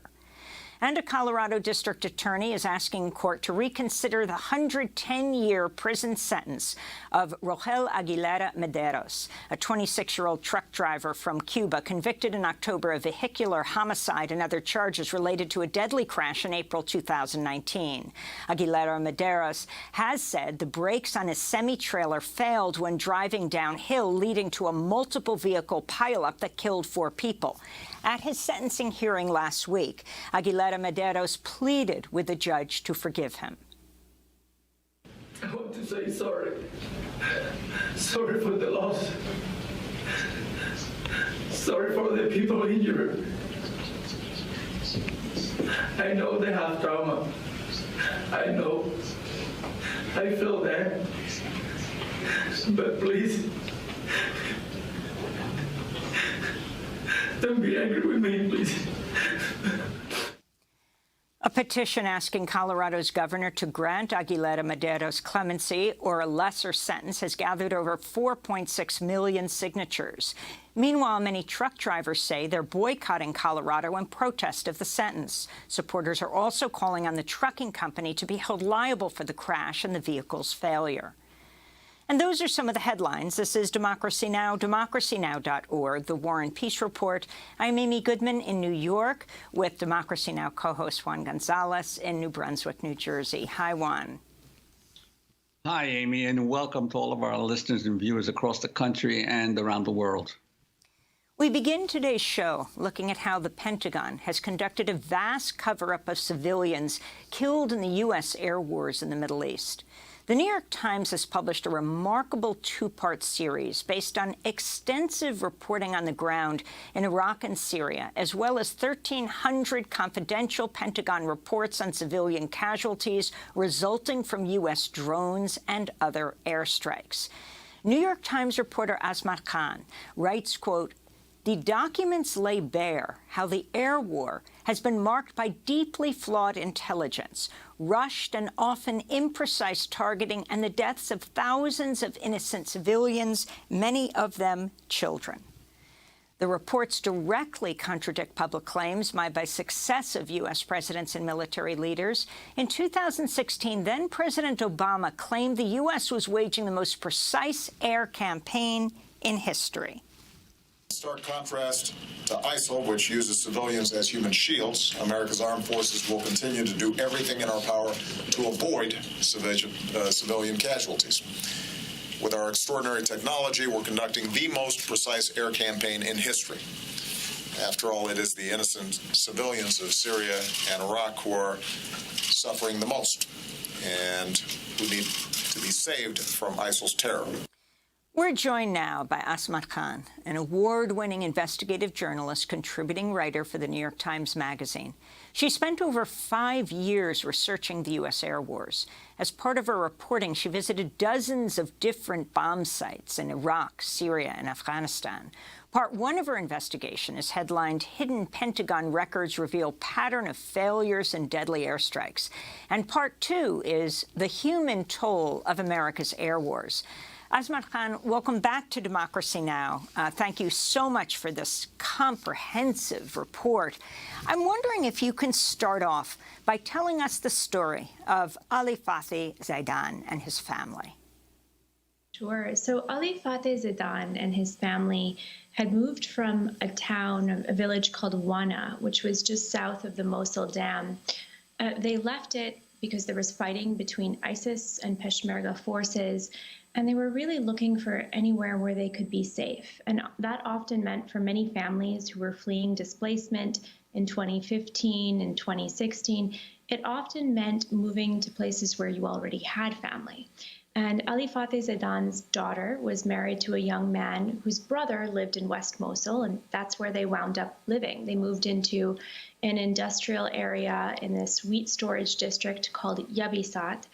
And you know, this was a very large extended family. Ali Fathi Zaidan had many children and grandchildren, and they essentially, you know, were unable to afford a nice apartment, but they moved into this kind of storage space, you know, made it home, you know, brought in things to sleep on, brought in a water tank, essentially, you know, tried to get by as best they could during this war.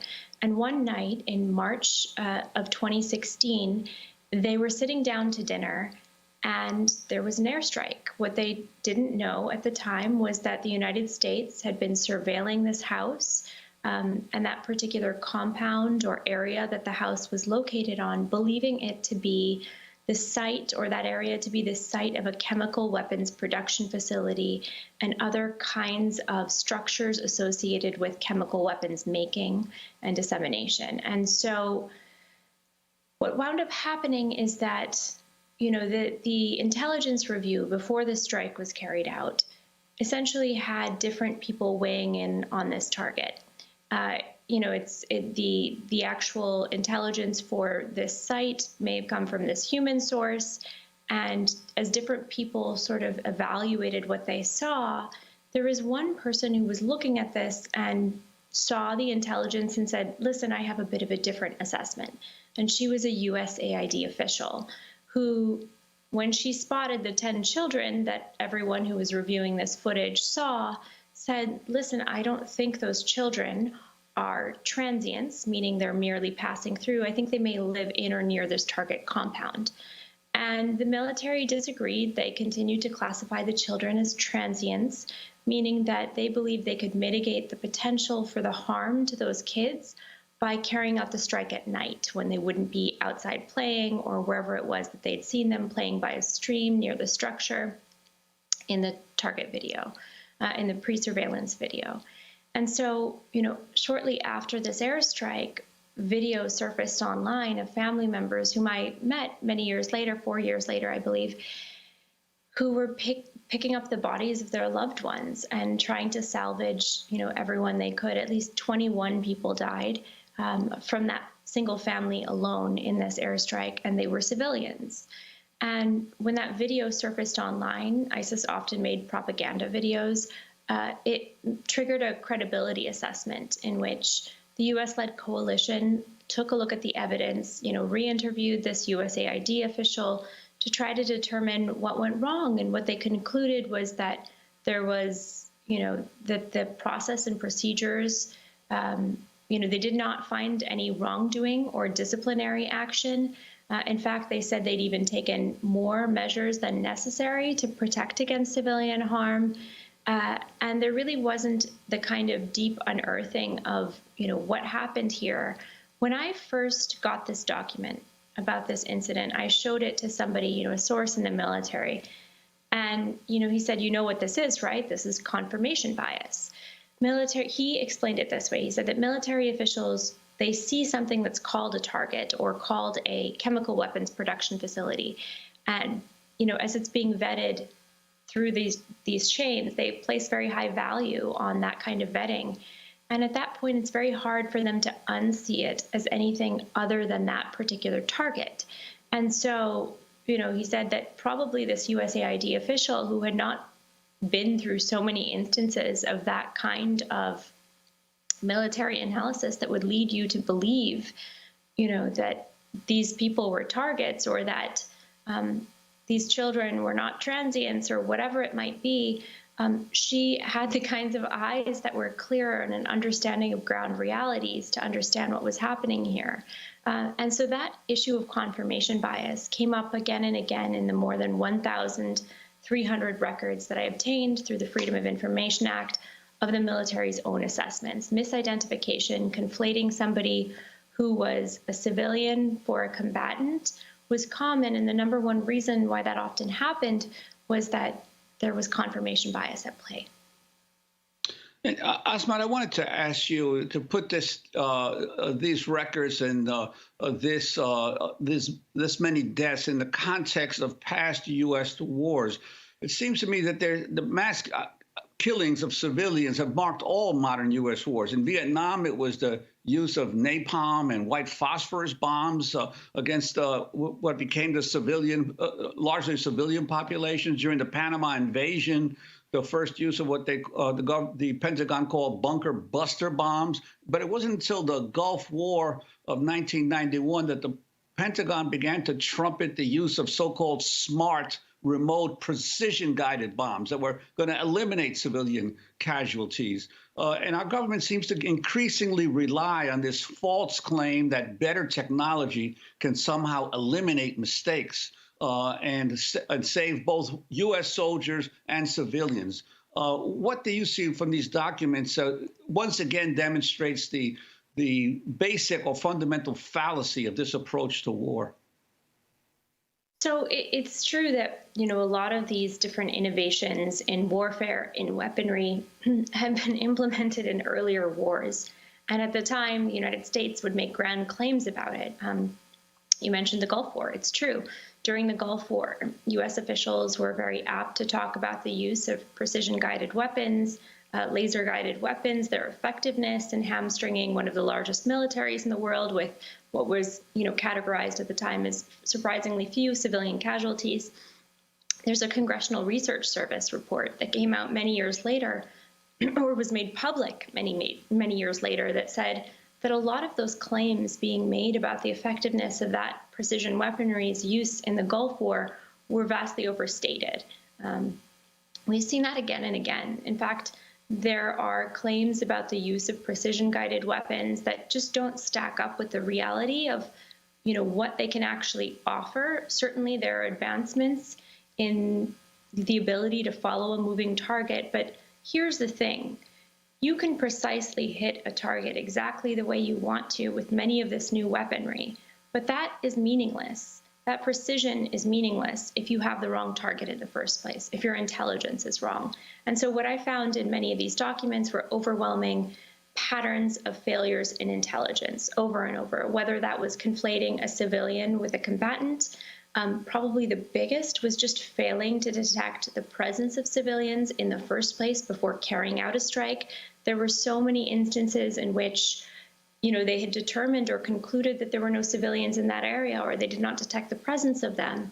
And the military is really only held to a standard of, with reasonable certainty, we concluded this particular thing, and their chain of command and their process.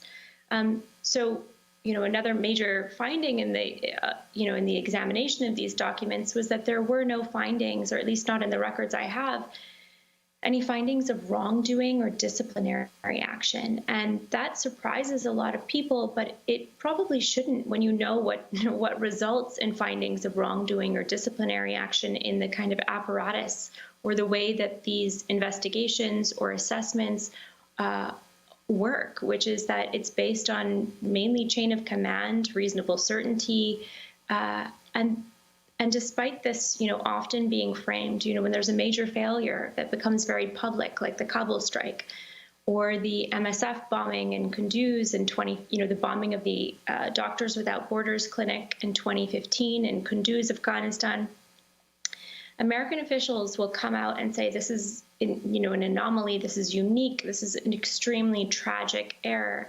But what I found through the examination of the documents and ground visits to 60 sites that were deemed credible, meaning they had accepted that casualties occurred, and more than 40 others that were either deemed non-credible or not yet assessed.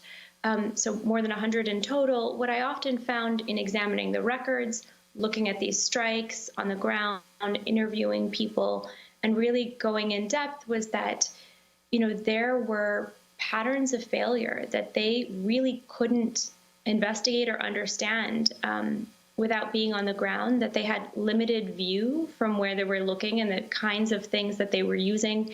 And after a while, once you see that over and over and over, you do have to ask, whether this is really a system of accountability or whether it is designed to function as a system of impunity, actually to provide, for example, as some sources have told me, to provide legal cover in instances in which, there will be allegations against U.S. soldiers, or, even to provide the military, as one analyst, Larry Lewis, who has studied a lot of these kinds of documents in the past, put it, to basically provide them expanded authority on the battlefield and used to justify taking greater freedom of action in war. And speaking of accountability, your reports and these were actually the military's own investigations, about how many of them did the Pentagon officially acknowledge as civilian casualties, and how many were basically kept in-house until you were able to uncover these records? Oh, okay. So the number of records that had previously been made public before I obtained them, of the vast trove, they've conducted, at least in the air war against Iraq and Syria, I think around 2,800 assessments that they've done, either determining them to be credible or not. Of those 2,800, 340 have been deemed credible. Before I had started requesting them, or actually before just putting aside the number I got, the number that had been made public among those was less than 20. So less than 20 of these records had ever been made public. I obtained, I think, 216 credible assessments and around 1,100 or so non-credible ones, where they concluded that it was not likely that they had killed or injured civilians. Can you give us the example, Asmat Khan, of what happened in Syria? You have Special Operations Forces reporting they killed 85 ISIS fighters in a July 2016 air raid in northern Syria. In fact, the raid hit houses far from the front line, killing 120 villagers, and use that as an example of what gets covered up. Yeah, so I mean, in this case, what you have is a scale of civilian death that is vastly different, of civilian death and injury that's vastly different than what they claim. This is an area of Syria called Al-Tokhar, and it was widely known among local journalists, online materials, open source materials, that some people claimed as many as 200 people had died. And in this reporting, essentially what I got was a document that said that they had concluded that 85 ISIS fighters had been killed at 3 staging areas, at these different vehicles they'd attacked.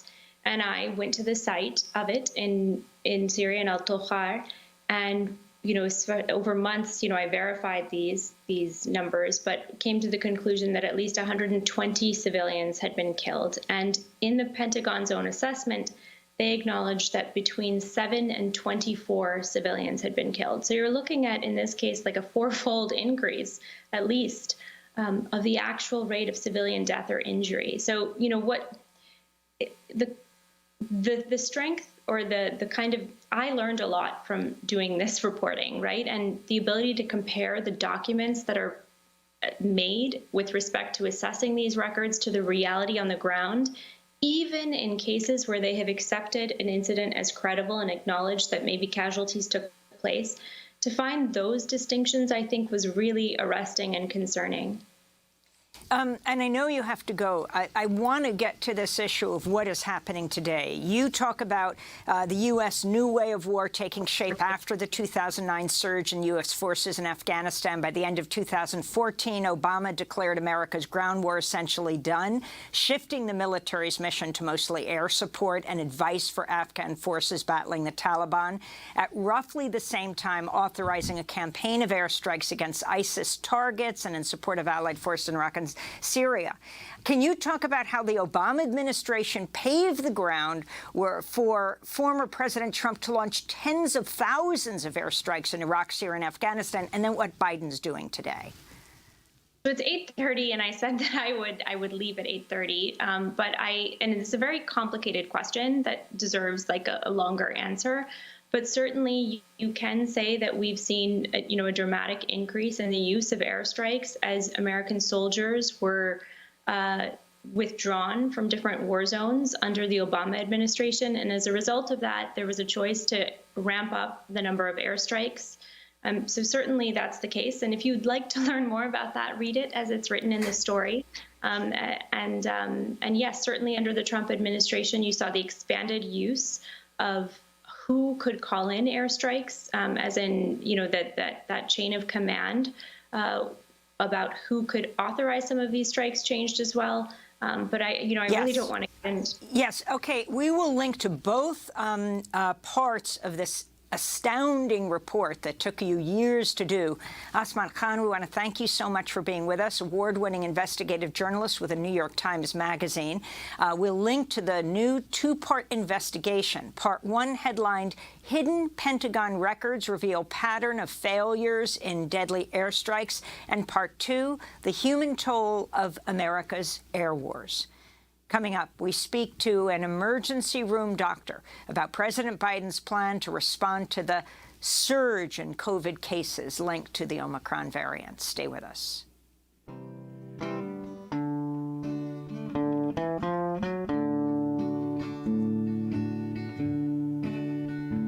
And now I see the wind blowing from northwest.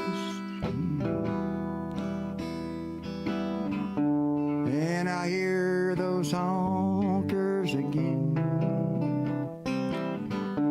on their rounding quest over Lord's Valley. I roll like a ball, and in the wind I hear them call. Wild goose, loose goose, I count them all.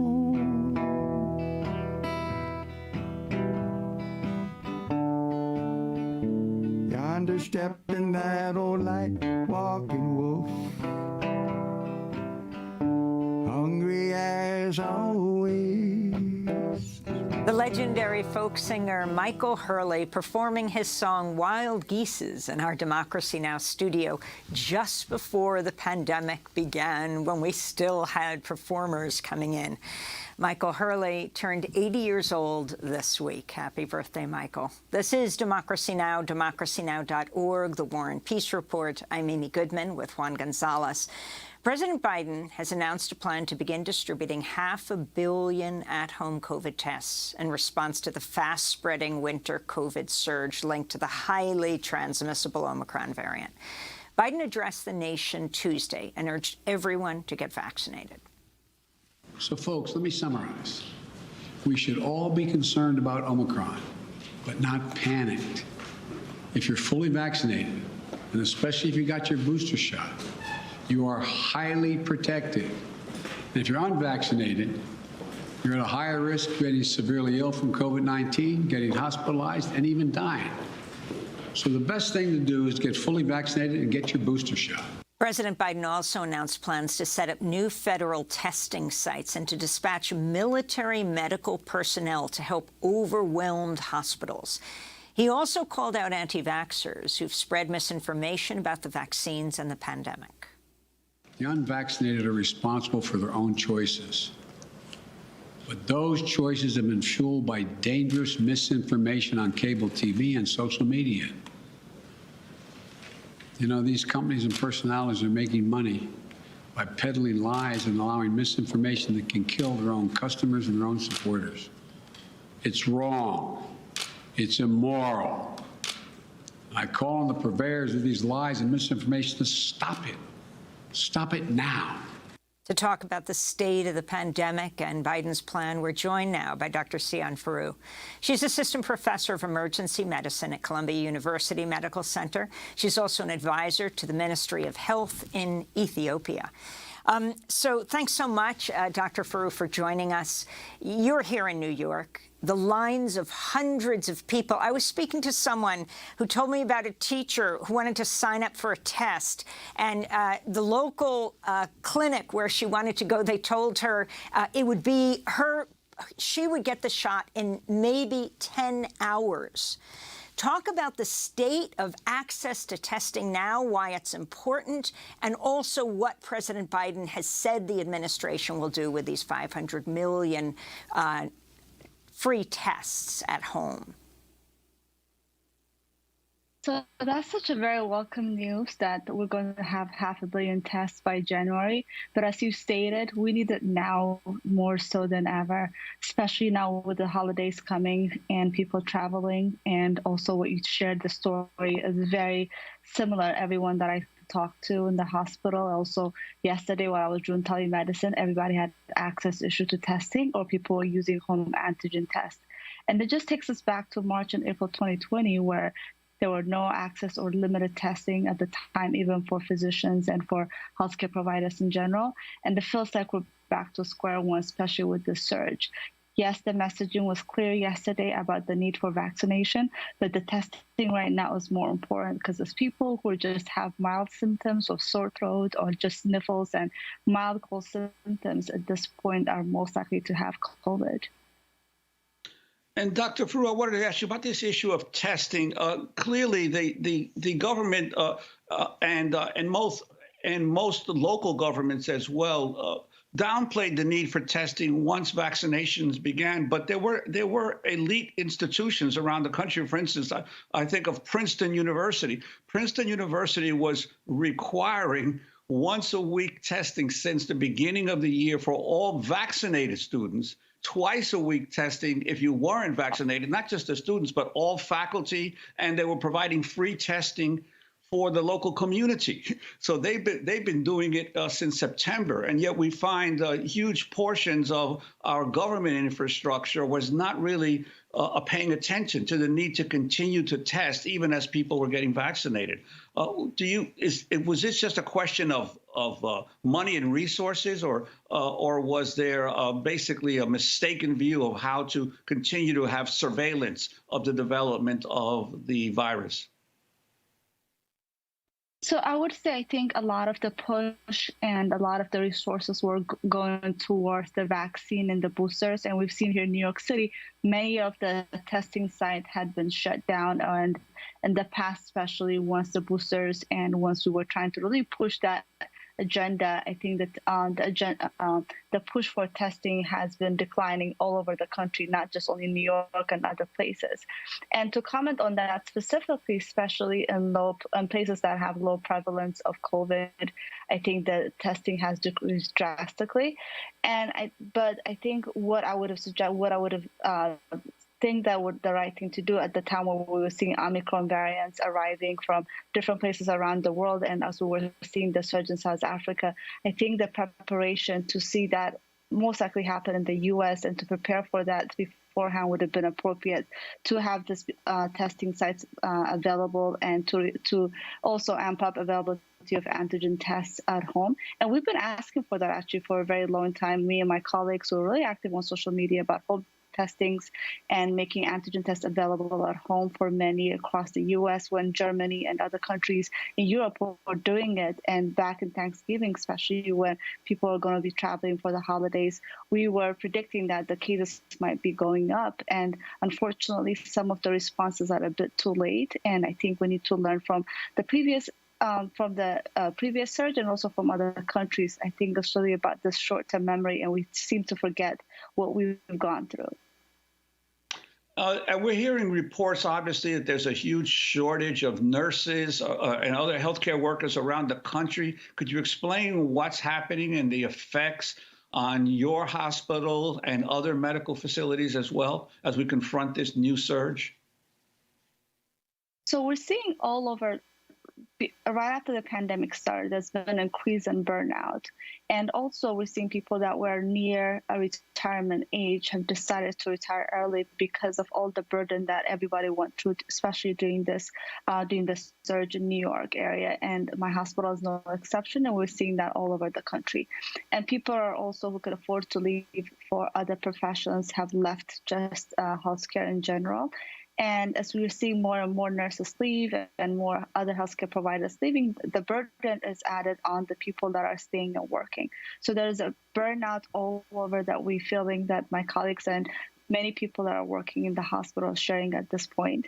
And it just continues. So we really don't have, sometimes, especially with this pandemic going on forever and with so much of the anti-vaxxers and the vaccine hesitancy we continue to witness, we really don't know when this pandemic is going to be over. So when the end is not near, and also with continuing to witness this surge here and then, and especially with people letting their guards down, and we continue to witness this rise in cases, it's just very frustrating, and it's also overburdening our healthcare system. Dr. Farooq, I want to ask you about an article that you wrote in The Guardian. I'm a pregnant doctor, and I feel confident receiving the COVID vaccine. Here's why. It was from last January. I wanted to ask you about pregnant people and whether they should be concerned. Maybe they already had the double shot, and now we're talking about the booster. I mean, if the vaccine hasn't been approved for infants, should they be concerned about the effects on the fetus? Why you feel so confident at this point? And now this new information coming out from about Johnson & Johnson vaccines, people, who might suffer from thrombosis, blood clotting diseases should not take it, and the whole push to move away from Johnson & Johnson. If you could talk about this, starting with the issue of pregnancy. So last year, exactly almost a year ago, I was one of the few people who were pregnant and who received the vaccine. And at the time, as first, me even being a healthcare provider, I wanted more information, and I was a bit hesitant. But being what we're seeing right now, pregnant women are at a higher risk of having severe illness from the disease if they're not vaccinated. And to your point, most of the patients that I have seen in the past few days who are testing positive or who become severely ill are pregnant women. And most of the hesitancy is because of the lack of information, or nobody has sat down and gone over the data and what we are actually seeing. The data shows so far that there's not been any harm to the fetus from vaccination. It's actually been very protective to the mother and also to the fetus. As we're seeing, more patients who are unvaccinated, especially pregnant women, are ending up in the ICUs, end up severely ill and actually harming the baby because the mothers are not getting appropriate oxygenation, and this causes serious harm to the baby. So the risk, of course, like every vaccine, the risk of vaccination, some vaccines have some side effects, but they're very, very minimal. Having the disease actually brings greater risk to the mother and to the baby. And at this point, now a year into the vaccine, so many pregnant women, especially healthcare workers, who are vaccinated and who have, now have normal and healthy babies. At this point, I think that should speak to the data, and also that should speak to the people who are hesitant about the vaccine.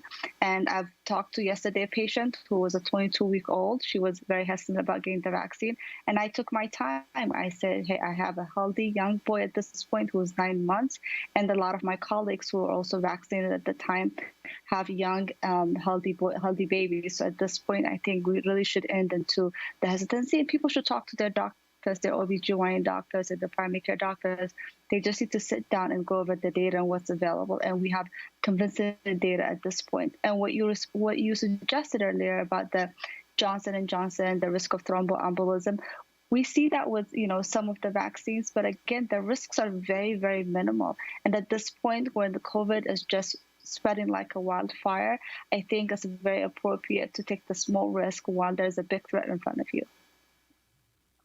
And speaking of spreading like wildfire, we've heard repeatedly reports that basically Omicron is spreading among the unvaccinated, but there's still a significant percentage of children in the U.S. who are unvaccinated. Are you seeing younger and younger patients in the hospitals now?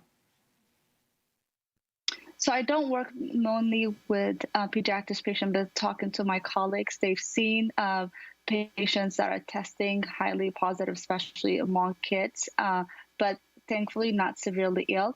But I would like to share the data from what we see in South Africa, the number of cases of kids under 2 who are testing positive, and also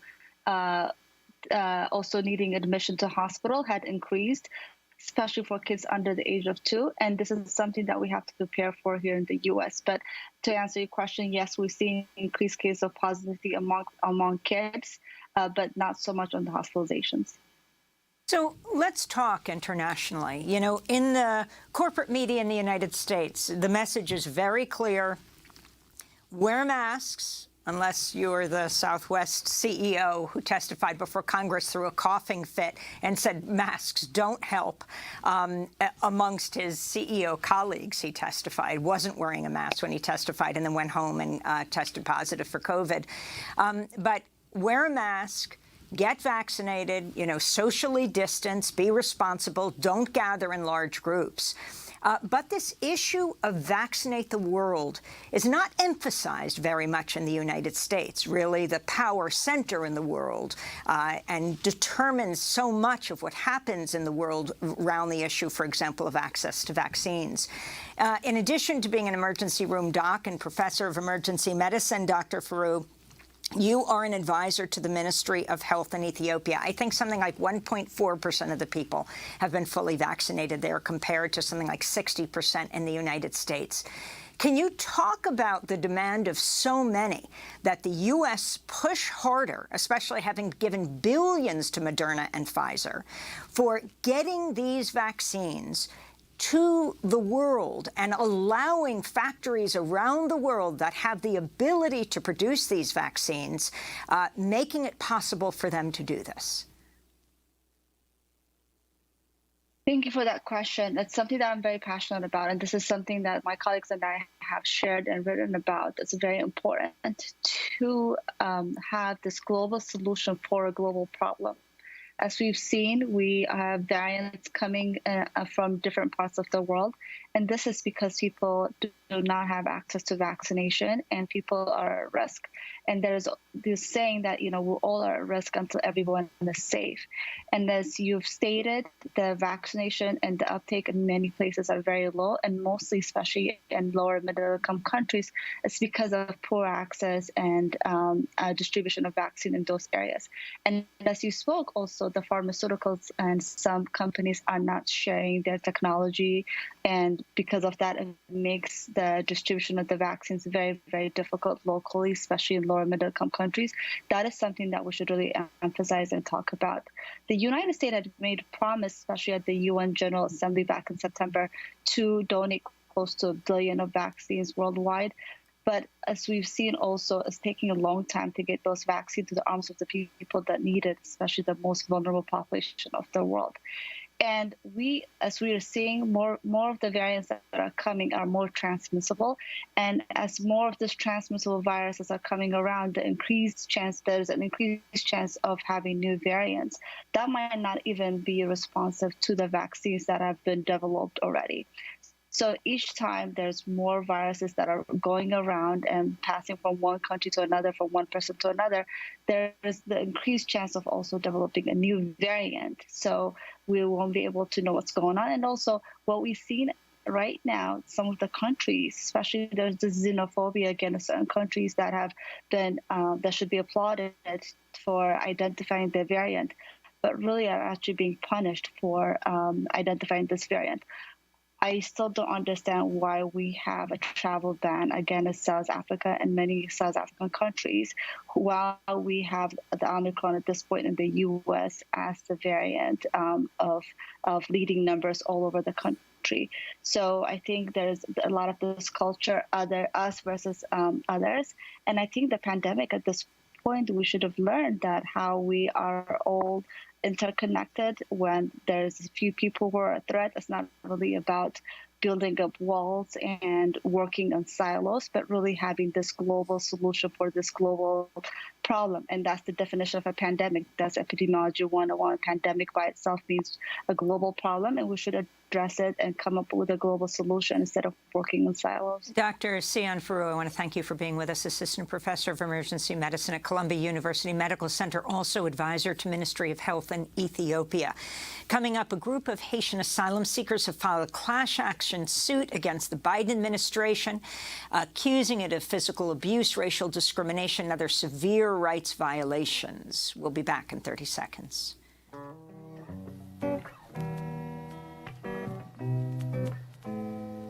Joe Biden, if you're listening, pay close attention. Deportation needs to stop. We need to end Title 42, yeah. Why? If I was president, I'll get elected. Wycliffe Jean singing If I Was President. He was performing outside the Otay Mesa Detention Center in October. This is Democracy Now! I'm Amy Goodman with Juan Gonzalez.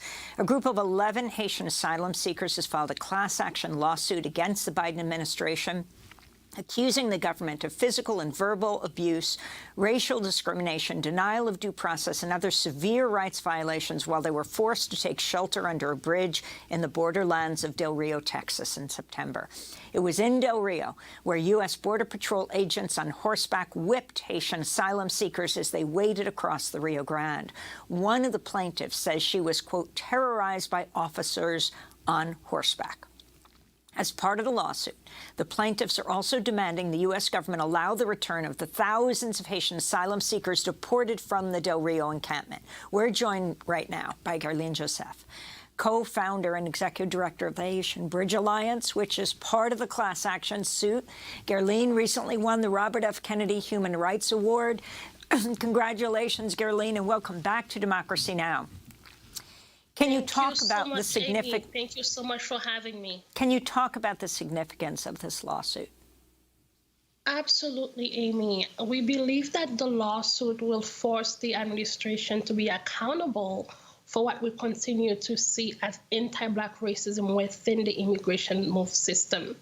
We clearly understand from the testimonies and reports of the people who were abused, the witnesses and potential victims of what happened, including Miwa Joseph, who is the gentleman we all saw in that picture being grabbed by the officer on horseback, pushing and really abusing him.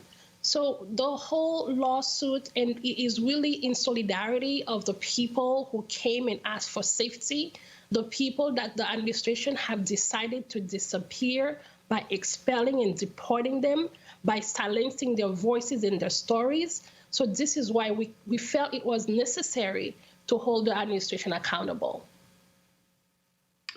And Guerline, so far the Biden administration has allowed over 120 deportation flights with about 14,000 migrants of Haitian descent being deported. Are all of them being sent back to Haiti? Absolutely, which is a painful reality for our community.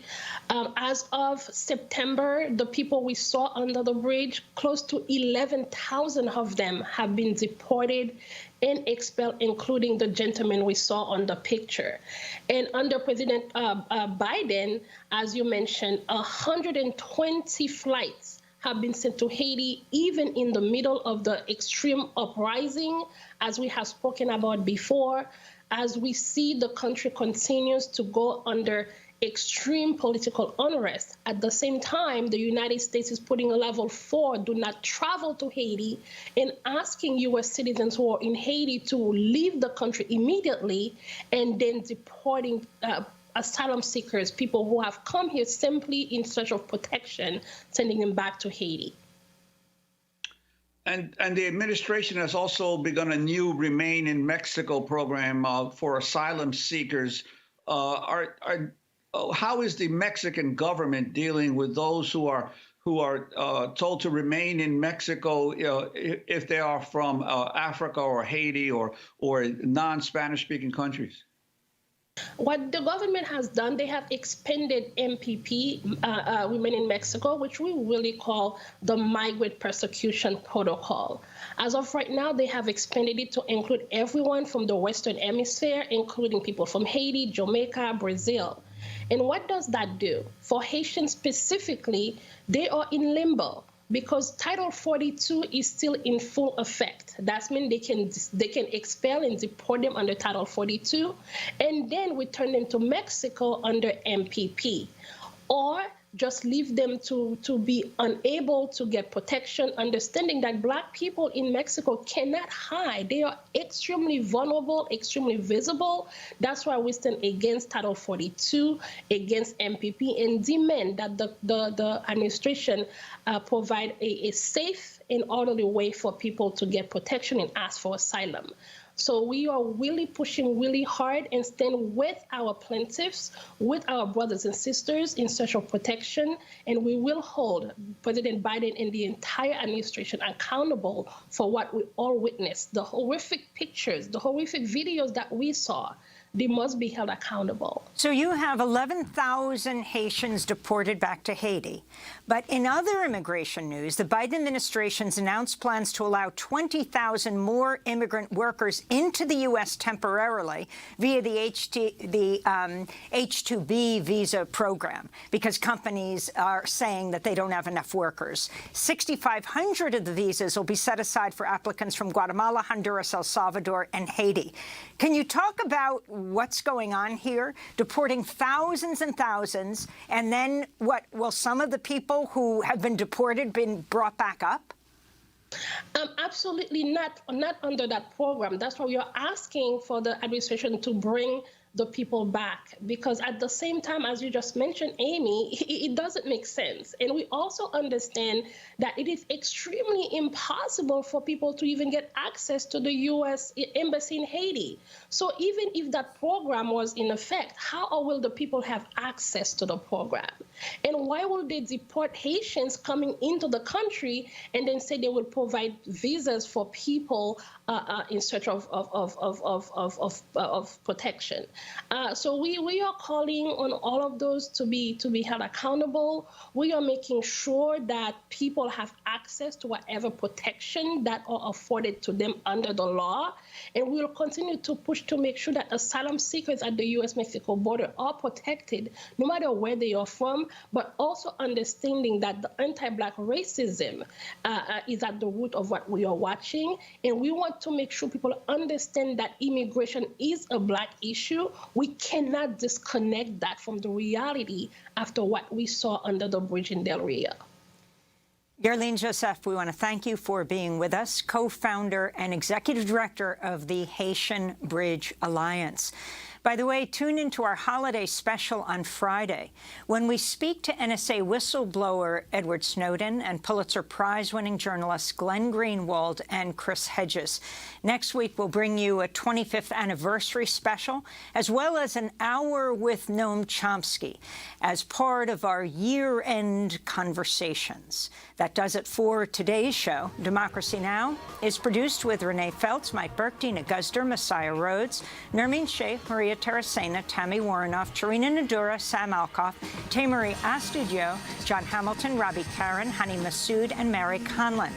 Our general manager is Julie Crosby. Special thanks to Becca Staley, Paul Powell, Mike DeFilippo, Miguel Noguera, Hugh Grand, Dennis Moynihan, David Prude, and Dennis McCormick.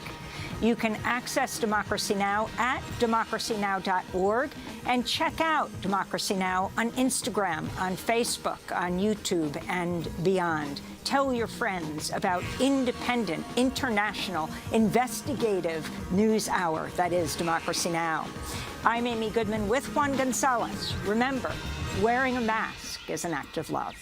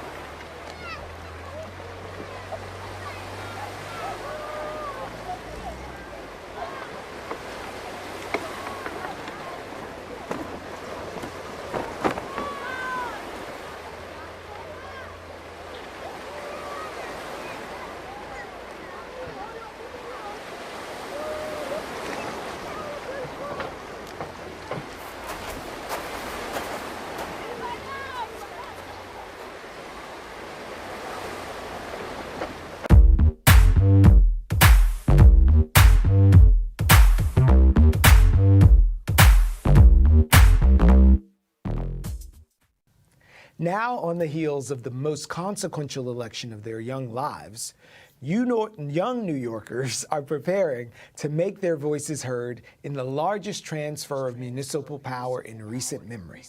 With 35 of the 51 seats of the City Council, borough presidencies, the City Comptroller, Public Advocate, and the Mayor's office all up for grabs. It's that last job that brings us together now. Welcome to Future Voters, a Be Heard town hall presented by Bric in partnership with NYC Votes. Along with our other organizational partners, the New York City Department of Youth and Community Development. We're also joined in the venture by Why Vote, Friends of Island Academy, Future of Tomorrow, Integrate NYC, the YWCA of Brooklyn, and Urban Word NYC. Tonight, 16 young people ages 16 to 24 will be heard as they dialogue with candidates for mayor.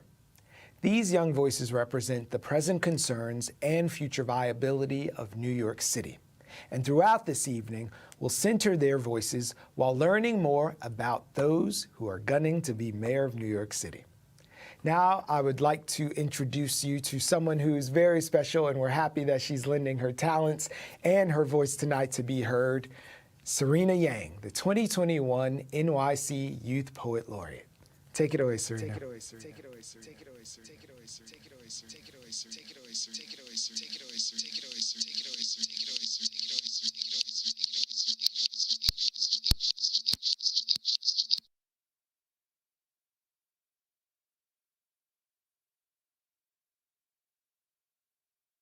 Laureate Ambassador for the Regional Northeast. I want to share with you all that next week I will be having my oath ceremony to become a citizen. And I'm giving this context because the poem that I'm about to share, I wrote in the weeks leading up to the presidential election when, despite being 19 years old, I was not eligible to vote. And in New York City alone, there are over 1 million non-citizens like me who do not have the ability to vote. And many of you here today may also be young people who aren't of voting age yet. So whether you're a non-citizen or you're under 18, incarcerated or formerly incarcerated, or if you simply face some of this nation's many systemic barriers to voting and civic engagement, there are a lot of us out here who can't vote. But that doesn't mean you're powerless. And I really want to emphasize this. Voting is just one kind of power. It's not everything. You can build power, you can exercise your power, you can organize in many ways. And today's town hall is a great example of that. And all that said, there are also many of us who can vote or will be able to vote soon, and including myself. And when we go to the polls, I hope that we all remember the people that we bring with us.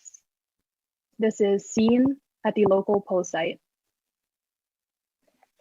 5 days after I stepped foot into this country for the first time, I pledge allegiance to the flag. I put my right hand over my heart and say, I pledge, I pledge, I pledge. And in the meantime, the graves dig themselves. The bodies make their own beds. The dirt soils itself red and we call it fertile, land for the taking. My sister moves away to college and the flag still hanging at the front of my classroom calls me an alien. I become an aunt and somewhere the bombs are still falling. For 13 years, I open my palm and find only my own heart.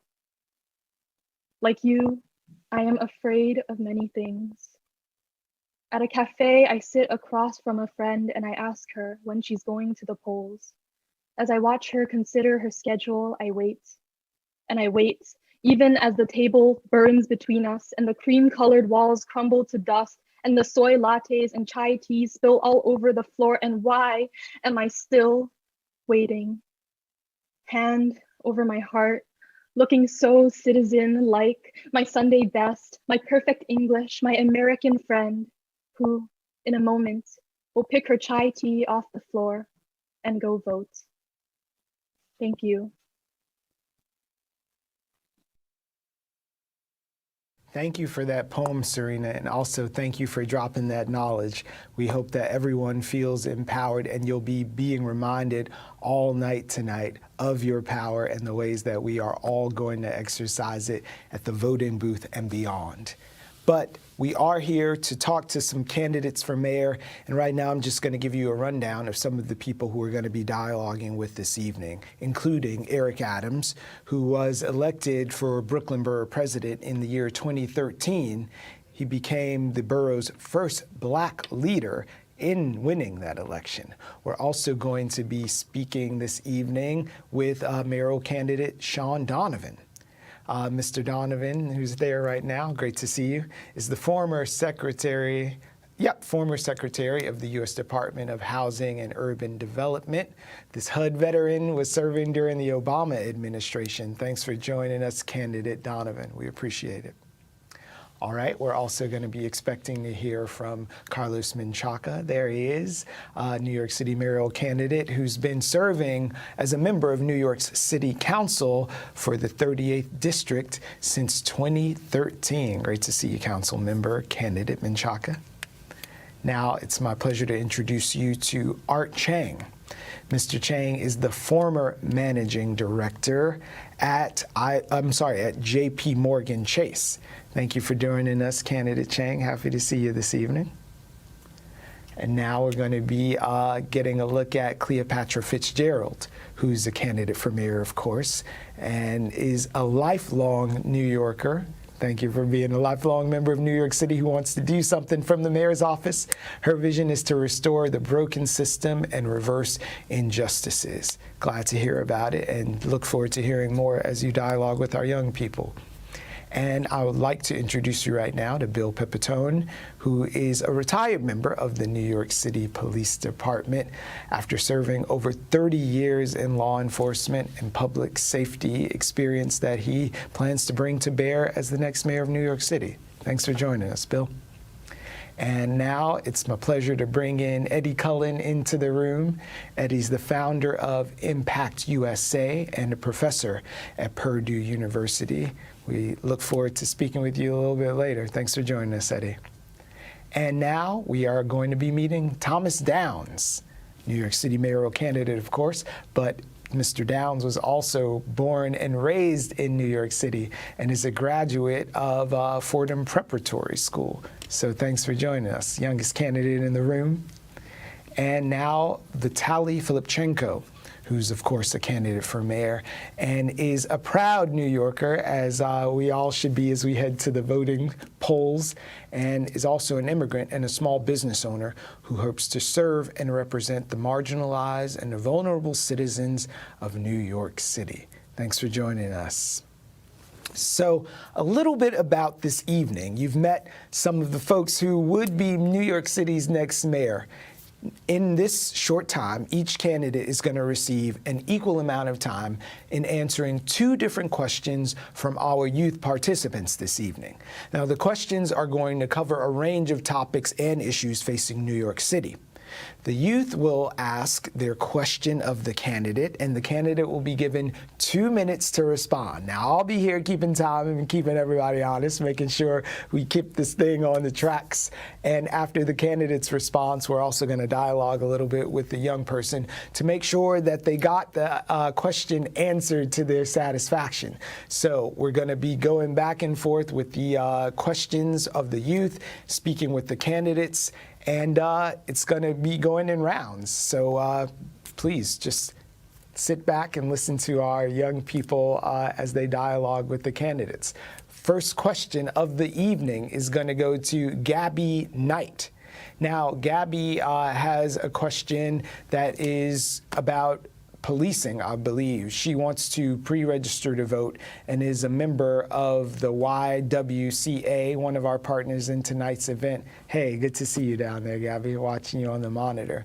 So YWCA, of course, you know, is empowering women and young women, promoting peace, justice, freedom, and dignity for all. She happens to be a YW leader at the YWCA of Brooklyn, of course, and her question is about remote learning. Gabby, you want to go with your question? What are your plans to improve the remote learning space for students who may not have good internet connection at home and don't have the opportunity to have a positive learning environment? So that question is going to be directed at Sean Donovan, candidate Donovan. Thanks, Brian. And before I answer Gabby's question, I just want to say to Serena how moved I was by your poem. My dad's an immigrant who grew up in Costa Rica and Lima, Peru, and came to this city for 50 years. He had a green card. And when I was in President Obama's cabinet, I got to be the keynote speaker at his induction ceremony on Ellis Island. And it was so moving. He was supposed to repeat the Pledge of Allegiance to all the hundreds of people becoming citizens that day. He was in tears and couldn't actually get through the Pledge of Allegiance. And so I was in tears listening to your poem. And thank you for reminding us what every immigrant knows is that we ought to be welcoming immigrants to this city, not like the last 4 years under President Trump. We should be making sure every one of us can live up to your example. So thank you from the bottom of my heart.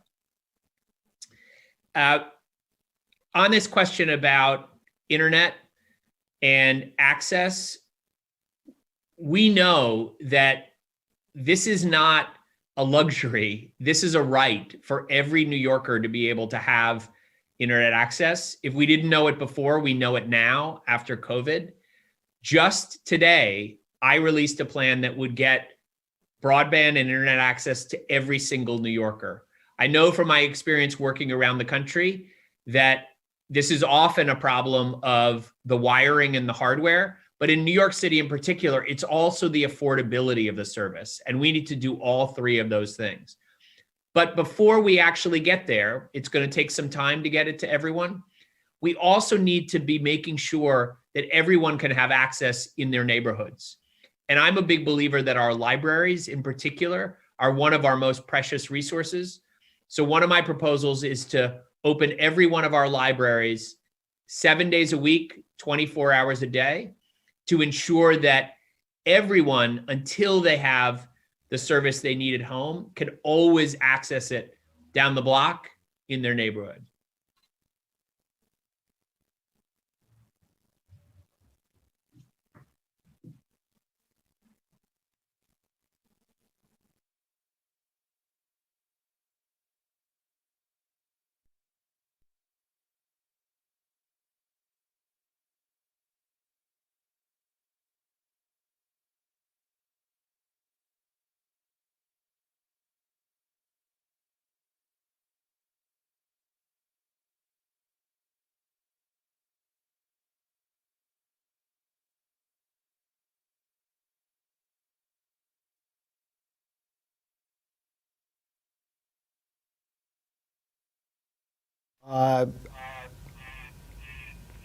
That's a mighty echo right there.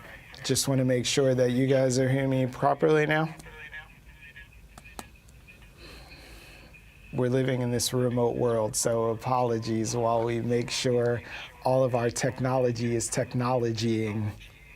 And this goes to the heart of Mia's question right there about bridging the gap, the digital divide. So I'm waiting for a cue that you all can hear me.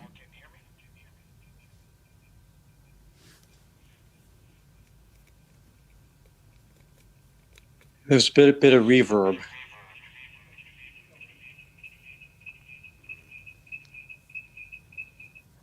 All right, so just give me a cue when we can go on.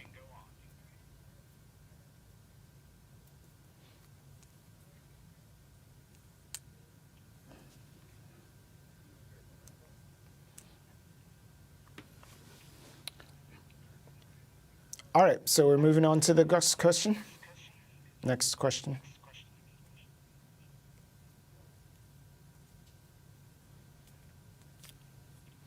I'm sure you can all understand as we're moving through this Zoom and interconnected world that is happening right now virtually.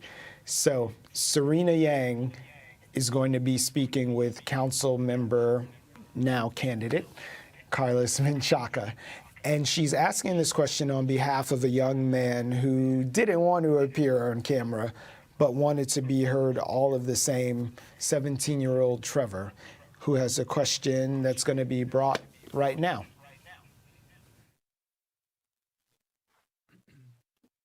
What do you think is more important to our city right now, building new homes and apartment buildings, or refurbishing and better utilizing our existing homes and stores? This is an either or question, and so I'll answer that. When I think about the housing stock, Serena, that is here right now, like NYCHA, we have to build, rebuild, and reconstruct those apartments. I live in Red Hook, where I represent in Red Hook, and Red Hook East and West have, as part of the whole portfolio, $40 billion of deferred maintenance. That means that the city, the state, and the federal government have not been injecting dollars to repair homes, these public housing. And I grew up in public housing myself, so I know the power of what it is for a family to have public housing. I think that that is the first thing that we can do. If we had a choice of just doing one or the other, that's the first thing that we can do to show our commitment to the people who live in the city right now, who deserve that full promise of public housing.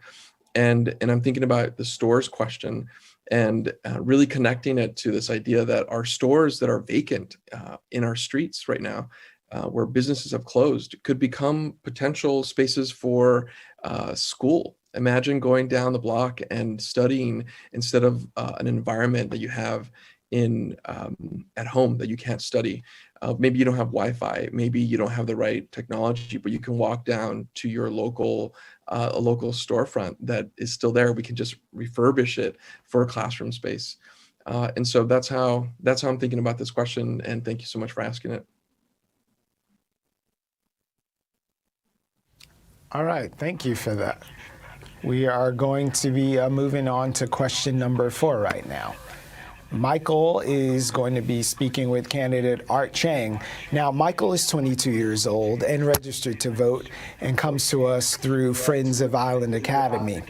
Now, they were founded in 1990 by a collaboration between education and social service staff on Rikers and community-based advocates who sought to address the recidivism rates, untapped potential, and disproportionate confinement of youth of color who attend school on Rikers Island every year.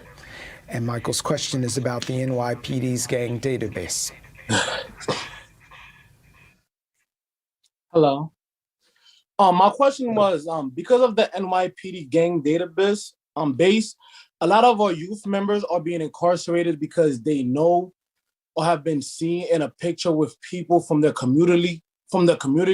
A lot of brothers who had promising futures had their opportunities taken away because instead of heading to college, were sent to prison just for knowing somebody within the city that's very compact. What are the plans for making sure the brothers who are not involved keep their dreams alive? That's a fantastic question. Thank you so much. And I'm sorry that you've had to go through this. It's a terrible experience. And I'll just say on that front, I have the privilege of actually I've hired someone who was incarcerated at Rikers and as a teenager, and he never graduated from high school as a result of that. And I know how hard his life was, but he persevered and he taught himself Photoshop. I hired him as a designer in my company. And today, 10 years later, he is an employee at Apple Computer. So I say, never give up on your dreams. And as you say, this is a dream killer. So the thing that we got to do is we got to think about alternatives to incarceration. We got to think about using data, not necessarily about punishing people and actually using jail as a threat, but instead using these databases as a way to say, well, these youth, they need something that they're not getting from the system. We need to be addressing with them more holistically, saying, what is the issue here? What are you not getting from your environment? And we know usually what the things are: is poverty, lack of jobs, poor schools, bad housing. And so we need to use those kinds of things as ways to address the issue and not take promising young people off the street and put them in jail. I came to New York City in 1985, and I have seen the roundups on the street. I have seen the people go into jail. I've seen what happens to the lives destroyed, the families and the communities that are impacted for a very, very long time. We don't really take into account the full breadth and length of the problem that gets caused in our communities when we take people who have done no other crime other than association with the wrong people. And who among us hasn't actually occasionally come up with the wrong people and actually put them into the prison system? It's that jail to prison pipeline, instead of allowing them to be in their community and figuring out how to make them, give them the opportunity to realize themselves and to achieve their potential.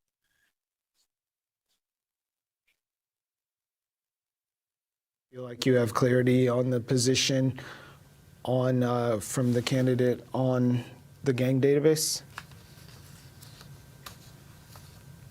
Yes, I do. Thank you. All right. Thanks for the question. We're going to move on now. We're going to have Renee Mendonca speaking with candidate Cleopatra Fitzgerald. Now, Renee is 18 years old and an identical twin. We'll be seeing her twin a little bit later. But she's a graduate of Susan Wagner High School in Staten Island and is currently attending the College of Staten Island Verrazano Scholar program. There she is, very proud Verrazano Scholar. And she's not yet registered to vote, but planning on being a registered voter before the primary, which is very important because New York City does not have same-day registration and voting. And she happens to be a member of Why Vote and has a question about opportunities for immigrants in America. It's all yours. Hi. So America has always been a dream country for many students worldwide, and it still continues to be the best countries in the world. And New York City comprises of immigrants. So my question to you is, what is your vision for immigrant students in America who aim to pursue a better life in the US? And what opportunities do you want to include that will benefit the immigrant population?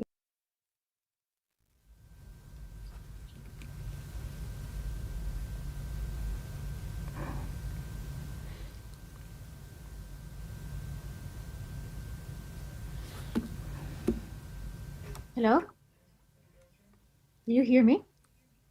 We can hear you. We're awaiting your answer, candidate Fitzgerald. Okay, I was just making sure. Good evening. First of all, I'd like to say it's a very, very honor to be here today. And also I would like to thank Serena Yan for her poem. We are all immigrants' blood here. And it is very difficult when persons are discriminated because of their color, because of their language, because of their religion. It was a fantastic question also posed today. I will make sure first that the school system accepts the students and do not discriminate them in the classrooms. Also, for example, we have to reform ICE, that people do not kill, do not threaten the immigrants, or for example, when they are having babies, that they don't force them to miscarriage and do not let them have children because they are putting something on their food. And many things like that. It starts with the schools, it starts with the system, it starts with checking every law, each policy. And if persons do not fix it, then it will never be fixed. It will only be empty talk and hypocrisy. Because there are a lot of politicians that have many years in office, but they're immune to the voices of the people. I am not silent. I am always here for you. And I will be the voice of the people. I will be the voice of the immigrant persons who every day wait for an opportunity, for a chance to live the dream, to speak the truth, to have the liberty not taken away from them, but always to be looking forward and not die, but live. Thank you for that response. You think we can move on, Renee? Yes, thank you. No, thank you. So our next question is going to be from Benji Weiss to Bill Pepitone. Benji's 14 years old and attends the Brooklyn Collaborative Middle School and is a member of Integrate NYC. And Ben has a question about integration in New York City schools. It's all yours, Benji. My question is, how would you tackle the issue of segregated schools in New York City? And more specifically, how would you tackle the issue as pertaining to resources, restorative justice, relationships, representation, and enrollment processes? Well, first, thank you for your question. It's an excellent question. We have to remember that New York City is the most diverse city in the country, the most diverse city in the United States of America. And we have to keep our arms open to everyone, to all races, colors, creeds, religion. That's what New York City was built upon. And that's what New York City should still stand for. I'm against segregation. I'm against incorporating everyone, as I said, all races, colors, creeds, incorporating everyone, giving everybody the same opportunities, the same enrollment opportunities, the same learning opportunities. Every opportunity that is available here in New York City should be open to everyone. Where the days of us being a divided city, which has happened over the past year or so, we need to end that. We need to bring everybody together, people together. And I talk about opportunities. So important for our young people like you to be given every single opportunity to thrive and to grow academically, to grow socially, and to really take advantage of everything New York City has to offer. This city offers everything, or has the potential to offer everything as far as education. We have to be able to make sure our young people like you are given the opportunity to take advantage of it. All right, thank you for that response, candidate. What did you think about that, Benji? Can we move on? Yeah, I like the response, especially it was very good on the resources topic. All right. Points there for you, candidate. Now we're going to be speaking with Lauren Weisberg, who has a question of Eddie Cullen. Lauren is 18, and she's from Staten Island and goes to Port Richmond High School. She is registering to vote before the primary and is a member of Why Vote and has a question about police reform.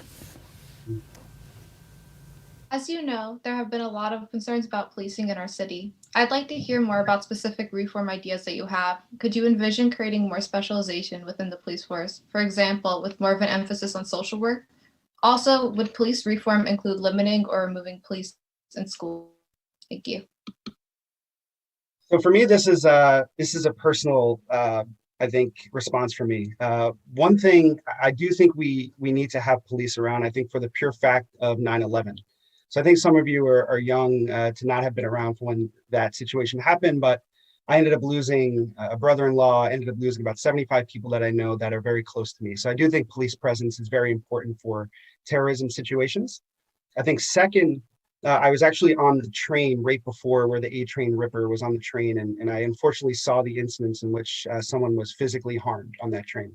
And I will actually take the A train in about 2 hours from now. So my own physical safety, I think, would be on the line. Do I think we need police reform? Yes, but I think we need to go about it in a certain light. I think we need educational integration. So one of my ideas is to open up empathy labs, which would be a virtual reality empathy center where we would actually have community experiences and NYPD experiences shared with one another. I'm a technology entrepreneur, so I'm trying to integrate that.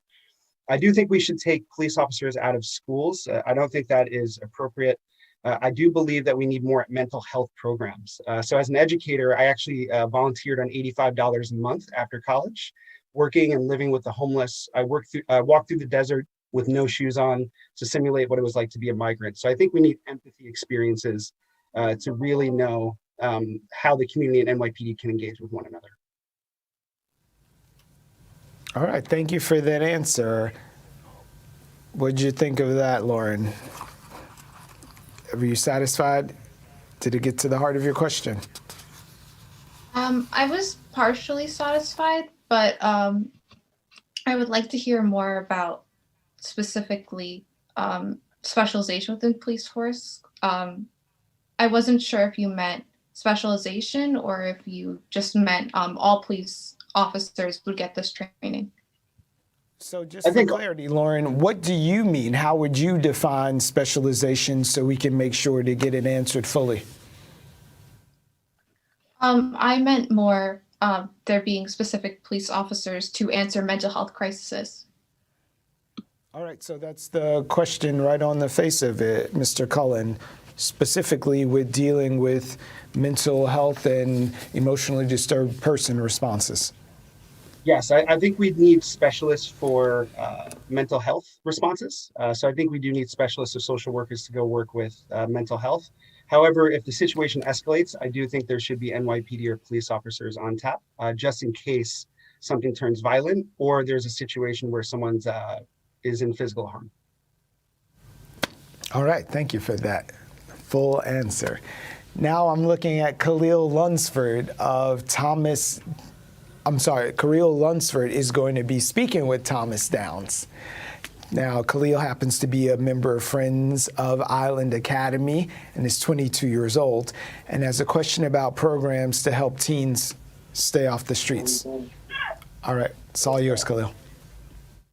Hello, how you guys doing? My question is, what programs can you fund that will help teens stay off the street? That's my question.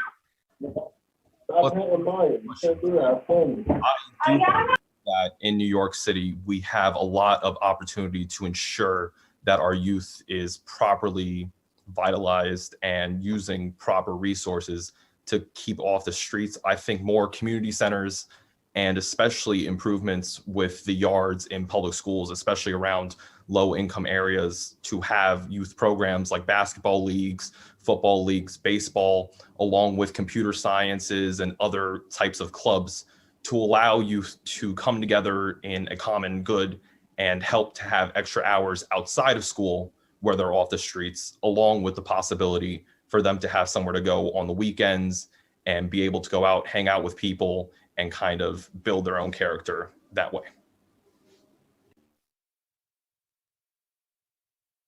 All right, Khalil, how are you feeling about that? Do you think your question was fully realized? Yes, I feel like that was very well said. I appreciate it. All right, thank you. Permission to move on?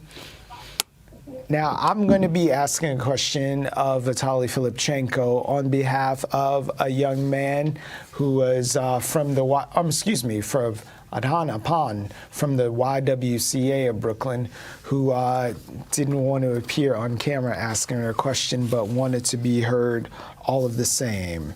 And it pertains to restorative justice, representation, and the enrollment process. And yeah, it's for you, candidate Filipchenko.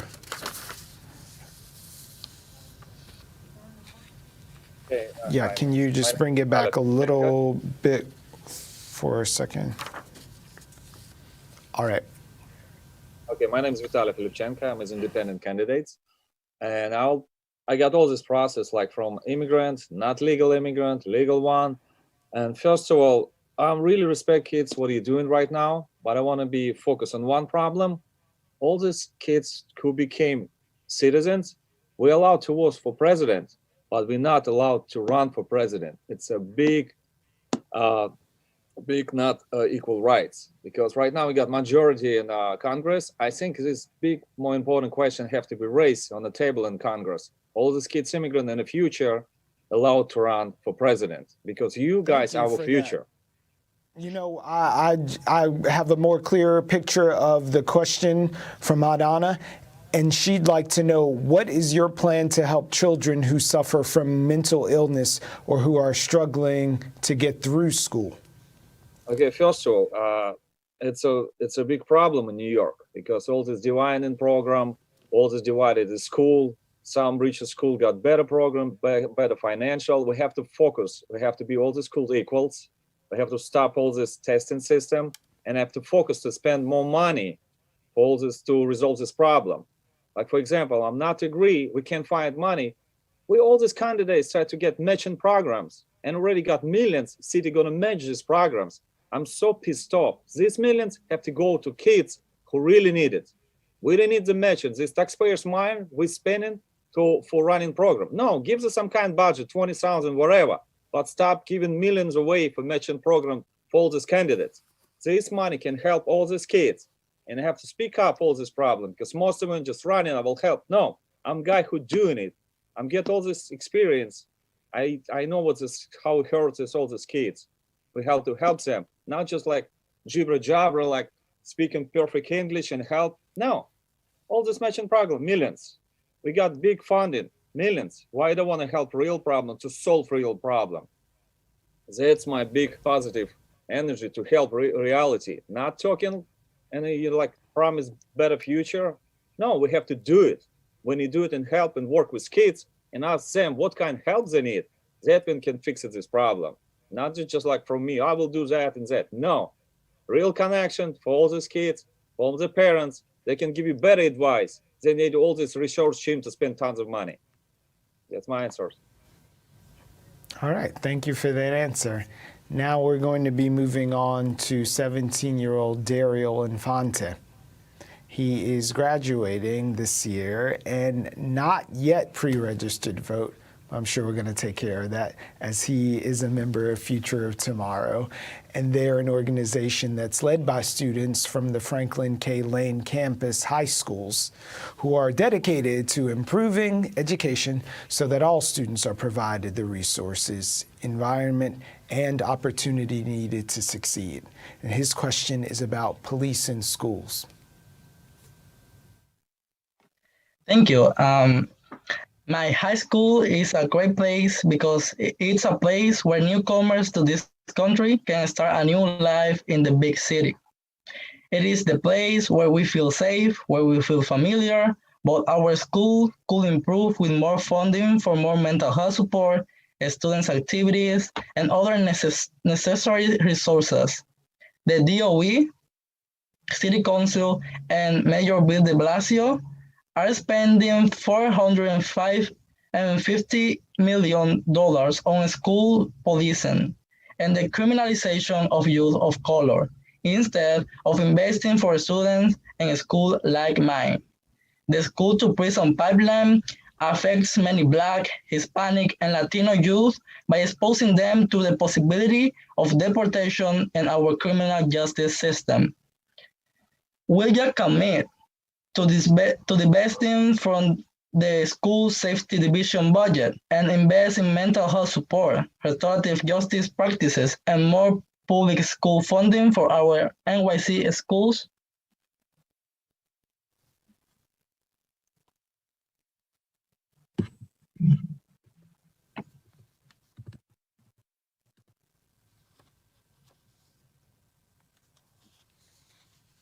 And we're waiting your response, Candidate Adams. That was for you. Okay, I'm sorry. I wasn't. No, I not at didn't all. hear you say it was for me.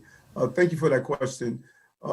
Yes, I think that all of our agencies, including school safety officers, we should move unnecessary funding, find more efficient ways to do so, put it in more support systems. It's amazing that we don't require counseling in all of our schools, from elementary school to middle school to high schools.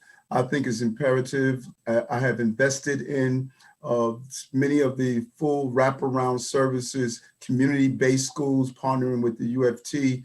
And, I'm really happy with the almost $160 million that I put into our schools and to give that additional support. And so the goal is to make sure that we always have safety in the school. That's very important. Public safety is a prerequisite. I don't want our young people ever to be in an environment that is unsafe, not only from students in the school, but people who lurk around schools and attempt to harm students. Everything from sex trafficking to armed to gang environment. We need to make sure that the school buildings are safe, but at the same time, our focus should not be on heavy-handedness.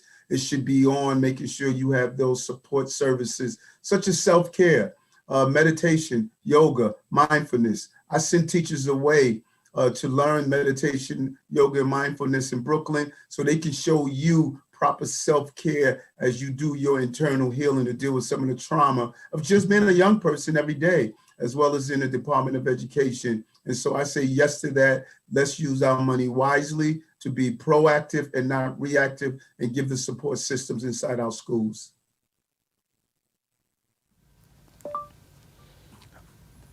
All right, are you satisfied with that answer? Can we move on? Yes, thank you. Thank you. So we're finishing one rotation here. Patrick Rahim is up, and he's going to be in conversation with Sean Donovan, excuse me. Patrick is 22 and lives in Queens and is registered to vote. We'll see you at the polls, and comes to us through the Friends of Island Academy, and has a question about building more community youth centers.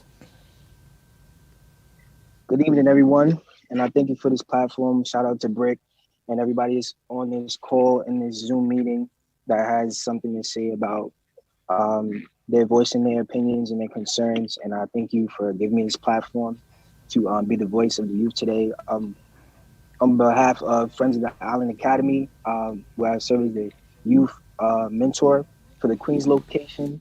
And the question that I have for you guys today is, when are we going to build more youth centers, and what are your first steps into building these youth centers? Because I've spoken on many platforms before this with Columbia University and a couple other places, but I haven't seen anybody give me a correct answer or what I would like to hear as moving forward on this specific policy and my voicing my concerns on this specific topic.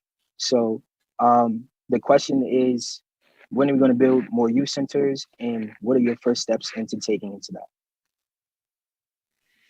Well, Patrick, thanks for the shout out to Bric. My son's a musician who has played at Bric. I live in Brooklyn, and I love the place. So thank you for that shout out. I also want to tie this question to something that we talked about a few minutes ago, and all the money we put in, not just to policing, but to our criminal justice system. Because to me, the idea that we spend far more on incarcerating kids than we do on uplifting them is a fundamental part of the problem. And I want to ask you a question. Do you know how much we spend per prisoner in our correction system in New York City? Just take a wild guess, per prisoner per year. I believe it's maybe around 50,000, maybe. That's just a guess. Over $400,000 a year. 400. Over 400. And we're not getting great results from it, right? So my proposal is that not just by removing police from our schools, stopping them from criminalizing homelessness, I would create an alternative 911 system, and changes to our correction system. I would get to spending $3 billion a year, with a B, on community-oriented programs by the end of my first term, including youth centers, right?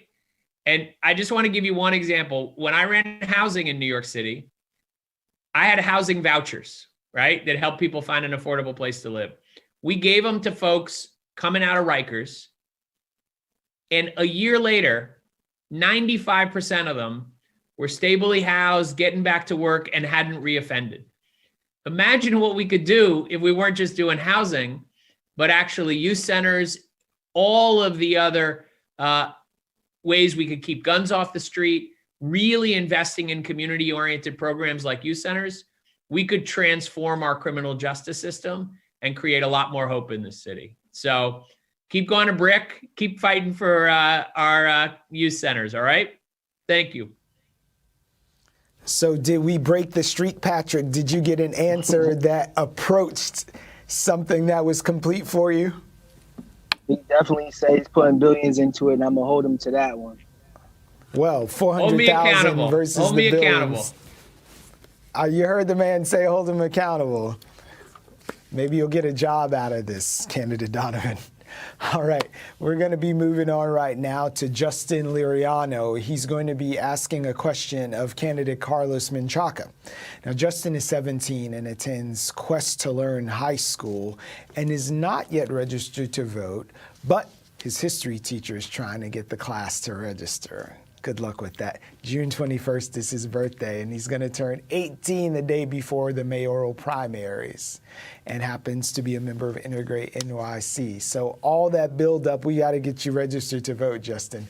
He's got a question about increasing educational resources and creating more equitable education opportunities. Go for it. Thank you so much. And I would like to say thank you to all the candidates who showed up today. You are greatly appreciated.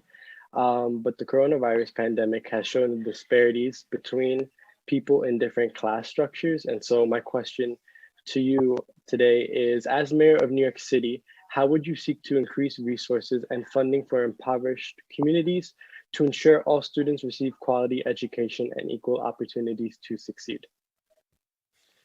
Thank you, Justin. And I just want to say thank you to you and all the youth that are here today asking these really important questions.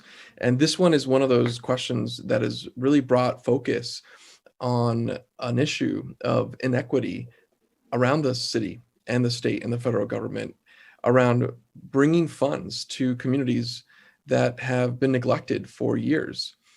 These are communities that were impacted by COVID. These are communities where people are dying at faster rates. And when we're looking at the vaccine, when you look at white, affluent communities, you have more vaccinations happening there versus the communities of color, working families. Those are the communities that need. So how do we do that? We're also in a situation where the budget is getting smaller, which means that we're cutting a lot of our very vital programs, which means that we're going to have to defund the NYPD.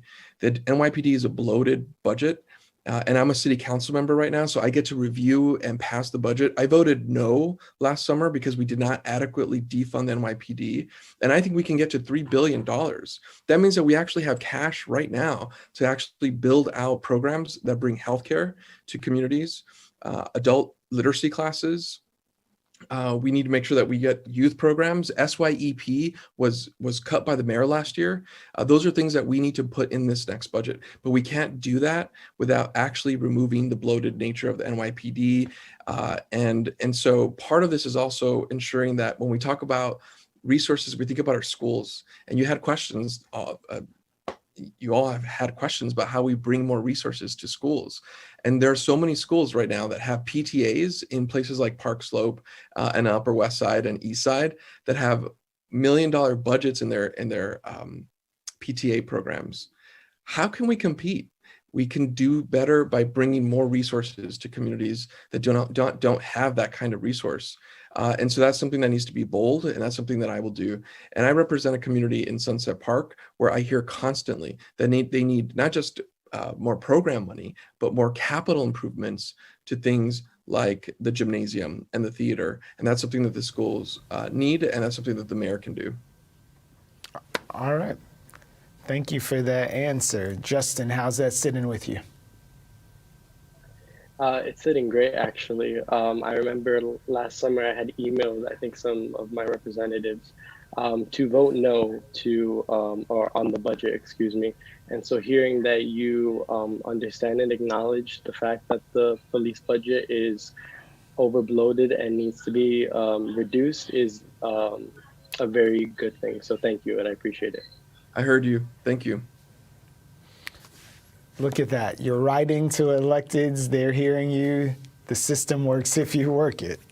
All right, we've got 6 more questions in this round, and I'm looking at Tasfia Hassan. Tasfia Hassan. You're going to be speaking with Art Chang now. She is 16 years old and attends Benjamin Banneker Academy High School as an 11th grader and is a YW leader, of course, member of the YWCA of Brooklyn. And her question is about COVID-19 vaccine distribution. It's all yours. Thank you. As you know, we are currently in a pandemic and we have thousands of people waiting to take the vaccine. What is the plan that you'll implement for New Yorkers waiting to get the vaccine? Thanks for that. I've been to Benjamin Banneker, by the way. It's a wonderful school. My son goes to Brooklyn Tech, and I'm on the school leadership team there. So it's a data problem, in my view. Like right now, it seems truly unjust that we are asking individual New Yorkers and asking people who actually have language differences and who don't all have access to technology to go on technology sites and actually do the work of queuing up and finding a spot, a reservation. And this actually is one of the ingredients to explaining the racial disparities in the vaccine distribution so far. What needs to happen is the city actually has all the data for the people who are eligible for the vaccine. We know where they live. We know where they're distributed across the city. We know how much vaccine we have. And so why isn't the city just automatically matching that? Why don't people get a postcard in the mail to say, your turn is coming up? And then if you're older, you actually get a phone call maybe to remind you. And yes, you can have technology to do this. But the question is, if you have the data at the very bottom, we know where everybody is and we know where the pharmacies are, why isn't distribution more equitable, more seamless, and more automated?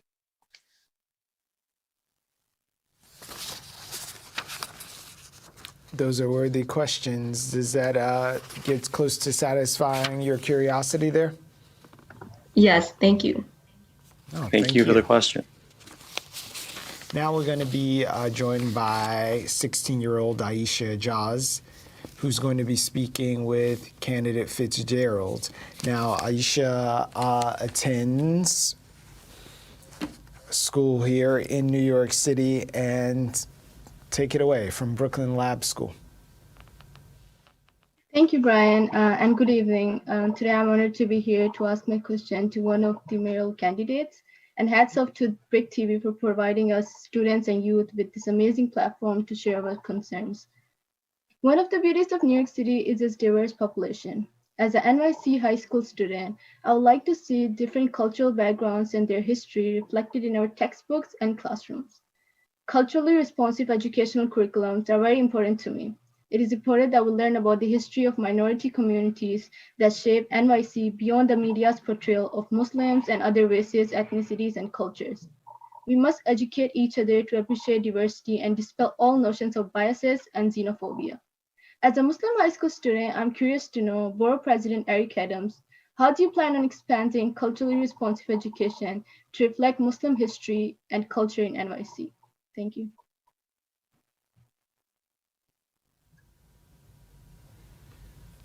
Assalamu alaikum to you. And I think it's important to develop the full personhood of children and young people and young adults. We have to stop merely schooling and start educating, because we sit in a school building and we call that education, and it's not. And I see, as what I'm doing now with my Breaking Bread Building Bonds initiative, it is an initiative that calls for 100 dinners throughout the city, 10 people at each dinner. Each one comes from a different ethnic, religious, and cultural background. And know what it does? It forces us to do something that we don't do, talk to each other. We have to start communicating with each other. And we need to be intentional in our schools to make sure that we use not only technology, but face-to-face. We should have interactions with you, a meeting with people across the city, across the entire different neighborhoods to interact. And then we need to have books look like the students that are learning. We need culturally sensitive information, reading material, and step outside the school building, like what they're doing in the Bronx. One school district, a Latin mother takes the entire classroom on tours throughout her community to visit some of the churches, the mosques, the different important locations, telling people the names of streets. We need to look at how many streets we have named in our community that's reflected of the Muslim community. And so it's about being intentional and understanding that this is not an English speaking, one culture city. And that's what I have done in Brooklyn, where 47% of the people speak a language other than English at home. I have fostered the relationships and tearing down some of those traditional barriers that don't allow us to enjoy the joy of healthy discomfort of learning from different people and fostering those relationships. All right, thank you for that answer. Are you satisfied with the direction we got there? I'm really satisfied and thank you for your answer. Thank you. All right, we appreciate that. We're going to be moving on right now to an exchange between Rhea Mendonca and candidate Cleopatra Fitzgerald, to be clear. Now, Rhea is an 18-year-old graduate of Susan Wagner High School in Staten Island and is currently attending Staten Island as a Verrazano Scholar. Congratulations. You're not yet registered vote, but we know you're planning on doing it, you and that sister of yours. So you have a question right now that's coming up. Go for it. What steps are you going to take to stop the spread of COVID and to address the impact of the pandemic on young people? High school and college students' mental health is deteriorating as we are unable to face any face-to-face communication with our teachers and peers. Also, people are out of jobs as so many businesses have shut down due to the pandemic, making the job forecast frightening for young people. How will you support us in moving forward? Very great question. First of all, right now, there are some sectors that are working very well. For example, tech. There's also the food industry. There's also the hospital industry that's faring very well. We know that the vaccines are not, sometimes there have been bad effects. People have died, unfortunately, from the vaccine. But as we have throughout all these years moved forward, example, World War II, and we still fought and won whatever infectious diseases, whatever wars, we will come back. I believe precaution has to be distributed by pamphlets, brochures, but not only by that. We have to make sure that people are keeping those regulations. So it means they have to wear protective gear and also penalties for those who are disobeying. For example, there are many police officers who died because they were not obeying or because they were contacting people that had COVID-19. So unfortunately, a lot of firemen, a lot of policemen died, and we could see the detrimental effects of all those populations that died. We have to also check each country and how they also are faring to see the poorer countries that are more negatively affected. For example, our neighborhoods, we know that those with poor education, poor access to gloves, to masks, perhaps we should give free masks, free gloves to people, or it will take a lot of money from our budgets. Each time, each administration says, we don't have the money. So the problem is the budget, trillions of dollars, and where all that money is being wasted in. You have to check each sector to see what is the efficacy in it. Thank you for that answer. How do you feel about that response? Very satisfied. All right, very satisfied. We'll take it. So we're going to be moving on to one of the final questions now, just a few more in this round. Equan Cleaves is going to be speaking with Bill Pipitone, and is not yet registered vote, but plans to register, and is coming to us from our partners at the Friends of Island Academy, where he is working as an intern and lives on Far Rockaway, Queens, and has a question about the New York City Administration for Children's Services. All right, my question is when and my fault. Who am I asking this question to? I'll be speaking with candidate Pepitone here. All right, thank you. When and how will you help deal with the irresponsibilities of ACS and mistreating troubled youth? ACS is such an important agency in New York City. Dealing with children, dealing with families is such a important job and such a tenuous job. They have to make the right decisions. They have to make quick decisions in a lot of cases. And because if they make a mistake, it can cost lives. It can cost lives of children. So we need more oversight with our ACS.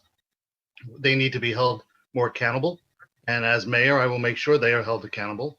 We need more case reviews. We need more follow-ups. We need to make sure that the children and the families that they are checking in on and are investigating are being properly investigated, and to make sure that the results are in the best interest of the children.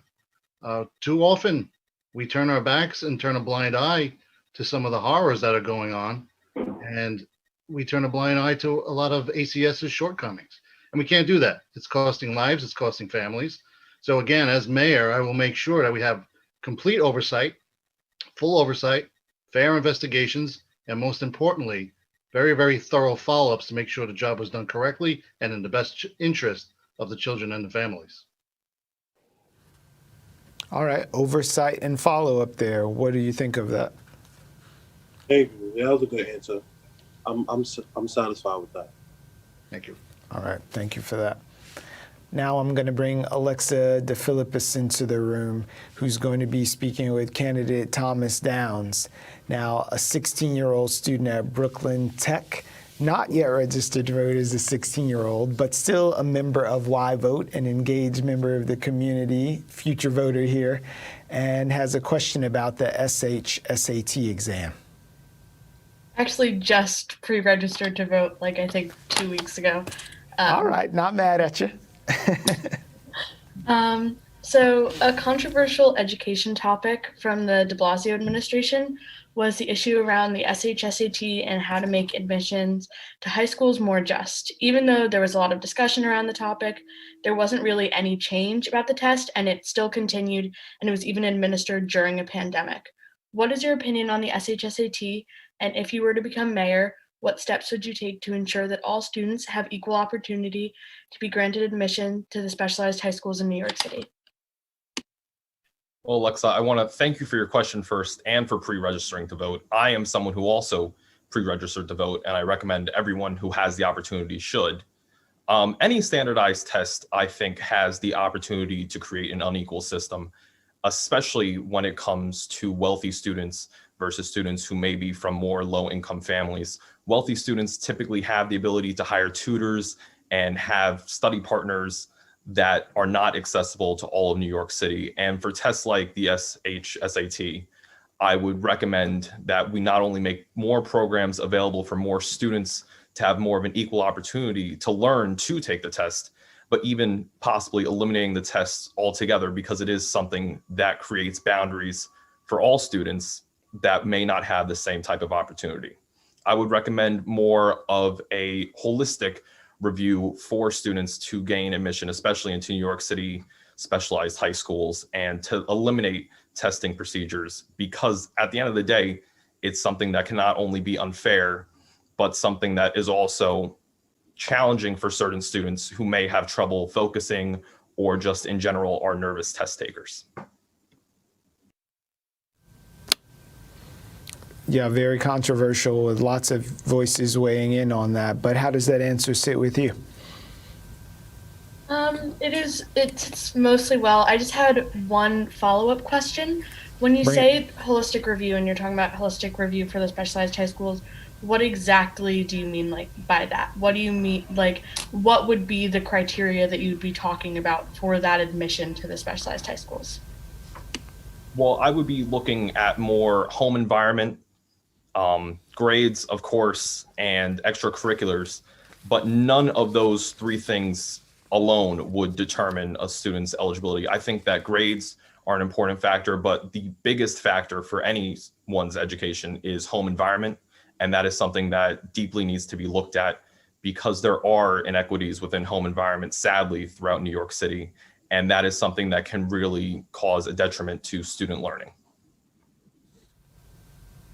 More clear? Yes, thank you. All right, we like specificity here. Let us know your intentions. Now I'm going to go back to Mia Payne, who is going to be talking with candidate Eddie Cullen. And we've met Mia before, and she has a question about criminal justice reform. Hi, I have a two-part question.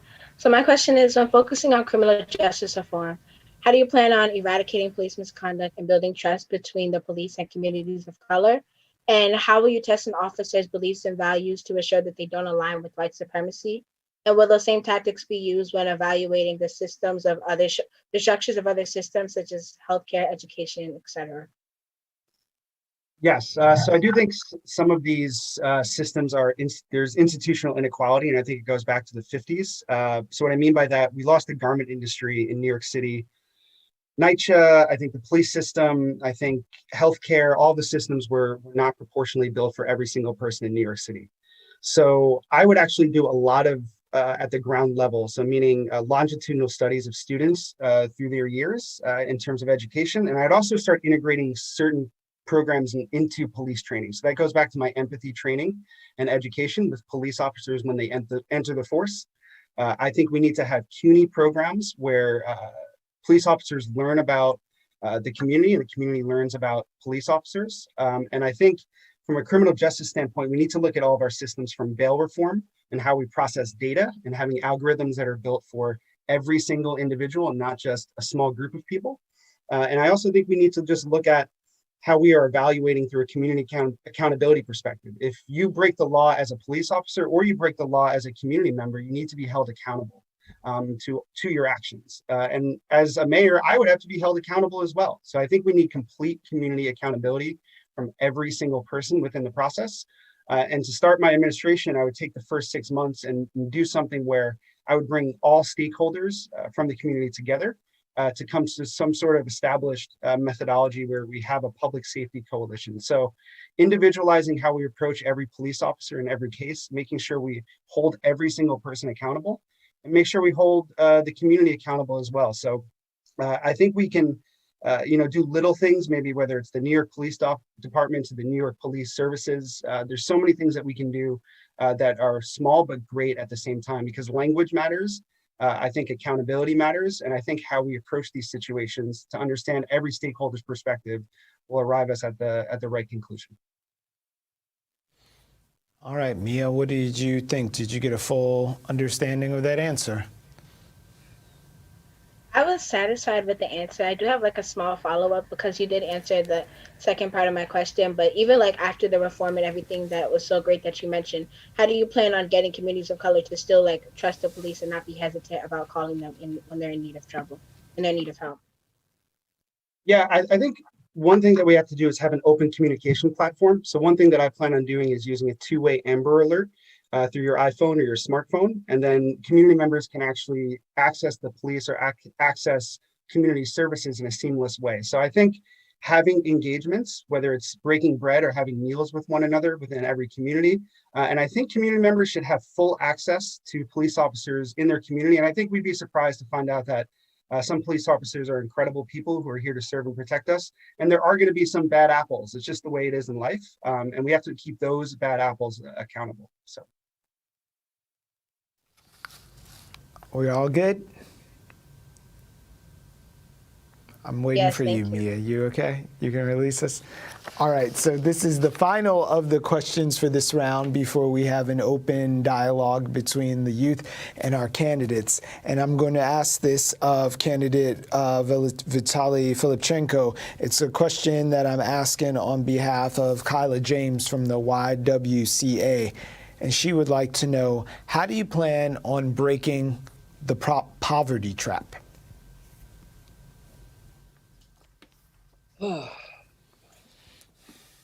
Main question. I have to focus because precision question was, I want to just get a little bit, because I was volunteer for auxiliary cops for 3 years and next door precinct, because most of the cops say, why are you doing this next door? We can get threat. No, because we have to change the system. Because right now, the NYPD cannot work in the same area where they live, because it's a law. If we get involved, all these police officers who can work where they live, because if you're doing something wrong, the community is going to shame him. Because right now, if you've done something bad, he go into his different community, nobody cares what he's doing it. I work in my community because I give back to my community. And if I've done something wrong, I know will be shame my community, because can see me next day on the street, I can say like, you bad person. I think we have to change and focus on main stuff to change this law. All these officers allowed to work in the same community, get more involved, better know each other, and we can resolve all this problem with the black, brown communities, Because if you live next door and you know what's the problem in your community, I think it's the main question. Instead dividing police and a community, we have to unite it. We have to live together and work together. Stop dividing. It's my main issue because it's a #1 question in New York right now. And how do you think that's going to feed into eliminating poverty for New Yorkers? Priorities, obviously, I don't have enough answer for this information because I barely got invited 30 minutes ago. I don't have enough time to prepare, to be honest. So I would like to skip for now these questions. All right, you've been heard.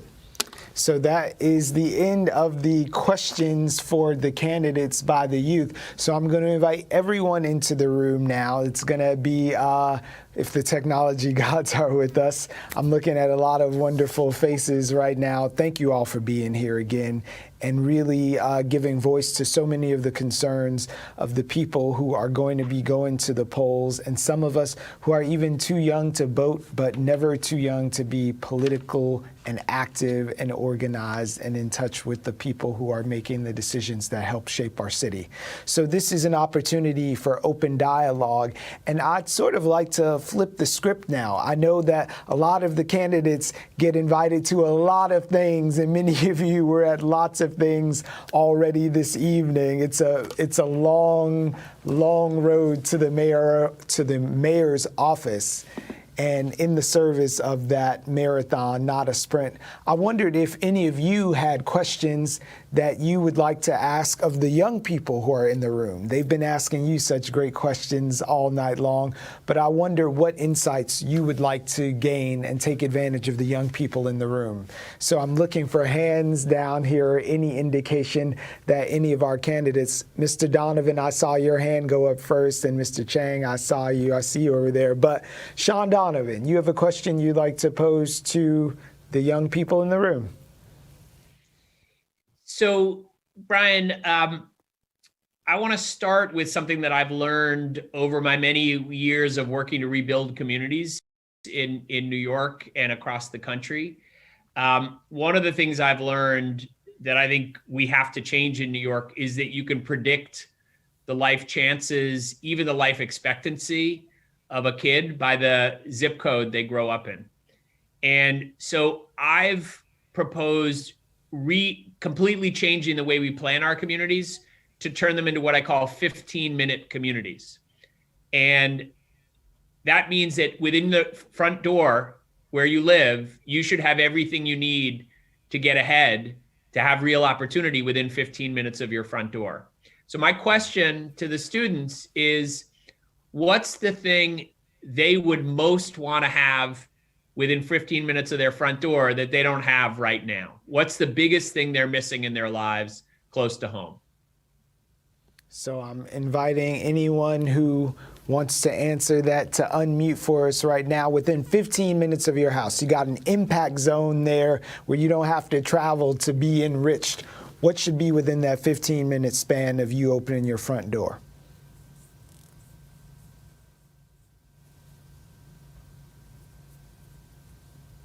Come on, people, 15 minutes from your front door, what do you want? I think, there you go. I think something that would be important, especially now, are, I don't know how it would exactly be facilitated, but places where social workers can meet with younger children. I think something that the pandemic has certainly spiked and possibly caused an epidemic of sorts is the decline in mental health of students. I know that it has been very drastic for so many kids who were so academically inclined to now be trapped in an environment where, you know, they have other responsibilities that just aren't school related, whether it's taking care of their siblings or doing the chores. And so I think having those mental health facilities that are easy to access for them, that can allow them and give them the space to kind of express their grievances and get any help they need, whether it's therapy or, you know, anything of the sort. I think that's very important in today's climate. Thank you for that. That was really insightful and something we can never talk enough about, the mental health burden, especially as it relates to young people now. So jot that down, candidate Donovan. I'm looking at you, candidate Chang. You had a question there? Bring it to the young people. Yeah, I did. Thank you so much, and for the opportunity. So I look ahead pretty far into the future, and I think, to the year 2100, when your children will be alive and the seas will rise by 10 feet. And then I work backwards from that, because that will actually put hundreds of thousands of homes underwater, and it will put all of our power plants, our wastewater treatment plants, our airports underwater, and reconfigure the city. And so from where you guys sit right now, do you think this is too early to think about this problem? And do you think that the candidates for mayor should actually be thinking about how to address these climate changes ahead, given the radical transformation this might have for the city, and actually to maybe realize that 15-minute community that Sean likes to talk about and I admire? So just would love to hear what you guys think about that. I definitely think that climate change and the impacts of the climate crisis are something that are, is there an echo or is it just, okay, are definitely something that are a big priority, at least to me, because I know that when you look at you see all the, like you look in the news and you see all the science and you see all about like how soon relatively we have to solve this, it is very, like it feels, even though it is 2100 is a far away year, it's not comparatively, like the history of the earth, that's not that far away. And I'll also say, I think that we saw with like the climate march and a lot of students walking out, it's not an issue that feels necessarily like small to a lot of people, that it is an issue that is very close. So I do think that it is something that if like that I like personally is something that I really want candidates to address. And it is very important to me that they include when they talk about their plans for New York City. Well, what are your plans to address the climate crisis? Because that is something that we will face in our lives, especially given that New York City is right on the water, and something like rising sea levels I live right by the water, like something like rising sea levels is definitely going to impact our city. It's going to impact everywhere, but particularly our city. So that is, I definitely want to see plans towards that included. All right, thank you for being heard on that subject. Now, I saw Eddie Cullen's hand go up, and I saw Carlos Menchaca as well. So the floor is yours, Mr. Cullen, and you're on deck for next candidate, Menchaca. So this has been a topic of conversations with students that I've had over the last couple of months. Ages 14 to 24, do you believe that your age group should be paid as interns rather than unpaid work? And if so, is there anything that we can do to make that happen? So you're asking if they can make getting paid happen? Or saying, yes, what is their want to perspective get on paid. paid I'm going to internships? answer for the young people in the room. Yes, they think they should be paid for their internship. And I'm going to ask you how we can make that happen with the permission of the young people in the room. Yes? Sounds good to me. Taking the permission. So how can we pay young people for their internship opportunities? Absolutely. So I think we should have public-private partnerships where we work with organizations like Microsoft, Google, or startups like Genius, and then build a curricular framework where we actually train teachers to work with industry and then actually pay those students through those corporations. I think one model that I really like is Cristo Rey. So I think having an opportunity for students to work maybe one day a week, or actually be in school Monday, Tuesday, Wednesday, then do that work. So I think we can do public-private partnership model where students are actually paid as interns. And I think it's important to me that students are paid for their work. So they're not volunteering. And I think there's a little bit of a gray area with that around a number of different states. So I think interns should be paid, ages 14 to 24. And I think we should really rely on the skills of the youth. I think they bring a lot to the table. So So that's so my speaking of bringing something to the table, I saw Gabby's hand go up. Enlighten us, Gabby. I actually have a question, but I also have an opinion about the paid internships. I think that students should be paid for their internships because we're not adults as yet, but we do have some responsibilities. Some people do want to have independence where they can pay for certain things by themselves. So with the opportunity to have a paid internship, you will be able to understand how to manage money and what it actually feels like to have your own money. And I have a question. What do you guys plan to, oh, you can't hear me? We're good, Oh. we can hear you. What do you guys plan to do to have more communities have access to fresh fruits and vegetables? Because a lot of people do not have access to this. I got to answer. Well, I would say quickly, I know that's a I think passion food point insecurity. for at least a few of you in the room. Is there any person in particular you want to direct that question to as our time is waning? No, I would like to hear from anyone. So fresh fruits and vegetables, no more food deserts, no more food swamps. We want to advantage everyone with the opportunity to eat their way into good health. And I saw your hand go up. Who is it? So just Can you hear me? Mr. Menchaca. Well, I think Vitaly was going to go first, and I'll come right after him, if we can keep it short. Yes, thank you. First of all these kids want to get money. We have to, from city, created community gardens who get training the kids to help to create all these foods. They can grow it and they can learn how to grow it and they can make extra money because they can sell it for own community, healthy food, all this organic stuff. It's a win-win situation. You learn, you make money, and you support your communities with fresh fruits. I think it's to be on the city. Stop focusing right now on a big corporate like Apple or whatever, get job with it. No, we have to give the money and help the small community. Don't focus on big corporate. Focus small community. City can pay you for learning. City can help you get veggie food and all this organic food. Stay to community. Stop spreading out. That's my opinion.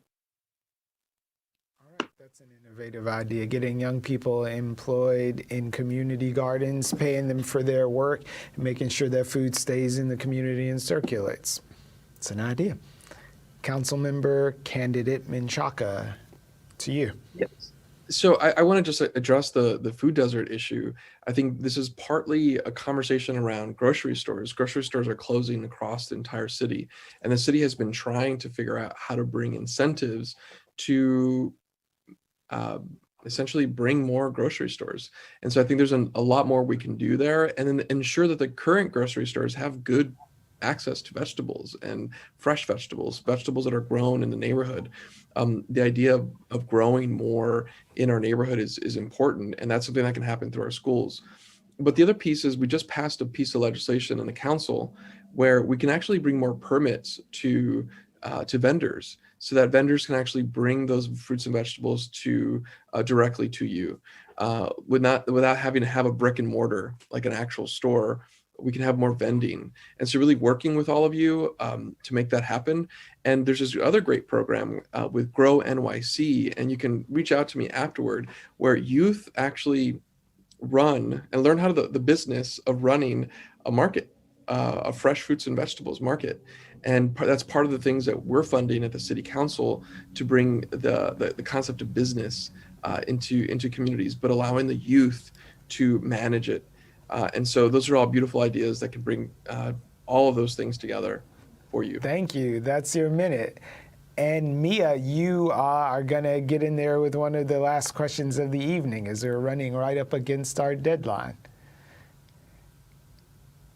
Or comment, Mia. I have a question for Mr. Thomas Donovan, because you mentioned like the inequitable home situation. So my question is, like, one of the obvious issues that like is flooding New York City is homelessness, and I feel like it's painfully visible when you walk down any street or like get on any train.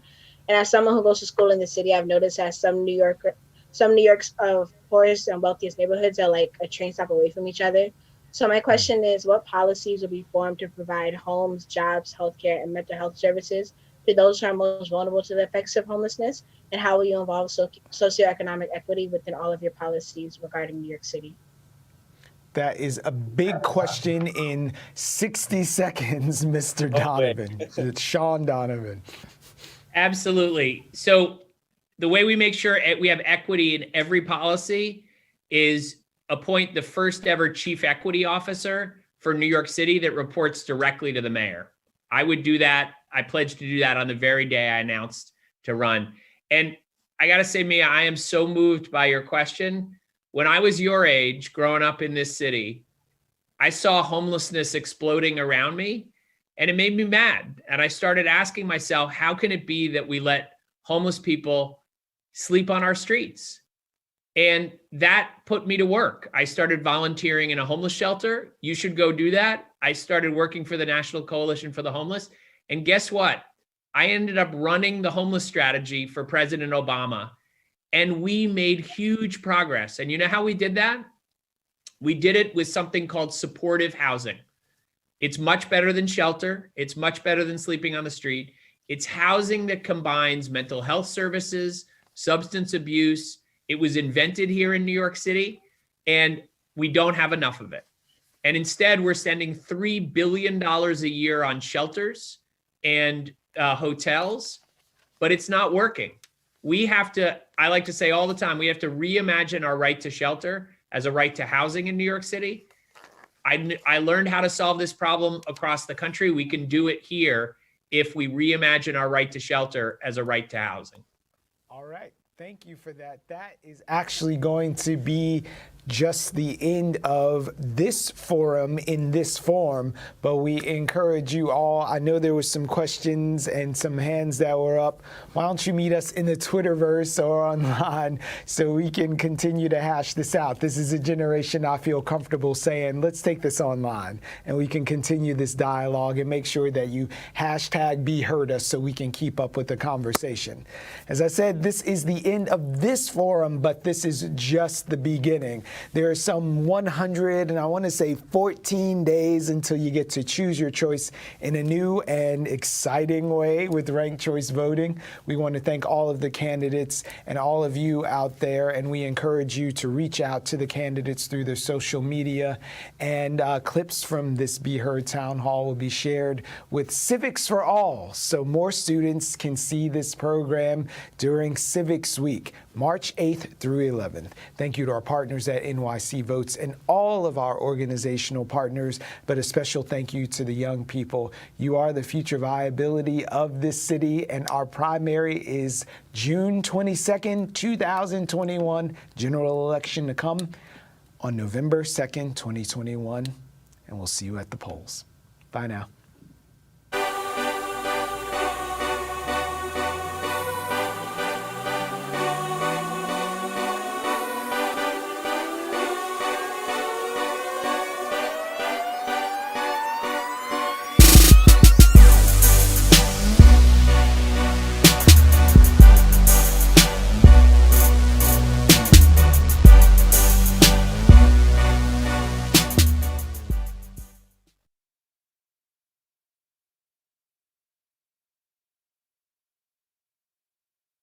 Dream of the things you'll never know.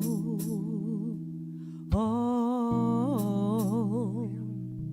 dream of the beauty within your soul. George Floyd! When you dream, when you dream, dream slow.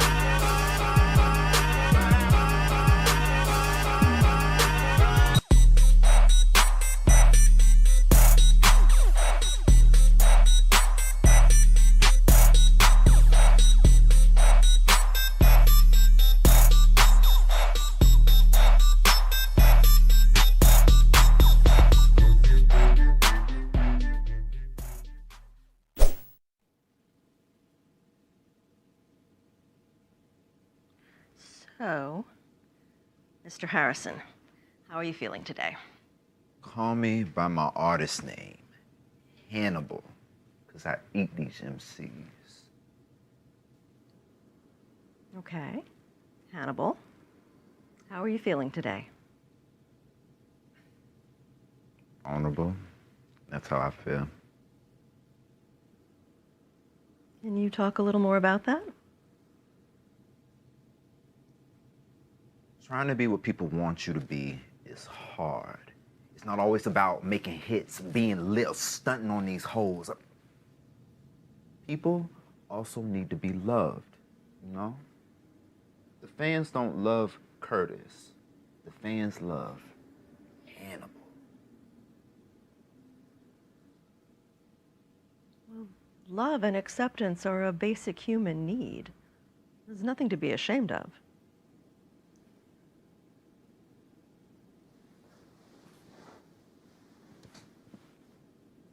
You're not gonna tell anyone about this, are you? Of course not. Doctor-client privilege. What we talk about here stays in this office. Because if you tell anyone, you know I'll kill you.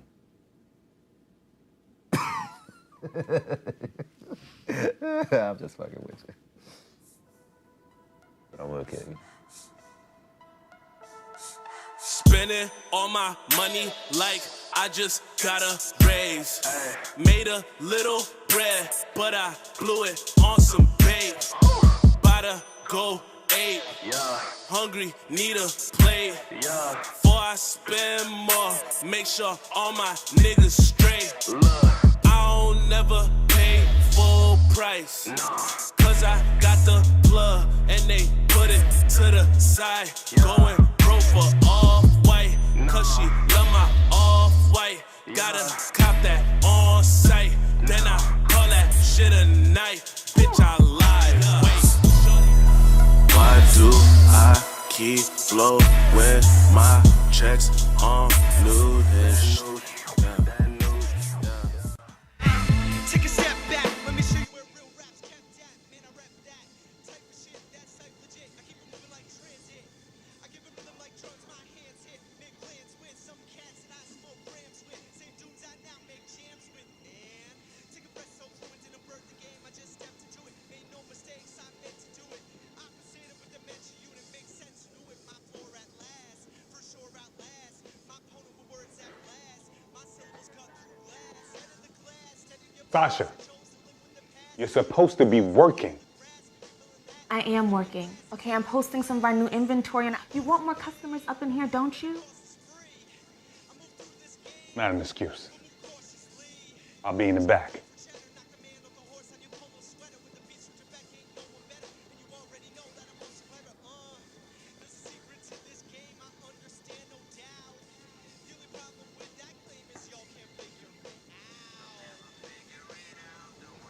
Welcome to Woodstack, where it's all wood.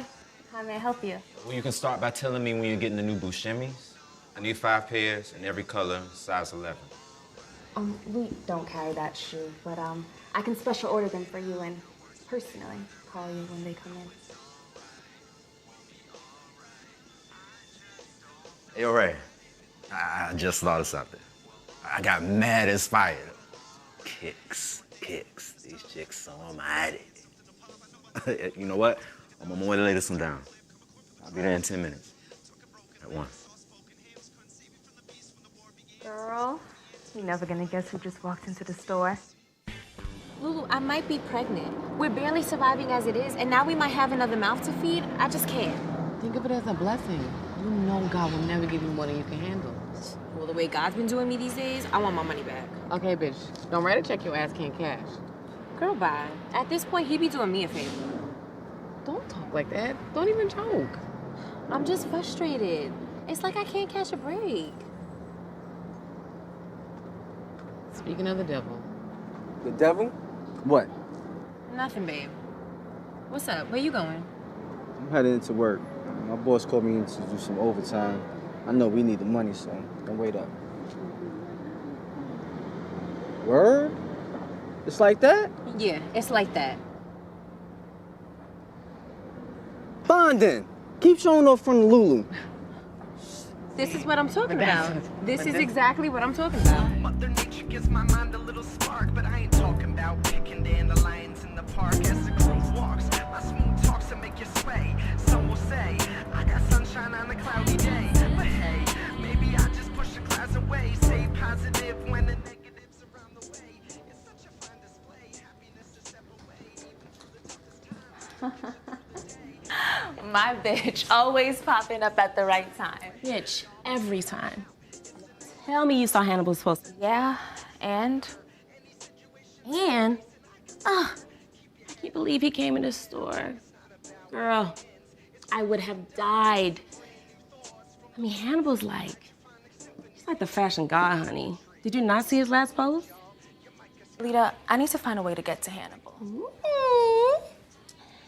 Maybe you need to put it on him. No, that's not it. Anyways, it's real nice in here. It's all fancy and shit. It is, right? Welcome to Woodstack, where it's all wood. Oh my God. They make you say that for real? Yeah. Everyone needs a plug. But I had to make sure there was no bad blood. You see, we had a situation back in my street days. But now I hear he's the guy to get whatever kicks you need, no questions asked. But in Brooklyn, you always have to stay ready. Yo, what up, dude? What up, Jason? We good? Yeah, we good. Water under the bridge. Word. Grown man shit. Exactly. Now let's get down to business. What you need? I love shoes, everybody knows it. If you don't, yup, my Instagram shows it. I love sneakers, the new smell. I'm addicted, I need help. You heard that? Heard what I said? Yup, that's right, I'm a little kid sneakerhead. I'm a little kid sneakerhead. I'm a little kid sneakerhead. The first time I went to Foot Locker, I saw some real fresh shoes on the little key wall. So I said, Mommy, can I please try them on? And then she said, for what? Cause you ain't getting none. It really doesn't matter, I just want them on my feet. I wanna walk around in the store for a whole week. They got them out the back, they brought them in a stack. I started shaking, almost had me a heart attack. My mom told me calm down, before she tell him never mind, let me leave now. But I was so happy I couldn't see how. She would expect me just to sit down, but I had to listen. So I tried them on my feet, they were real sweet.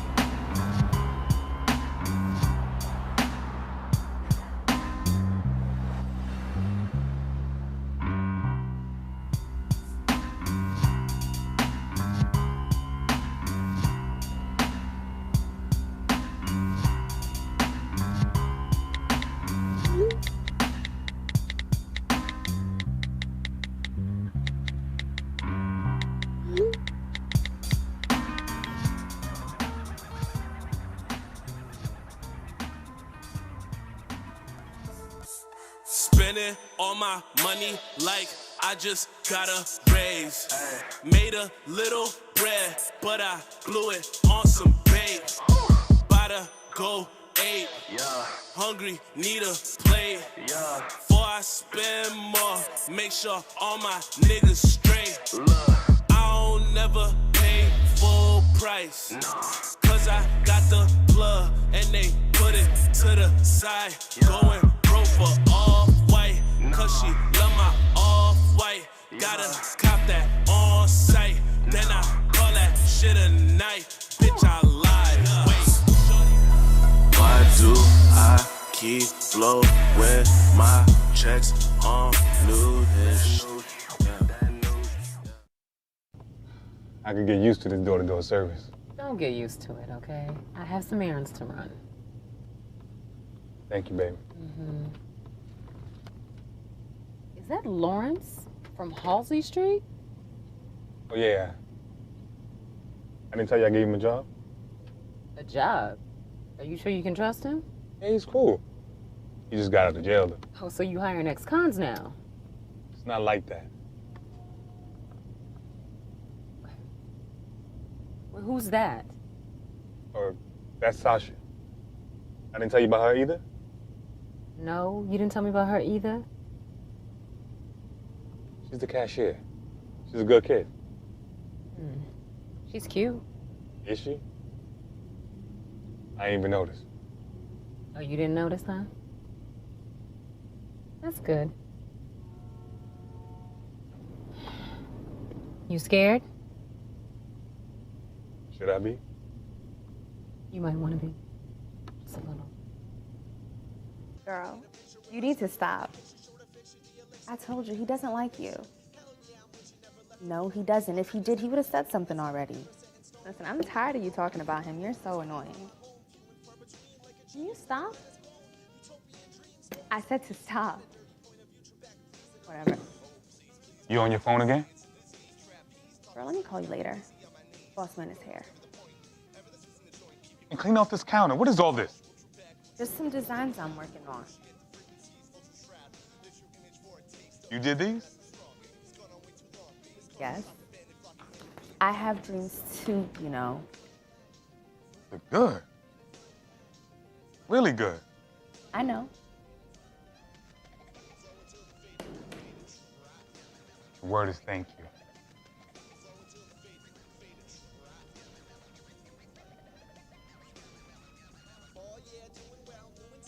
What do you mean my shipment was canceled? Well, who canceled it? You can't just give my shit away. I've been waiting on that stock for 3 weeks.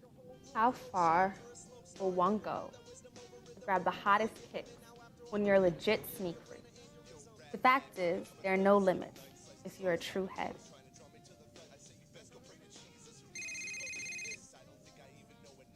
What's stack where it's all wood? Sasha speaking. May I ask who's calling?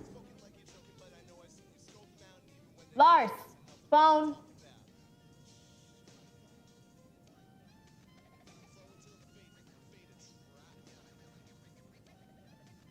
Hey, shorty, who is it? They wouldn't say.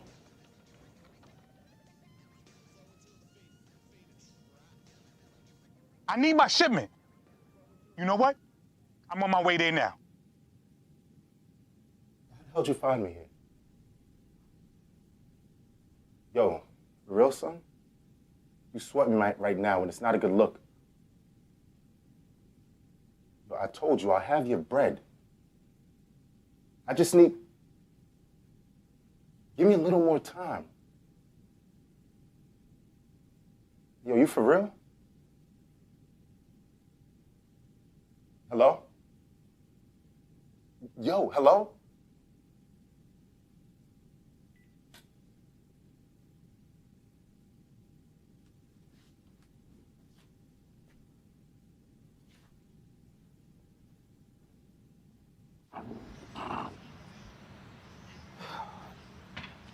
Yo, boy, I've been texting and calling you for hours.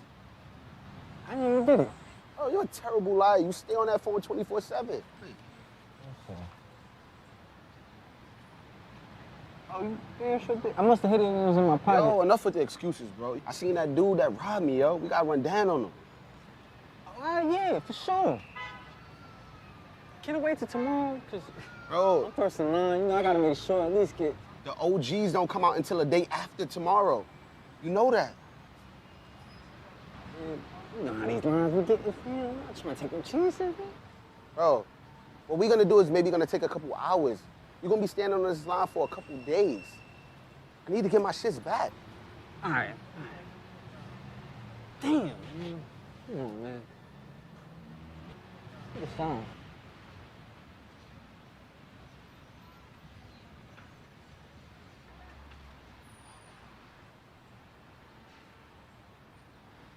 It's him, I'm telling you. So, you saying the guy that robbed you is just some college kid? Yeah, something like that. Son, you really close to getting your street cred taken away. Yo, shut up. You sure this is a crib, man? Yes, I'm sure. You sure he home? No, but he lives here, so eventually he gotta come in or go out. Right, you right. You say he had a hand when he stuck you? Yes. I mean, I didn't see it, but I heard him cock it. Shit, nigga, that's crazy right there. I don't know if these joints are worth getting bodied over, man, for real. Says the man who's willing to sleep on the street for 3 days. Dude, not the same. These are limited releases. Big difference. You'll get your sneakers back today, though. Need that bread, man. Don't worry about it, man. I got you. I love shoes, everybody knows it. If you don't, yup, my Instagram shows it. I love sneakers, the new smell. I'm addicted, I need help. You heard that? Heard what I said?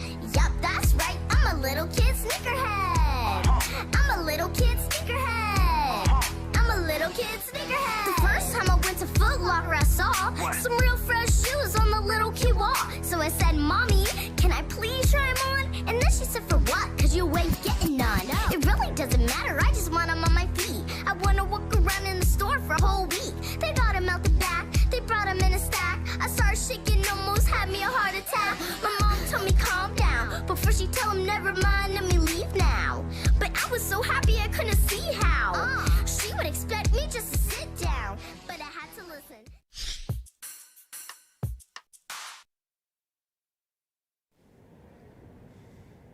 So what we gonna do, man? What's the plan?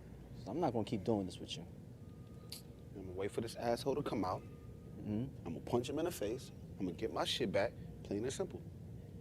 Oh, okay. That sounds like a great plan. Kind of like the one you had when he robbed your ass, right? Bro, why do you gotta keep doing this? Spending all my money like I just got a raise.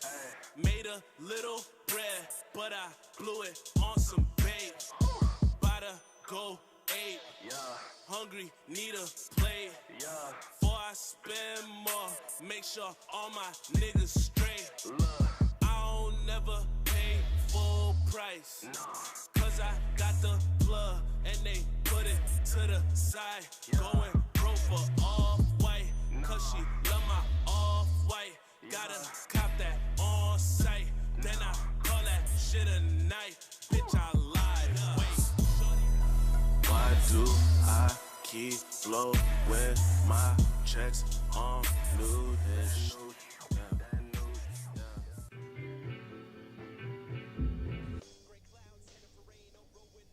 Where's Lawson? I haven't seen him yet.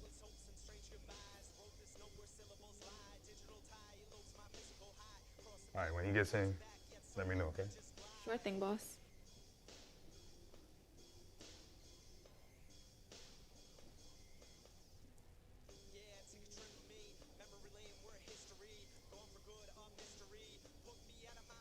Got him. Boss, can I talk to you for a second, please? Yeah, what is it? I have to leave early. I have something to do tonight. How early? Like now? Killing me.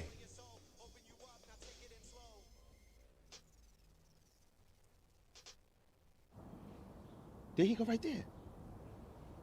Yo, you gotta be kidding me. You got robbed by him? Shut up, come on.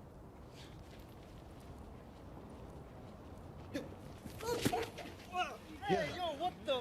And you wearing my shits too? You motherfucker. Where the gun at, kid? Where's that? I don't have a gun. Yo, you lying, yo. I heard you cock it when you robbed me. No, it's an app on my phone. Yo, check it. Son, you got zoed by him? With an app, fam? How you expect me to keep this to myself, man? Yo, you got me in these streets looking crazy. What's to stop me from beating your ass? And take my kicks off too before you get blood on them. Okay, yo, I got a way I can fix this. I got a plug, get any kicks you want. Name it.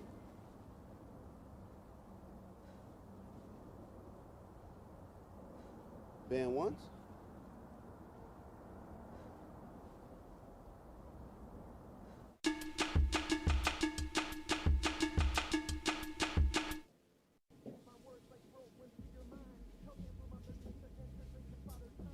Bitch. Hannibal got like that? Girl, he got Henny and shit. You need to get out more. Her body. Lita, stop, okay? Just focus. We're here on business. Oh, okay, ponytail. You handle your business, and I'll handle mine. Can't take bitches nowhere, I swear. I heard that. Whatever. I did. Whatever. You want jelly bean? Girl, you hear that? All right, I gotta go. Lita, if you don't... I'll be back.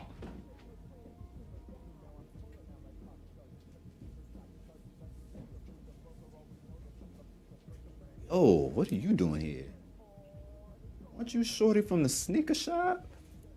I was just looking for the bathroom. I'm lost. Actually, I have a business proposition for you. Well, don't shoot me. I was just trying to show you some of my designs. I want to design a signature shoe for you.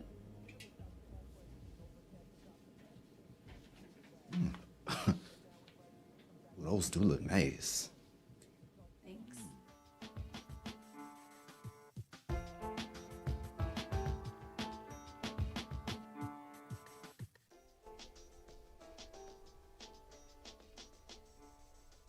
What the hell?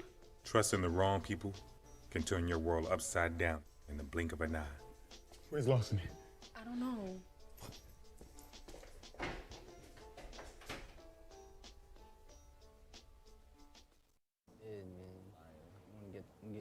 I like the green ones.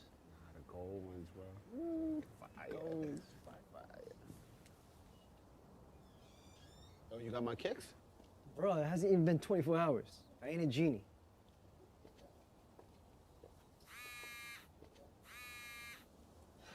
Hello? What? Word? All right. What happened? Somebody robbed my brother's spot. There's no honor in the game anymore. Really? You talking? Come on, bro, we out. Where you going? I can help. Whatever, yo. Just don't get in the way.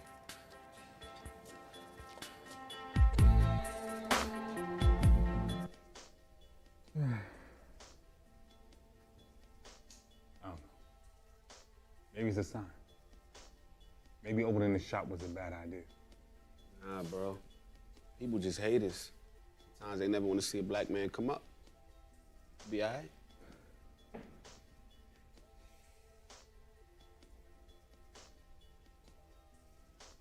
Let's go, shorty. You out of your league, champ. Shit. Need y'all to lock up. I gotta figure this out.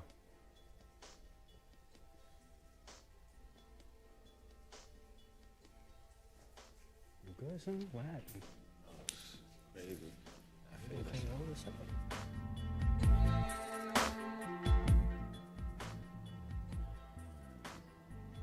I wonder if I made the right decision moving my family across the country, back to Brooklyn. Okay, first of all, we are a team, okay? There is no I here. And second of all, this is going to work out. It is going to be fine. Everything is going to be okay, babe. You have to believe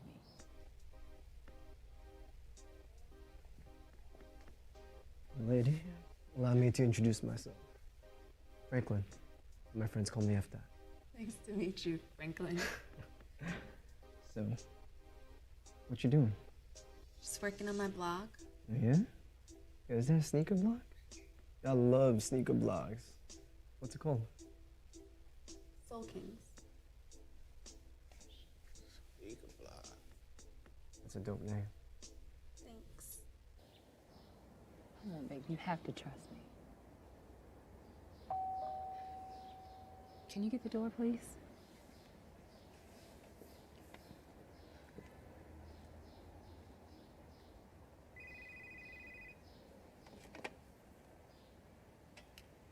Hey.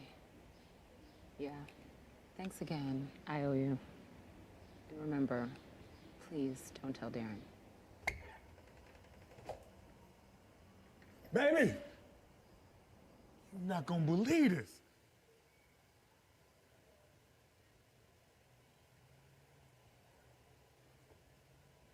Trey, get the crew together. We're back. I love shoes, everybody knows it. If you don't, yup, my Instagram shows it. I love sneakers, the new smell. I'm addicted, I need help. You heard that? Heard what I said? Yup, that's right, I'm a little kid sneakerhead. I'm a little kid sneakerhead. I'm a little kid sneakerhead. The first time I went to Foot Locker, I saw some real fresh shoes on the little key wall.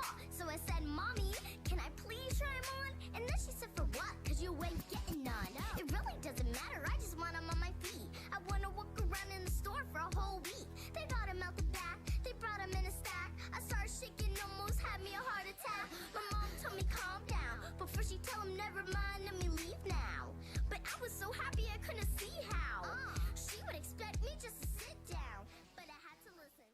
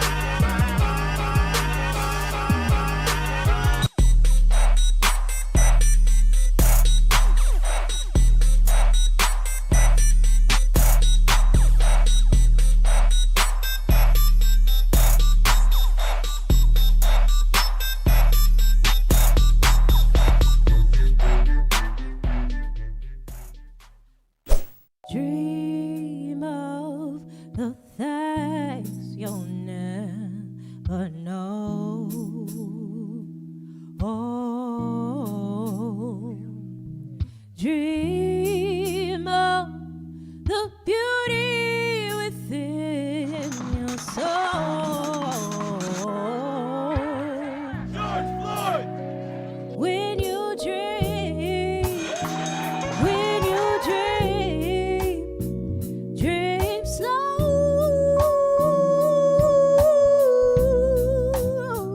Take the time to let dreams grow.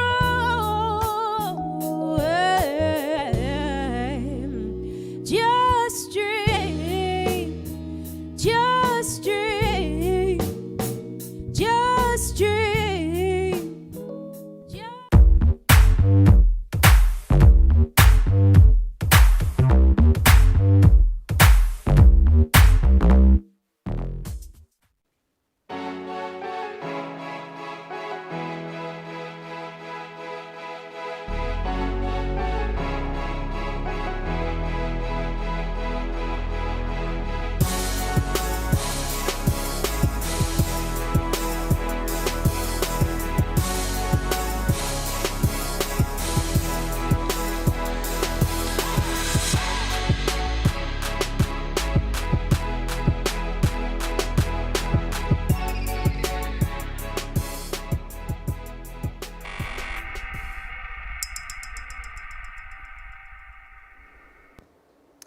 Against the assault of laughter, nothing can stand. That was Mark Twain in 1916. Now, Twain was a genius, but I suspect he couldn't have imagined the state that we'd be in today. When comics think that conservatives don't want you to make fun of Trump and liberals don't want you to make fun of anything. That was a laugh line. Thank you. That's what comedians navigate today. In 1916, the world was at war, literally. In 2019, although there are armed conflicts, the war I'm talking about is one of the cultural variety, with front lines on college campuses, television screens in our headphones, and musty basements with 2-drink minimums. If music brings the people together, what is the function of laughter? According to one theory, laughter developed from the roar of triumph in an ancient jungle duel as a sign that one person or group is being dominated. Well, if laughter is an assertion of dominance, does it work the same when we're making fun of the president, or cracking jokes about Caitlyn Jenner's genitalia, or even poking fun at ourselves? Too much, too mean, too soon, too far. That's not funny. All things at least half of our panelists may have heard shouted at them from beyond the lights and maybe even tonight. As we make our way together through this Be Heard Town Hall, laughing matters, comedy, and accountability. So I'm just gonna ask to get the lights up for a second. And I'm wondering, as we are thinking about comedy and accountability and where we are at this moment, now that I can see all of your lovely faces, a quick Instagram poll right now. So how many of you, thinking of comedy, think that we are, by show of hands, I'll give you the options, we've gone all the way too far, like it's too much, it's too crude, it's gross, nothing is making me laugh. On the other extreme, we've gotten so damn weak, no one can take a joke, a whole world full of snowflakes. And the last option, we're right in the middle, we're riding a good wave here. So who thinks we've gone absolutely too far, like comedy is gross now? Ooh, tough crowd, not anybody. New York, are any of you from New York? Okay. Who thinks that we've really hit our stride, that we're right in the middle of this thing? 1, 2, 3, 4, 5 of you. Okay, that was a good showing. Now, who on the other side thinks that we've gotten way too soft? Like everything is in your fifis. Oh, a lot of these people think that we're in their feet. So before I do make my way over, is there anyone who has an example of any of those things? Does anyone want to bring the town into the town hall right from the beginning? I see you over there. So the question was, have we gone too far? Have we gotten too soft? Or have we hit our stride? Come and join us. So what do you think? Where are we now? I thought that we were in the middle, but as I think back on it, I realized that people, their feelings get hurt a lot. But what I have noticed that there's been a shift where comedians are allowed to say what they need to say, and they somehow are able to tap on the pulse of what's really going on in the world around us, and to help us to laugh at it, and if we can't laugh at it, at least to think about it. So I think that we're in the middle, but we were very close to it being like we were snowflakes. Okay. Yeah. All right, that was a great way to start it off. Anybody else want it? She was not a plant, I promise you. We've never met before, but I like it. Anyone else before we get into it? Any feelings? All right, I'm watching you all, and I'll be coming back to you later. There's gonna be a test on all of this. So you do have index cards on your seats by way of a little housekeeping. So if something sparks or you have a question or are outraged at all, you can begin the letter to the FCC or your congressperson with that card that we have there. Thanks, Keegan. So by way of introduction, this is Beck Crefting, who is an associate professor at Skidmore College, where she works in the American Studies as well as Gender, Media, and Film Studies departments. They get a lot out of her. Her monograph, all joking aside, American Humor and Its Discontents, charts the history and economy of charged humor and stand-up comedy aimed at social justice. So thank you for being here, Beck. Thank you for having me. I'm looking at, oh yes, loud applause. Ray DeJean is here. Ray is the host of the wildly successful and popular Laughaholics, which airs right here on Bric TV. I heard it, yes, you have a fan back here. So Ray, in addition to hosting Laughaholics, has been in the industry for over 18 years and is an industry veteran whose hosting skills and production work and popular hosting on Video Music Box have delivered him here tonight. So thanks for joining us, Ray. Thank you. All right. I'm looking at Carrie Coddett over here, who is a Brooklyn homegirl who has made it in the big time working on HBO. She's has a long roster. She also has specific credits that I'm going to share now from Why It's an Axe Problem Areas on HBO, as well as Laugh Mobs, Laugh Tracks on True TV. And you can listen all the time when you're not watching her to her podcast at On the Chopping Block with Carrie Coddett, as she is Carrie Coddett. Thank you for being here. Thanks for having me. And Judy Gold, who made my life by heckling me in the dark, is here. She is a multiple Emmy Award winning for her television writing. She's a performer who's an actress as well as a stand-up comedian. She is also the host of a very cool podcast called Kill Me Now, and the author of the forthcoming Yes, I Can Say That. We'll see how long it takes you to say that tonight, but Yes, I Can Say That. Available at major booksellers very soon. Thanks for joining us. In June. In June. It's not even. that soon. Moments away. It'll All right, blink yeah. and it'll be go time by to buy fast. the book. Yeah. Judy Gold, thank you for being Thank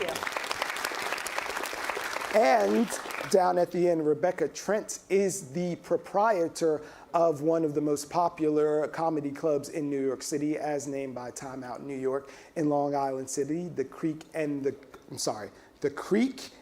Cave is a club that she has there, and she's long been a producer of comedy and working in television as well, and is one of the driving forces behind Skankfest. Thank you for being here, Rebecca. Yep. Also polite. I love these golf claps. And Howard Leib is here. He is an attorney as well as a professor at Cornell Law School.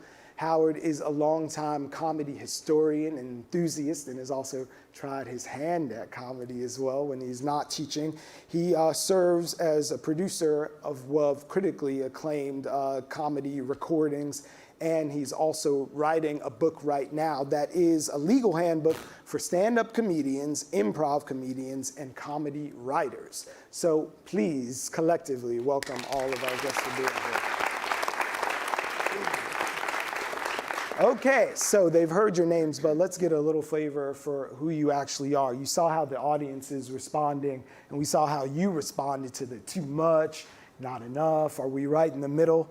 So just share for me and us quickly, so we know who you are, what your experience with either too much or not enough or hitting the right stride in the way that we look at comedy is, Beck. Well, I think that I've raised my hand for being in the middle because I hear enough from people who are consumers of comedy who feel slighted by offensive comedy that they hear in comedy clubs, and I'm very sympathetic to that as well. As coming from my own positionality as a queer woman, I too can certainly take umbrage at those sort of slurs or slights in comedy clubs, but I also think it's important that people speak their minds and have the floor to be able to speak freely. So I feel like I'm caught in the middle here. I think everyone should be able to say their piece. Comics should be able to say what they want to say, but then they should also have to deal with the fact that we too, as consumers, have that right and the latitude to say things back to them and start a different kind of conversation. So I want all the voices to be heard. And I do think we have, I think we can create better comedy. I think we have great comedy out there, but I think we can create better. Yeah. Ray, what was your vote? Well, I've been doing comedy now, in the business for about 30 years. So I grew up in the era of Def Comedy Jam, which is a little different. It's kind of sort of urban comedy versus mainstream. And so it's kind of treated differently. But even recently, the show that I have here on Bric, the last meeting I had, they said, hey, listen, Ray, you have to talk to the comedians about #no Me Too movement jokes, #no immigration jokes, because right now, in the temperament of the society, it's a little bit too sensitive. And so when I sat down and I talked to the comedians about it, they were all like, Like, 50% of my jokes may surface, around that. So it just makes it a little bit more difficult for comedians to write their jokes because basically they try to go with what's relevant and what's happening now. So they can make light of it in some instances, and in some instances they just can't. I am a firm believer in the way you deliver a joke. You should be aware of how you deliver it. Like, for instance, if there's someone in the audience that has an inborn dignity and you actually see it and then you emphasize it, to me, that's not cool. But if you generalize something and you're not really pointing or the finger at someone, I think that it's okay. So from a producer and from a stand-up comedian, my perspectives vary. I have to look at it from a producer perspective because I'm doing a TV show, and then I have to look at it from a comedy club perspective. So Judy, I could feel the breeze Oh, God, over I here just can't. from I'm you just- shaking I'm your trying head not at like- no Me Too, First no of all, immigration. all right, I believe, first of all, it's called a sense of humor because it's a subjective thing. So some people like, slapstick. Some people don't like slapstick. It is a very personal thing. What people laugh at is very personal. But I think what we're missing here is the intent of the comedian. The comedian, like we want to make people laugh. That's our whole goal. When a comedian gets on stage, all they want to do is get a laugh. How they get a laugh, that's a whole different story. But you cannot, censorship and comedy do not go hand in hand. And comedians and great comedians speak truth to power, like what this lady had said before. You can't say we can't discuss this topic because people are feeling sensitive. A comedian can talk about any topic as long as it's funny. I have jokes about the Holocaust. They're funny. And you know what they do? They remind people that the Holocaust happened. But when we're holding comedians to a higher standard than we're holding the President of the United States, it is beyond ridiculous. And we're in clubs, there's a certain thing, when you're on TV, of course, you have corporations that are saying, I want people buying our products, don't say this, don't piss this person off, we have the cancel culture, and all that kind of stuff. But when you're in a club and you're working out your set, you don't know what the line is. Most of the time, a comedian doesn't know what the line is until they've crossed the line and they realize, okay, I have to push back. And the only way a comedian can work out a bit is on stage. We can't do our job without an audience. It's not like a writer or a painter. Yeah. So that's where it sort of is muddled because the audience is getting insulted and the comedian's trying to work out and do their bit. And if you're offended, fine. Turn the channel.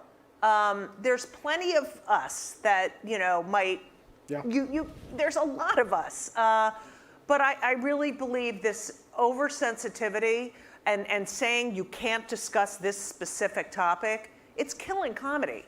And we are unafraid, and we are unafraid of the truth. And I think that society doesn't like to hear the truth a lot of the time.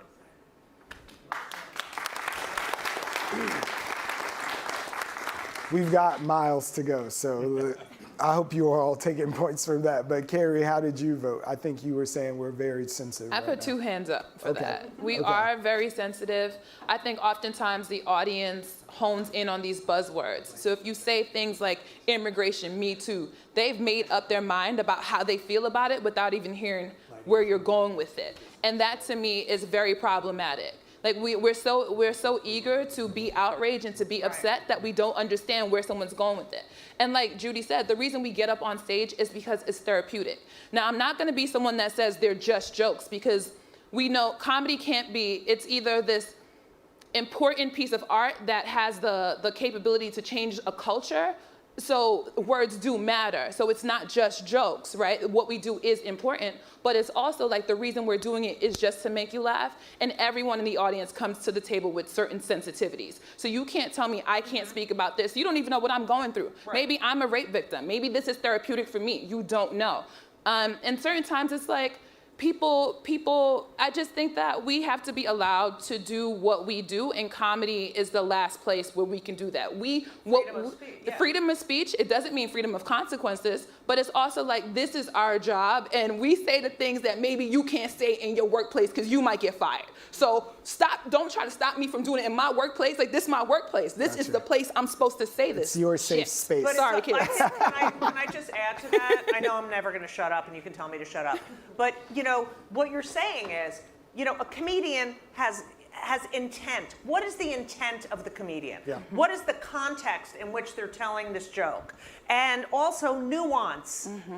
People will hear a word. I'm offended. I'm not listening anymore. That's it. I'm done. And no, why don't you listen to what the full idea is, what the comedian is trying to say? The great comedians, what they do is they let you see the world through their lens, through the way they've experienced it. Yeah. And it can really open people's minds. And as you said, say the things that we're all afraid to say. Howard, I'm looking at you, and I'm cheating you for a second. looking at me. Because instead of asking you about that original thing, I'm listening to Judy's point saying it's through their eyes and context matters and all of these things. But does that hold water legally? Sure, legally, if you can find a place that'll put you up, you can say anything you want. The point is, nobody is responsible for putting you up. I put up my hand for middle of the road. Okay. Because I look at it historically. If you go back to the court jester was invited to sit at the king's table. Right. Yeah. But if the court jester offended their audience, they might not have dinner the next night anywhere. Yeah. If you were Lenny Bruce and you offended your audience, you went to jail. And he did. As the saying goes, Lenny Bruce died for our sins. George Carlin, you offended people, your stuff was pulled off the radio. Today, you lose a gig on Saturday Night Live. And what I'm listening to here is two sides. If you're the comedian, and I have great love for comedians. I have done stand-up. I'm a failed stand-up, successful lawyer, but a failed stand-up. Then yes, you have intent. You have nuance. But if you're an audience and you're offended, who cares? Right. But that doesn't mean you don't have the right to say it. But I also don't think you can compare George Carlin and Lenny Bruce to Shane Gillis. No. I certainly don't. Right. But you're saying you get fired. I think that was not about. No, it's a completely different. Yes, That was I a fight agree. For It's being not able to completely critique the government and being able to say certain words. And I know Rebecca. Well, Rebecca, you are the only person here who is a gatekeeper in an official capacity all the time running your club. So where are we on Snowflake to Burning in Hell, or right in the middle? So and where do you come in on part of my this? club is also about teaching audience members, because we are an incubator for comedy. We do over 25 open mics a week. Teaching audience members. Well, sure. The audience has to learn how to receive comedy just in the same way that the comedians need to learn how to deliver it. And frankly, if the audience is offended, I feel like the comedian's doing something. Right. I don't feel like that's a bad thing at all. If that's unusual, I'm still stuck on part of it is teaching audience members, because I never heard anyone put it like that. Is that something that's like an ethos of yours, or do you guys have a cabal, you get together I and say didn't we're read gonna it shit somewhere or on? anything. Yeah. No. I mean, I But just, you feel like it's part of we get the a lot mission. of first timers. We get a lot of people who just sort of wander in and don't really know what a comedy show is about or what to expect or whatever. Sometimes we'll get vets that come in that think that they're just supposed to outright like have a conversation with the person on stage, and we have to teach them that that's not the case. And hopefully they'll come back and continue to grow with the comics that are performing there. And not to say that we don't have seasoned, brilliant, amazing legends that come through the creek as well. But I raised my hand for Too Sensitive. I mean, I have obviously a lot to say on this subject. It's what we've built our lives on, right? And I hate seeing it come under attack. I hate seeing comedians themselves become so sensitive that they're attacking other comedians. And that, I think, is something that I'm seeing more as a new advent of this ongoing conversation that I don't feel like we noticed so much because these conversations have been going on since the 1900s, right? We had to get rid of blackface. We had to get rid of minstrel shows. We had to get Some people didn't get rid of it, child. Well, apparently, yeah. Rebecca has a whole chapter. I would argue it's still alive and well in but comedy. these are things. But these are things like as our society learns and grows and becomes more progressive, so does the comedy. But I also find it wildly unacceptable and deeply unfair that we are forcing comedians to have an immediate response to all of this stuff that's going on in the world, an immediate response for monologues, for late night jokes, for like in every capacity. It has to be that day, the news is out, now we have to make the joke about it. And then we're also expecting it to be a nuanced response. Like, pick one. You can't expect a comedian to have 100% hits, having to respond within 90 seconds, within a day of some sort of topic that's very sensitive, that might upset a lot of people. Yeah. It's a little bit ridiculous to expect there to be zero offense inside of that. It's just, it's ridiculous. Well, you invoked Lenny Bruce, and I'm thinking right now of the way that he died, basically broke, on his way to a workhouse to serve a 4-month sentence after saying something that was deemed a no-no. He really paid a price. There were stakes. This guy didn't get a job on SNL, so the scales aren't exactly balanced. But from all of you, what are the stakes now? What does it mean to be a sacrificial lamb or a victim of the culture that is sensitive? Well, you know, Lenny was arrested for cursing. But what they really wanted to get him on was what he was talking about. Right. He was talking about segregation and how disgusting segregation was. And he was talking about the war. And he was talking about all these issues that the powers that be didn't want him to talk about. So what did they do? They got him on the cursing. Actually, they got him on the blasphemy. That's what the cursing too. Right. But the big charges, especially in Boston, Right. was bad-mouthing the Catholic Church, Right. which was another power structure, especially in that town. But to your question, you know, the stakes are now more economic. Yes. You're not going to jail. Are you going to get an SNL job? Are you going to be booked at a major club or a major festival? Or are you going to get ridiculed? And you know, bear in mind, Shane Gillis, you know, for whatever else, how many people have actually seen any of the videos of what he actually did and said? I wrote an article for CNN about, so Very few. I did twice. But most people have an opinion about it. Yeah. I saw one, which was his podcast, which was talking with the other person about Asians. And you know, his claim was, I was just a comedian pushing limits. No, he was a guy having a conversation with another guy, and it was a bigoted conversation. Right, but it went on, besides Asians. And then he was using the word faggot to describe people. And it wasn't comedy. Right, Yeah, that's and what I the was difference. Like Right. he wasn't on stage. So what we do is we craft these jokes and we have a point. There's some type of commentary. There's a reason we're doing it. What he did was he happened to be a comedian that had a podcast, shooting the shit with his friend and saying some wild stuff he had no business saying. Right. So it's completely different. He wasn't at work in the same way. It wasn't crafted. He I was just spoke talking. to him after I had written this article, and he's like, it's a character, it's a character. If I don't know, I've been doing this 37 years, if I don't know it's a character, it's not and you know, he claims he's pushing boundaries. It's been done. And it's been done way better by, you know, people who've been in the business for a really long time. That is, using racial epithets is not pushing boundaries. So Ray, and you two put people up. You put people on stage every week. But I still think he has a right to get on stage anytime he Well, wants. of course you do. You've performed with him. Yeah. Kerry said something about he had no business saying whatever he was saying. And so who decides that? Is that what I said? Yeah, you did. Oh, I didn't So mean that. Roll it's the like tape who back. decides that? So like I sit on She two might have sides. meant about him defending himself.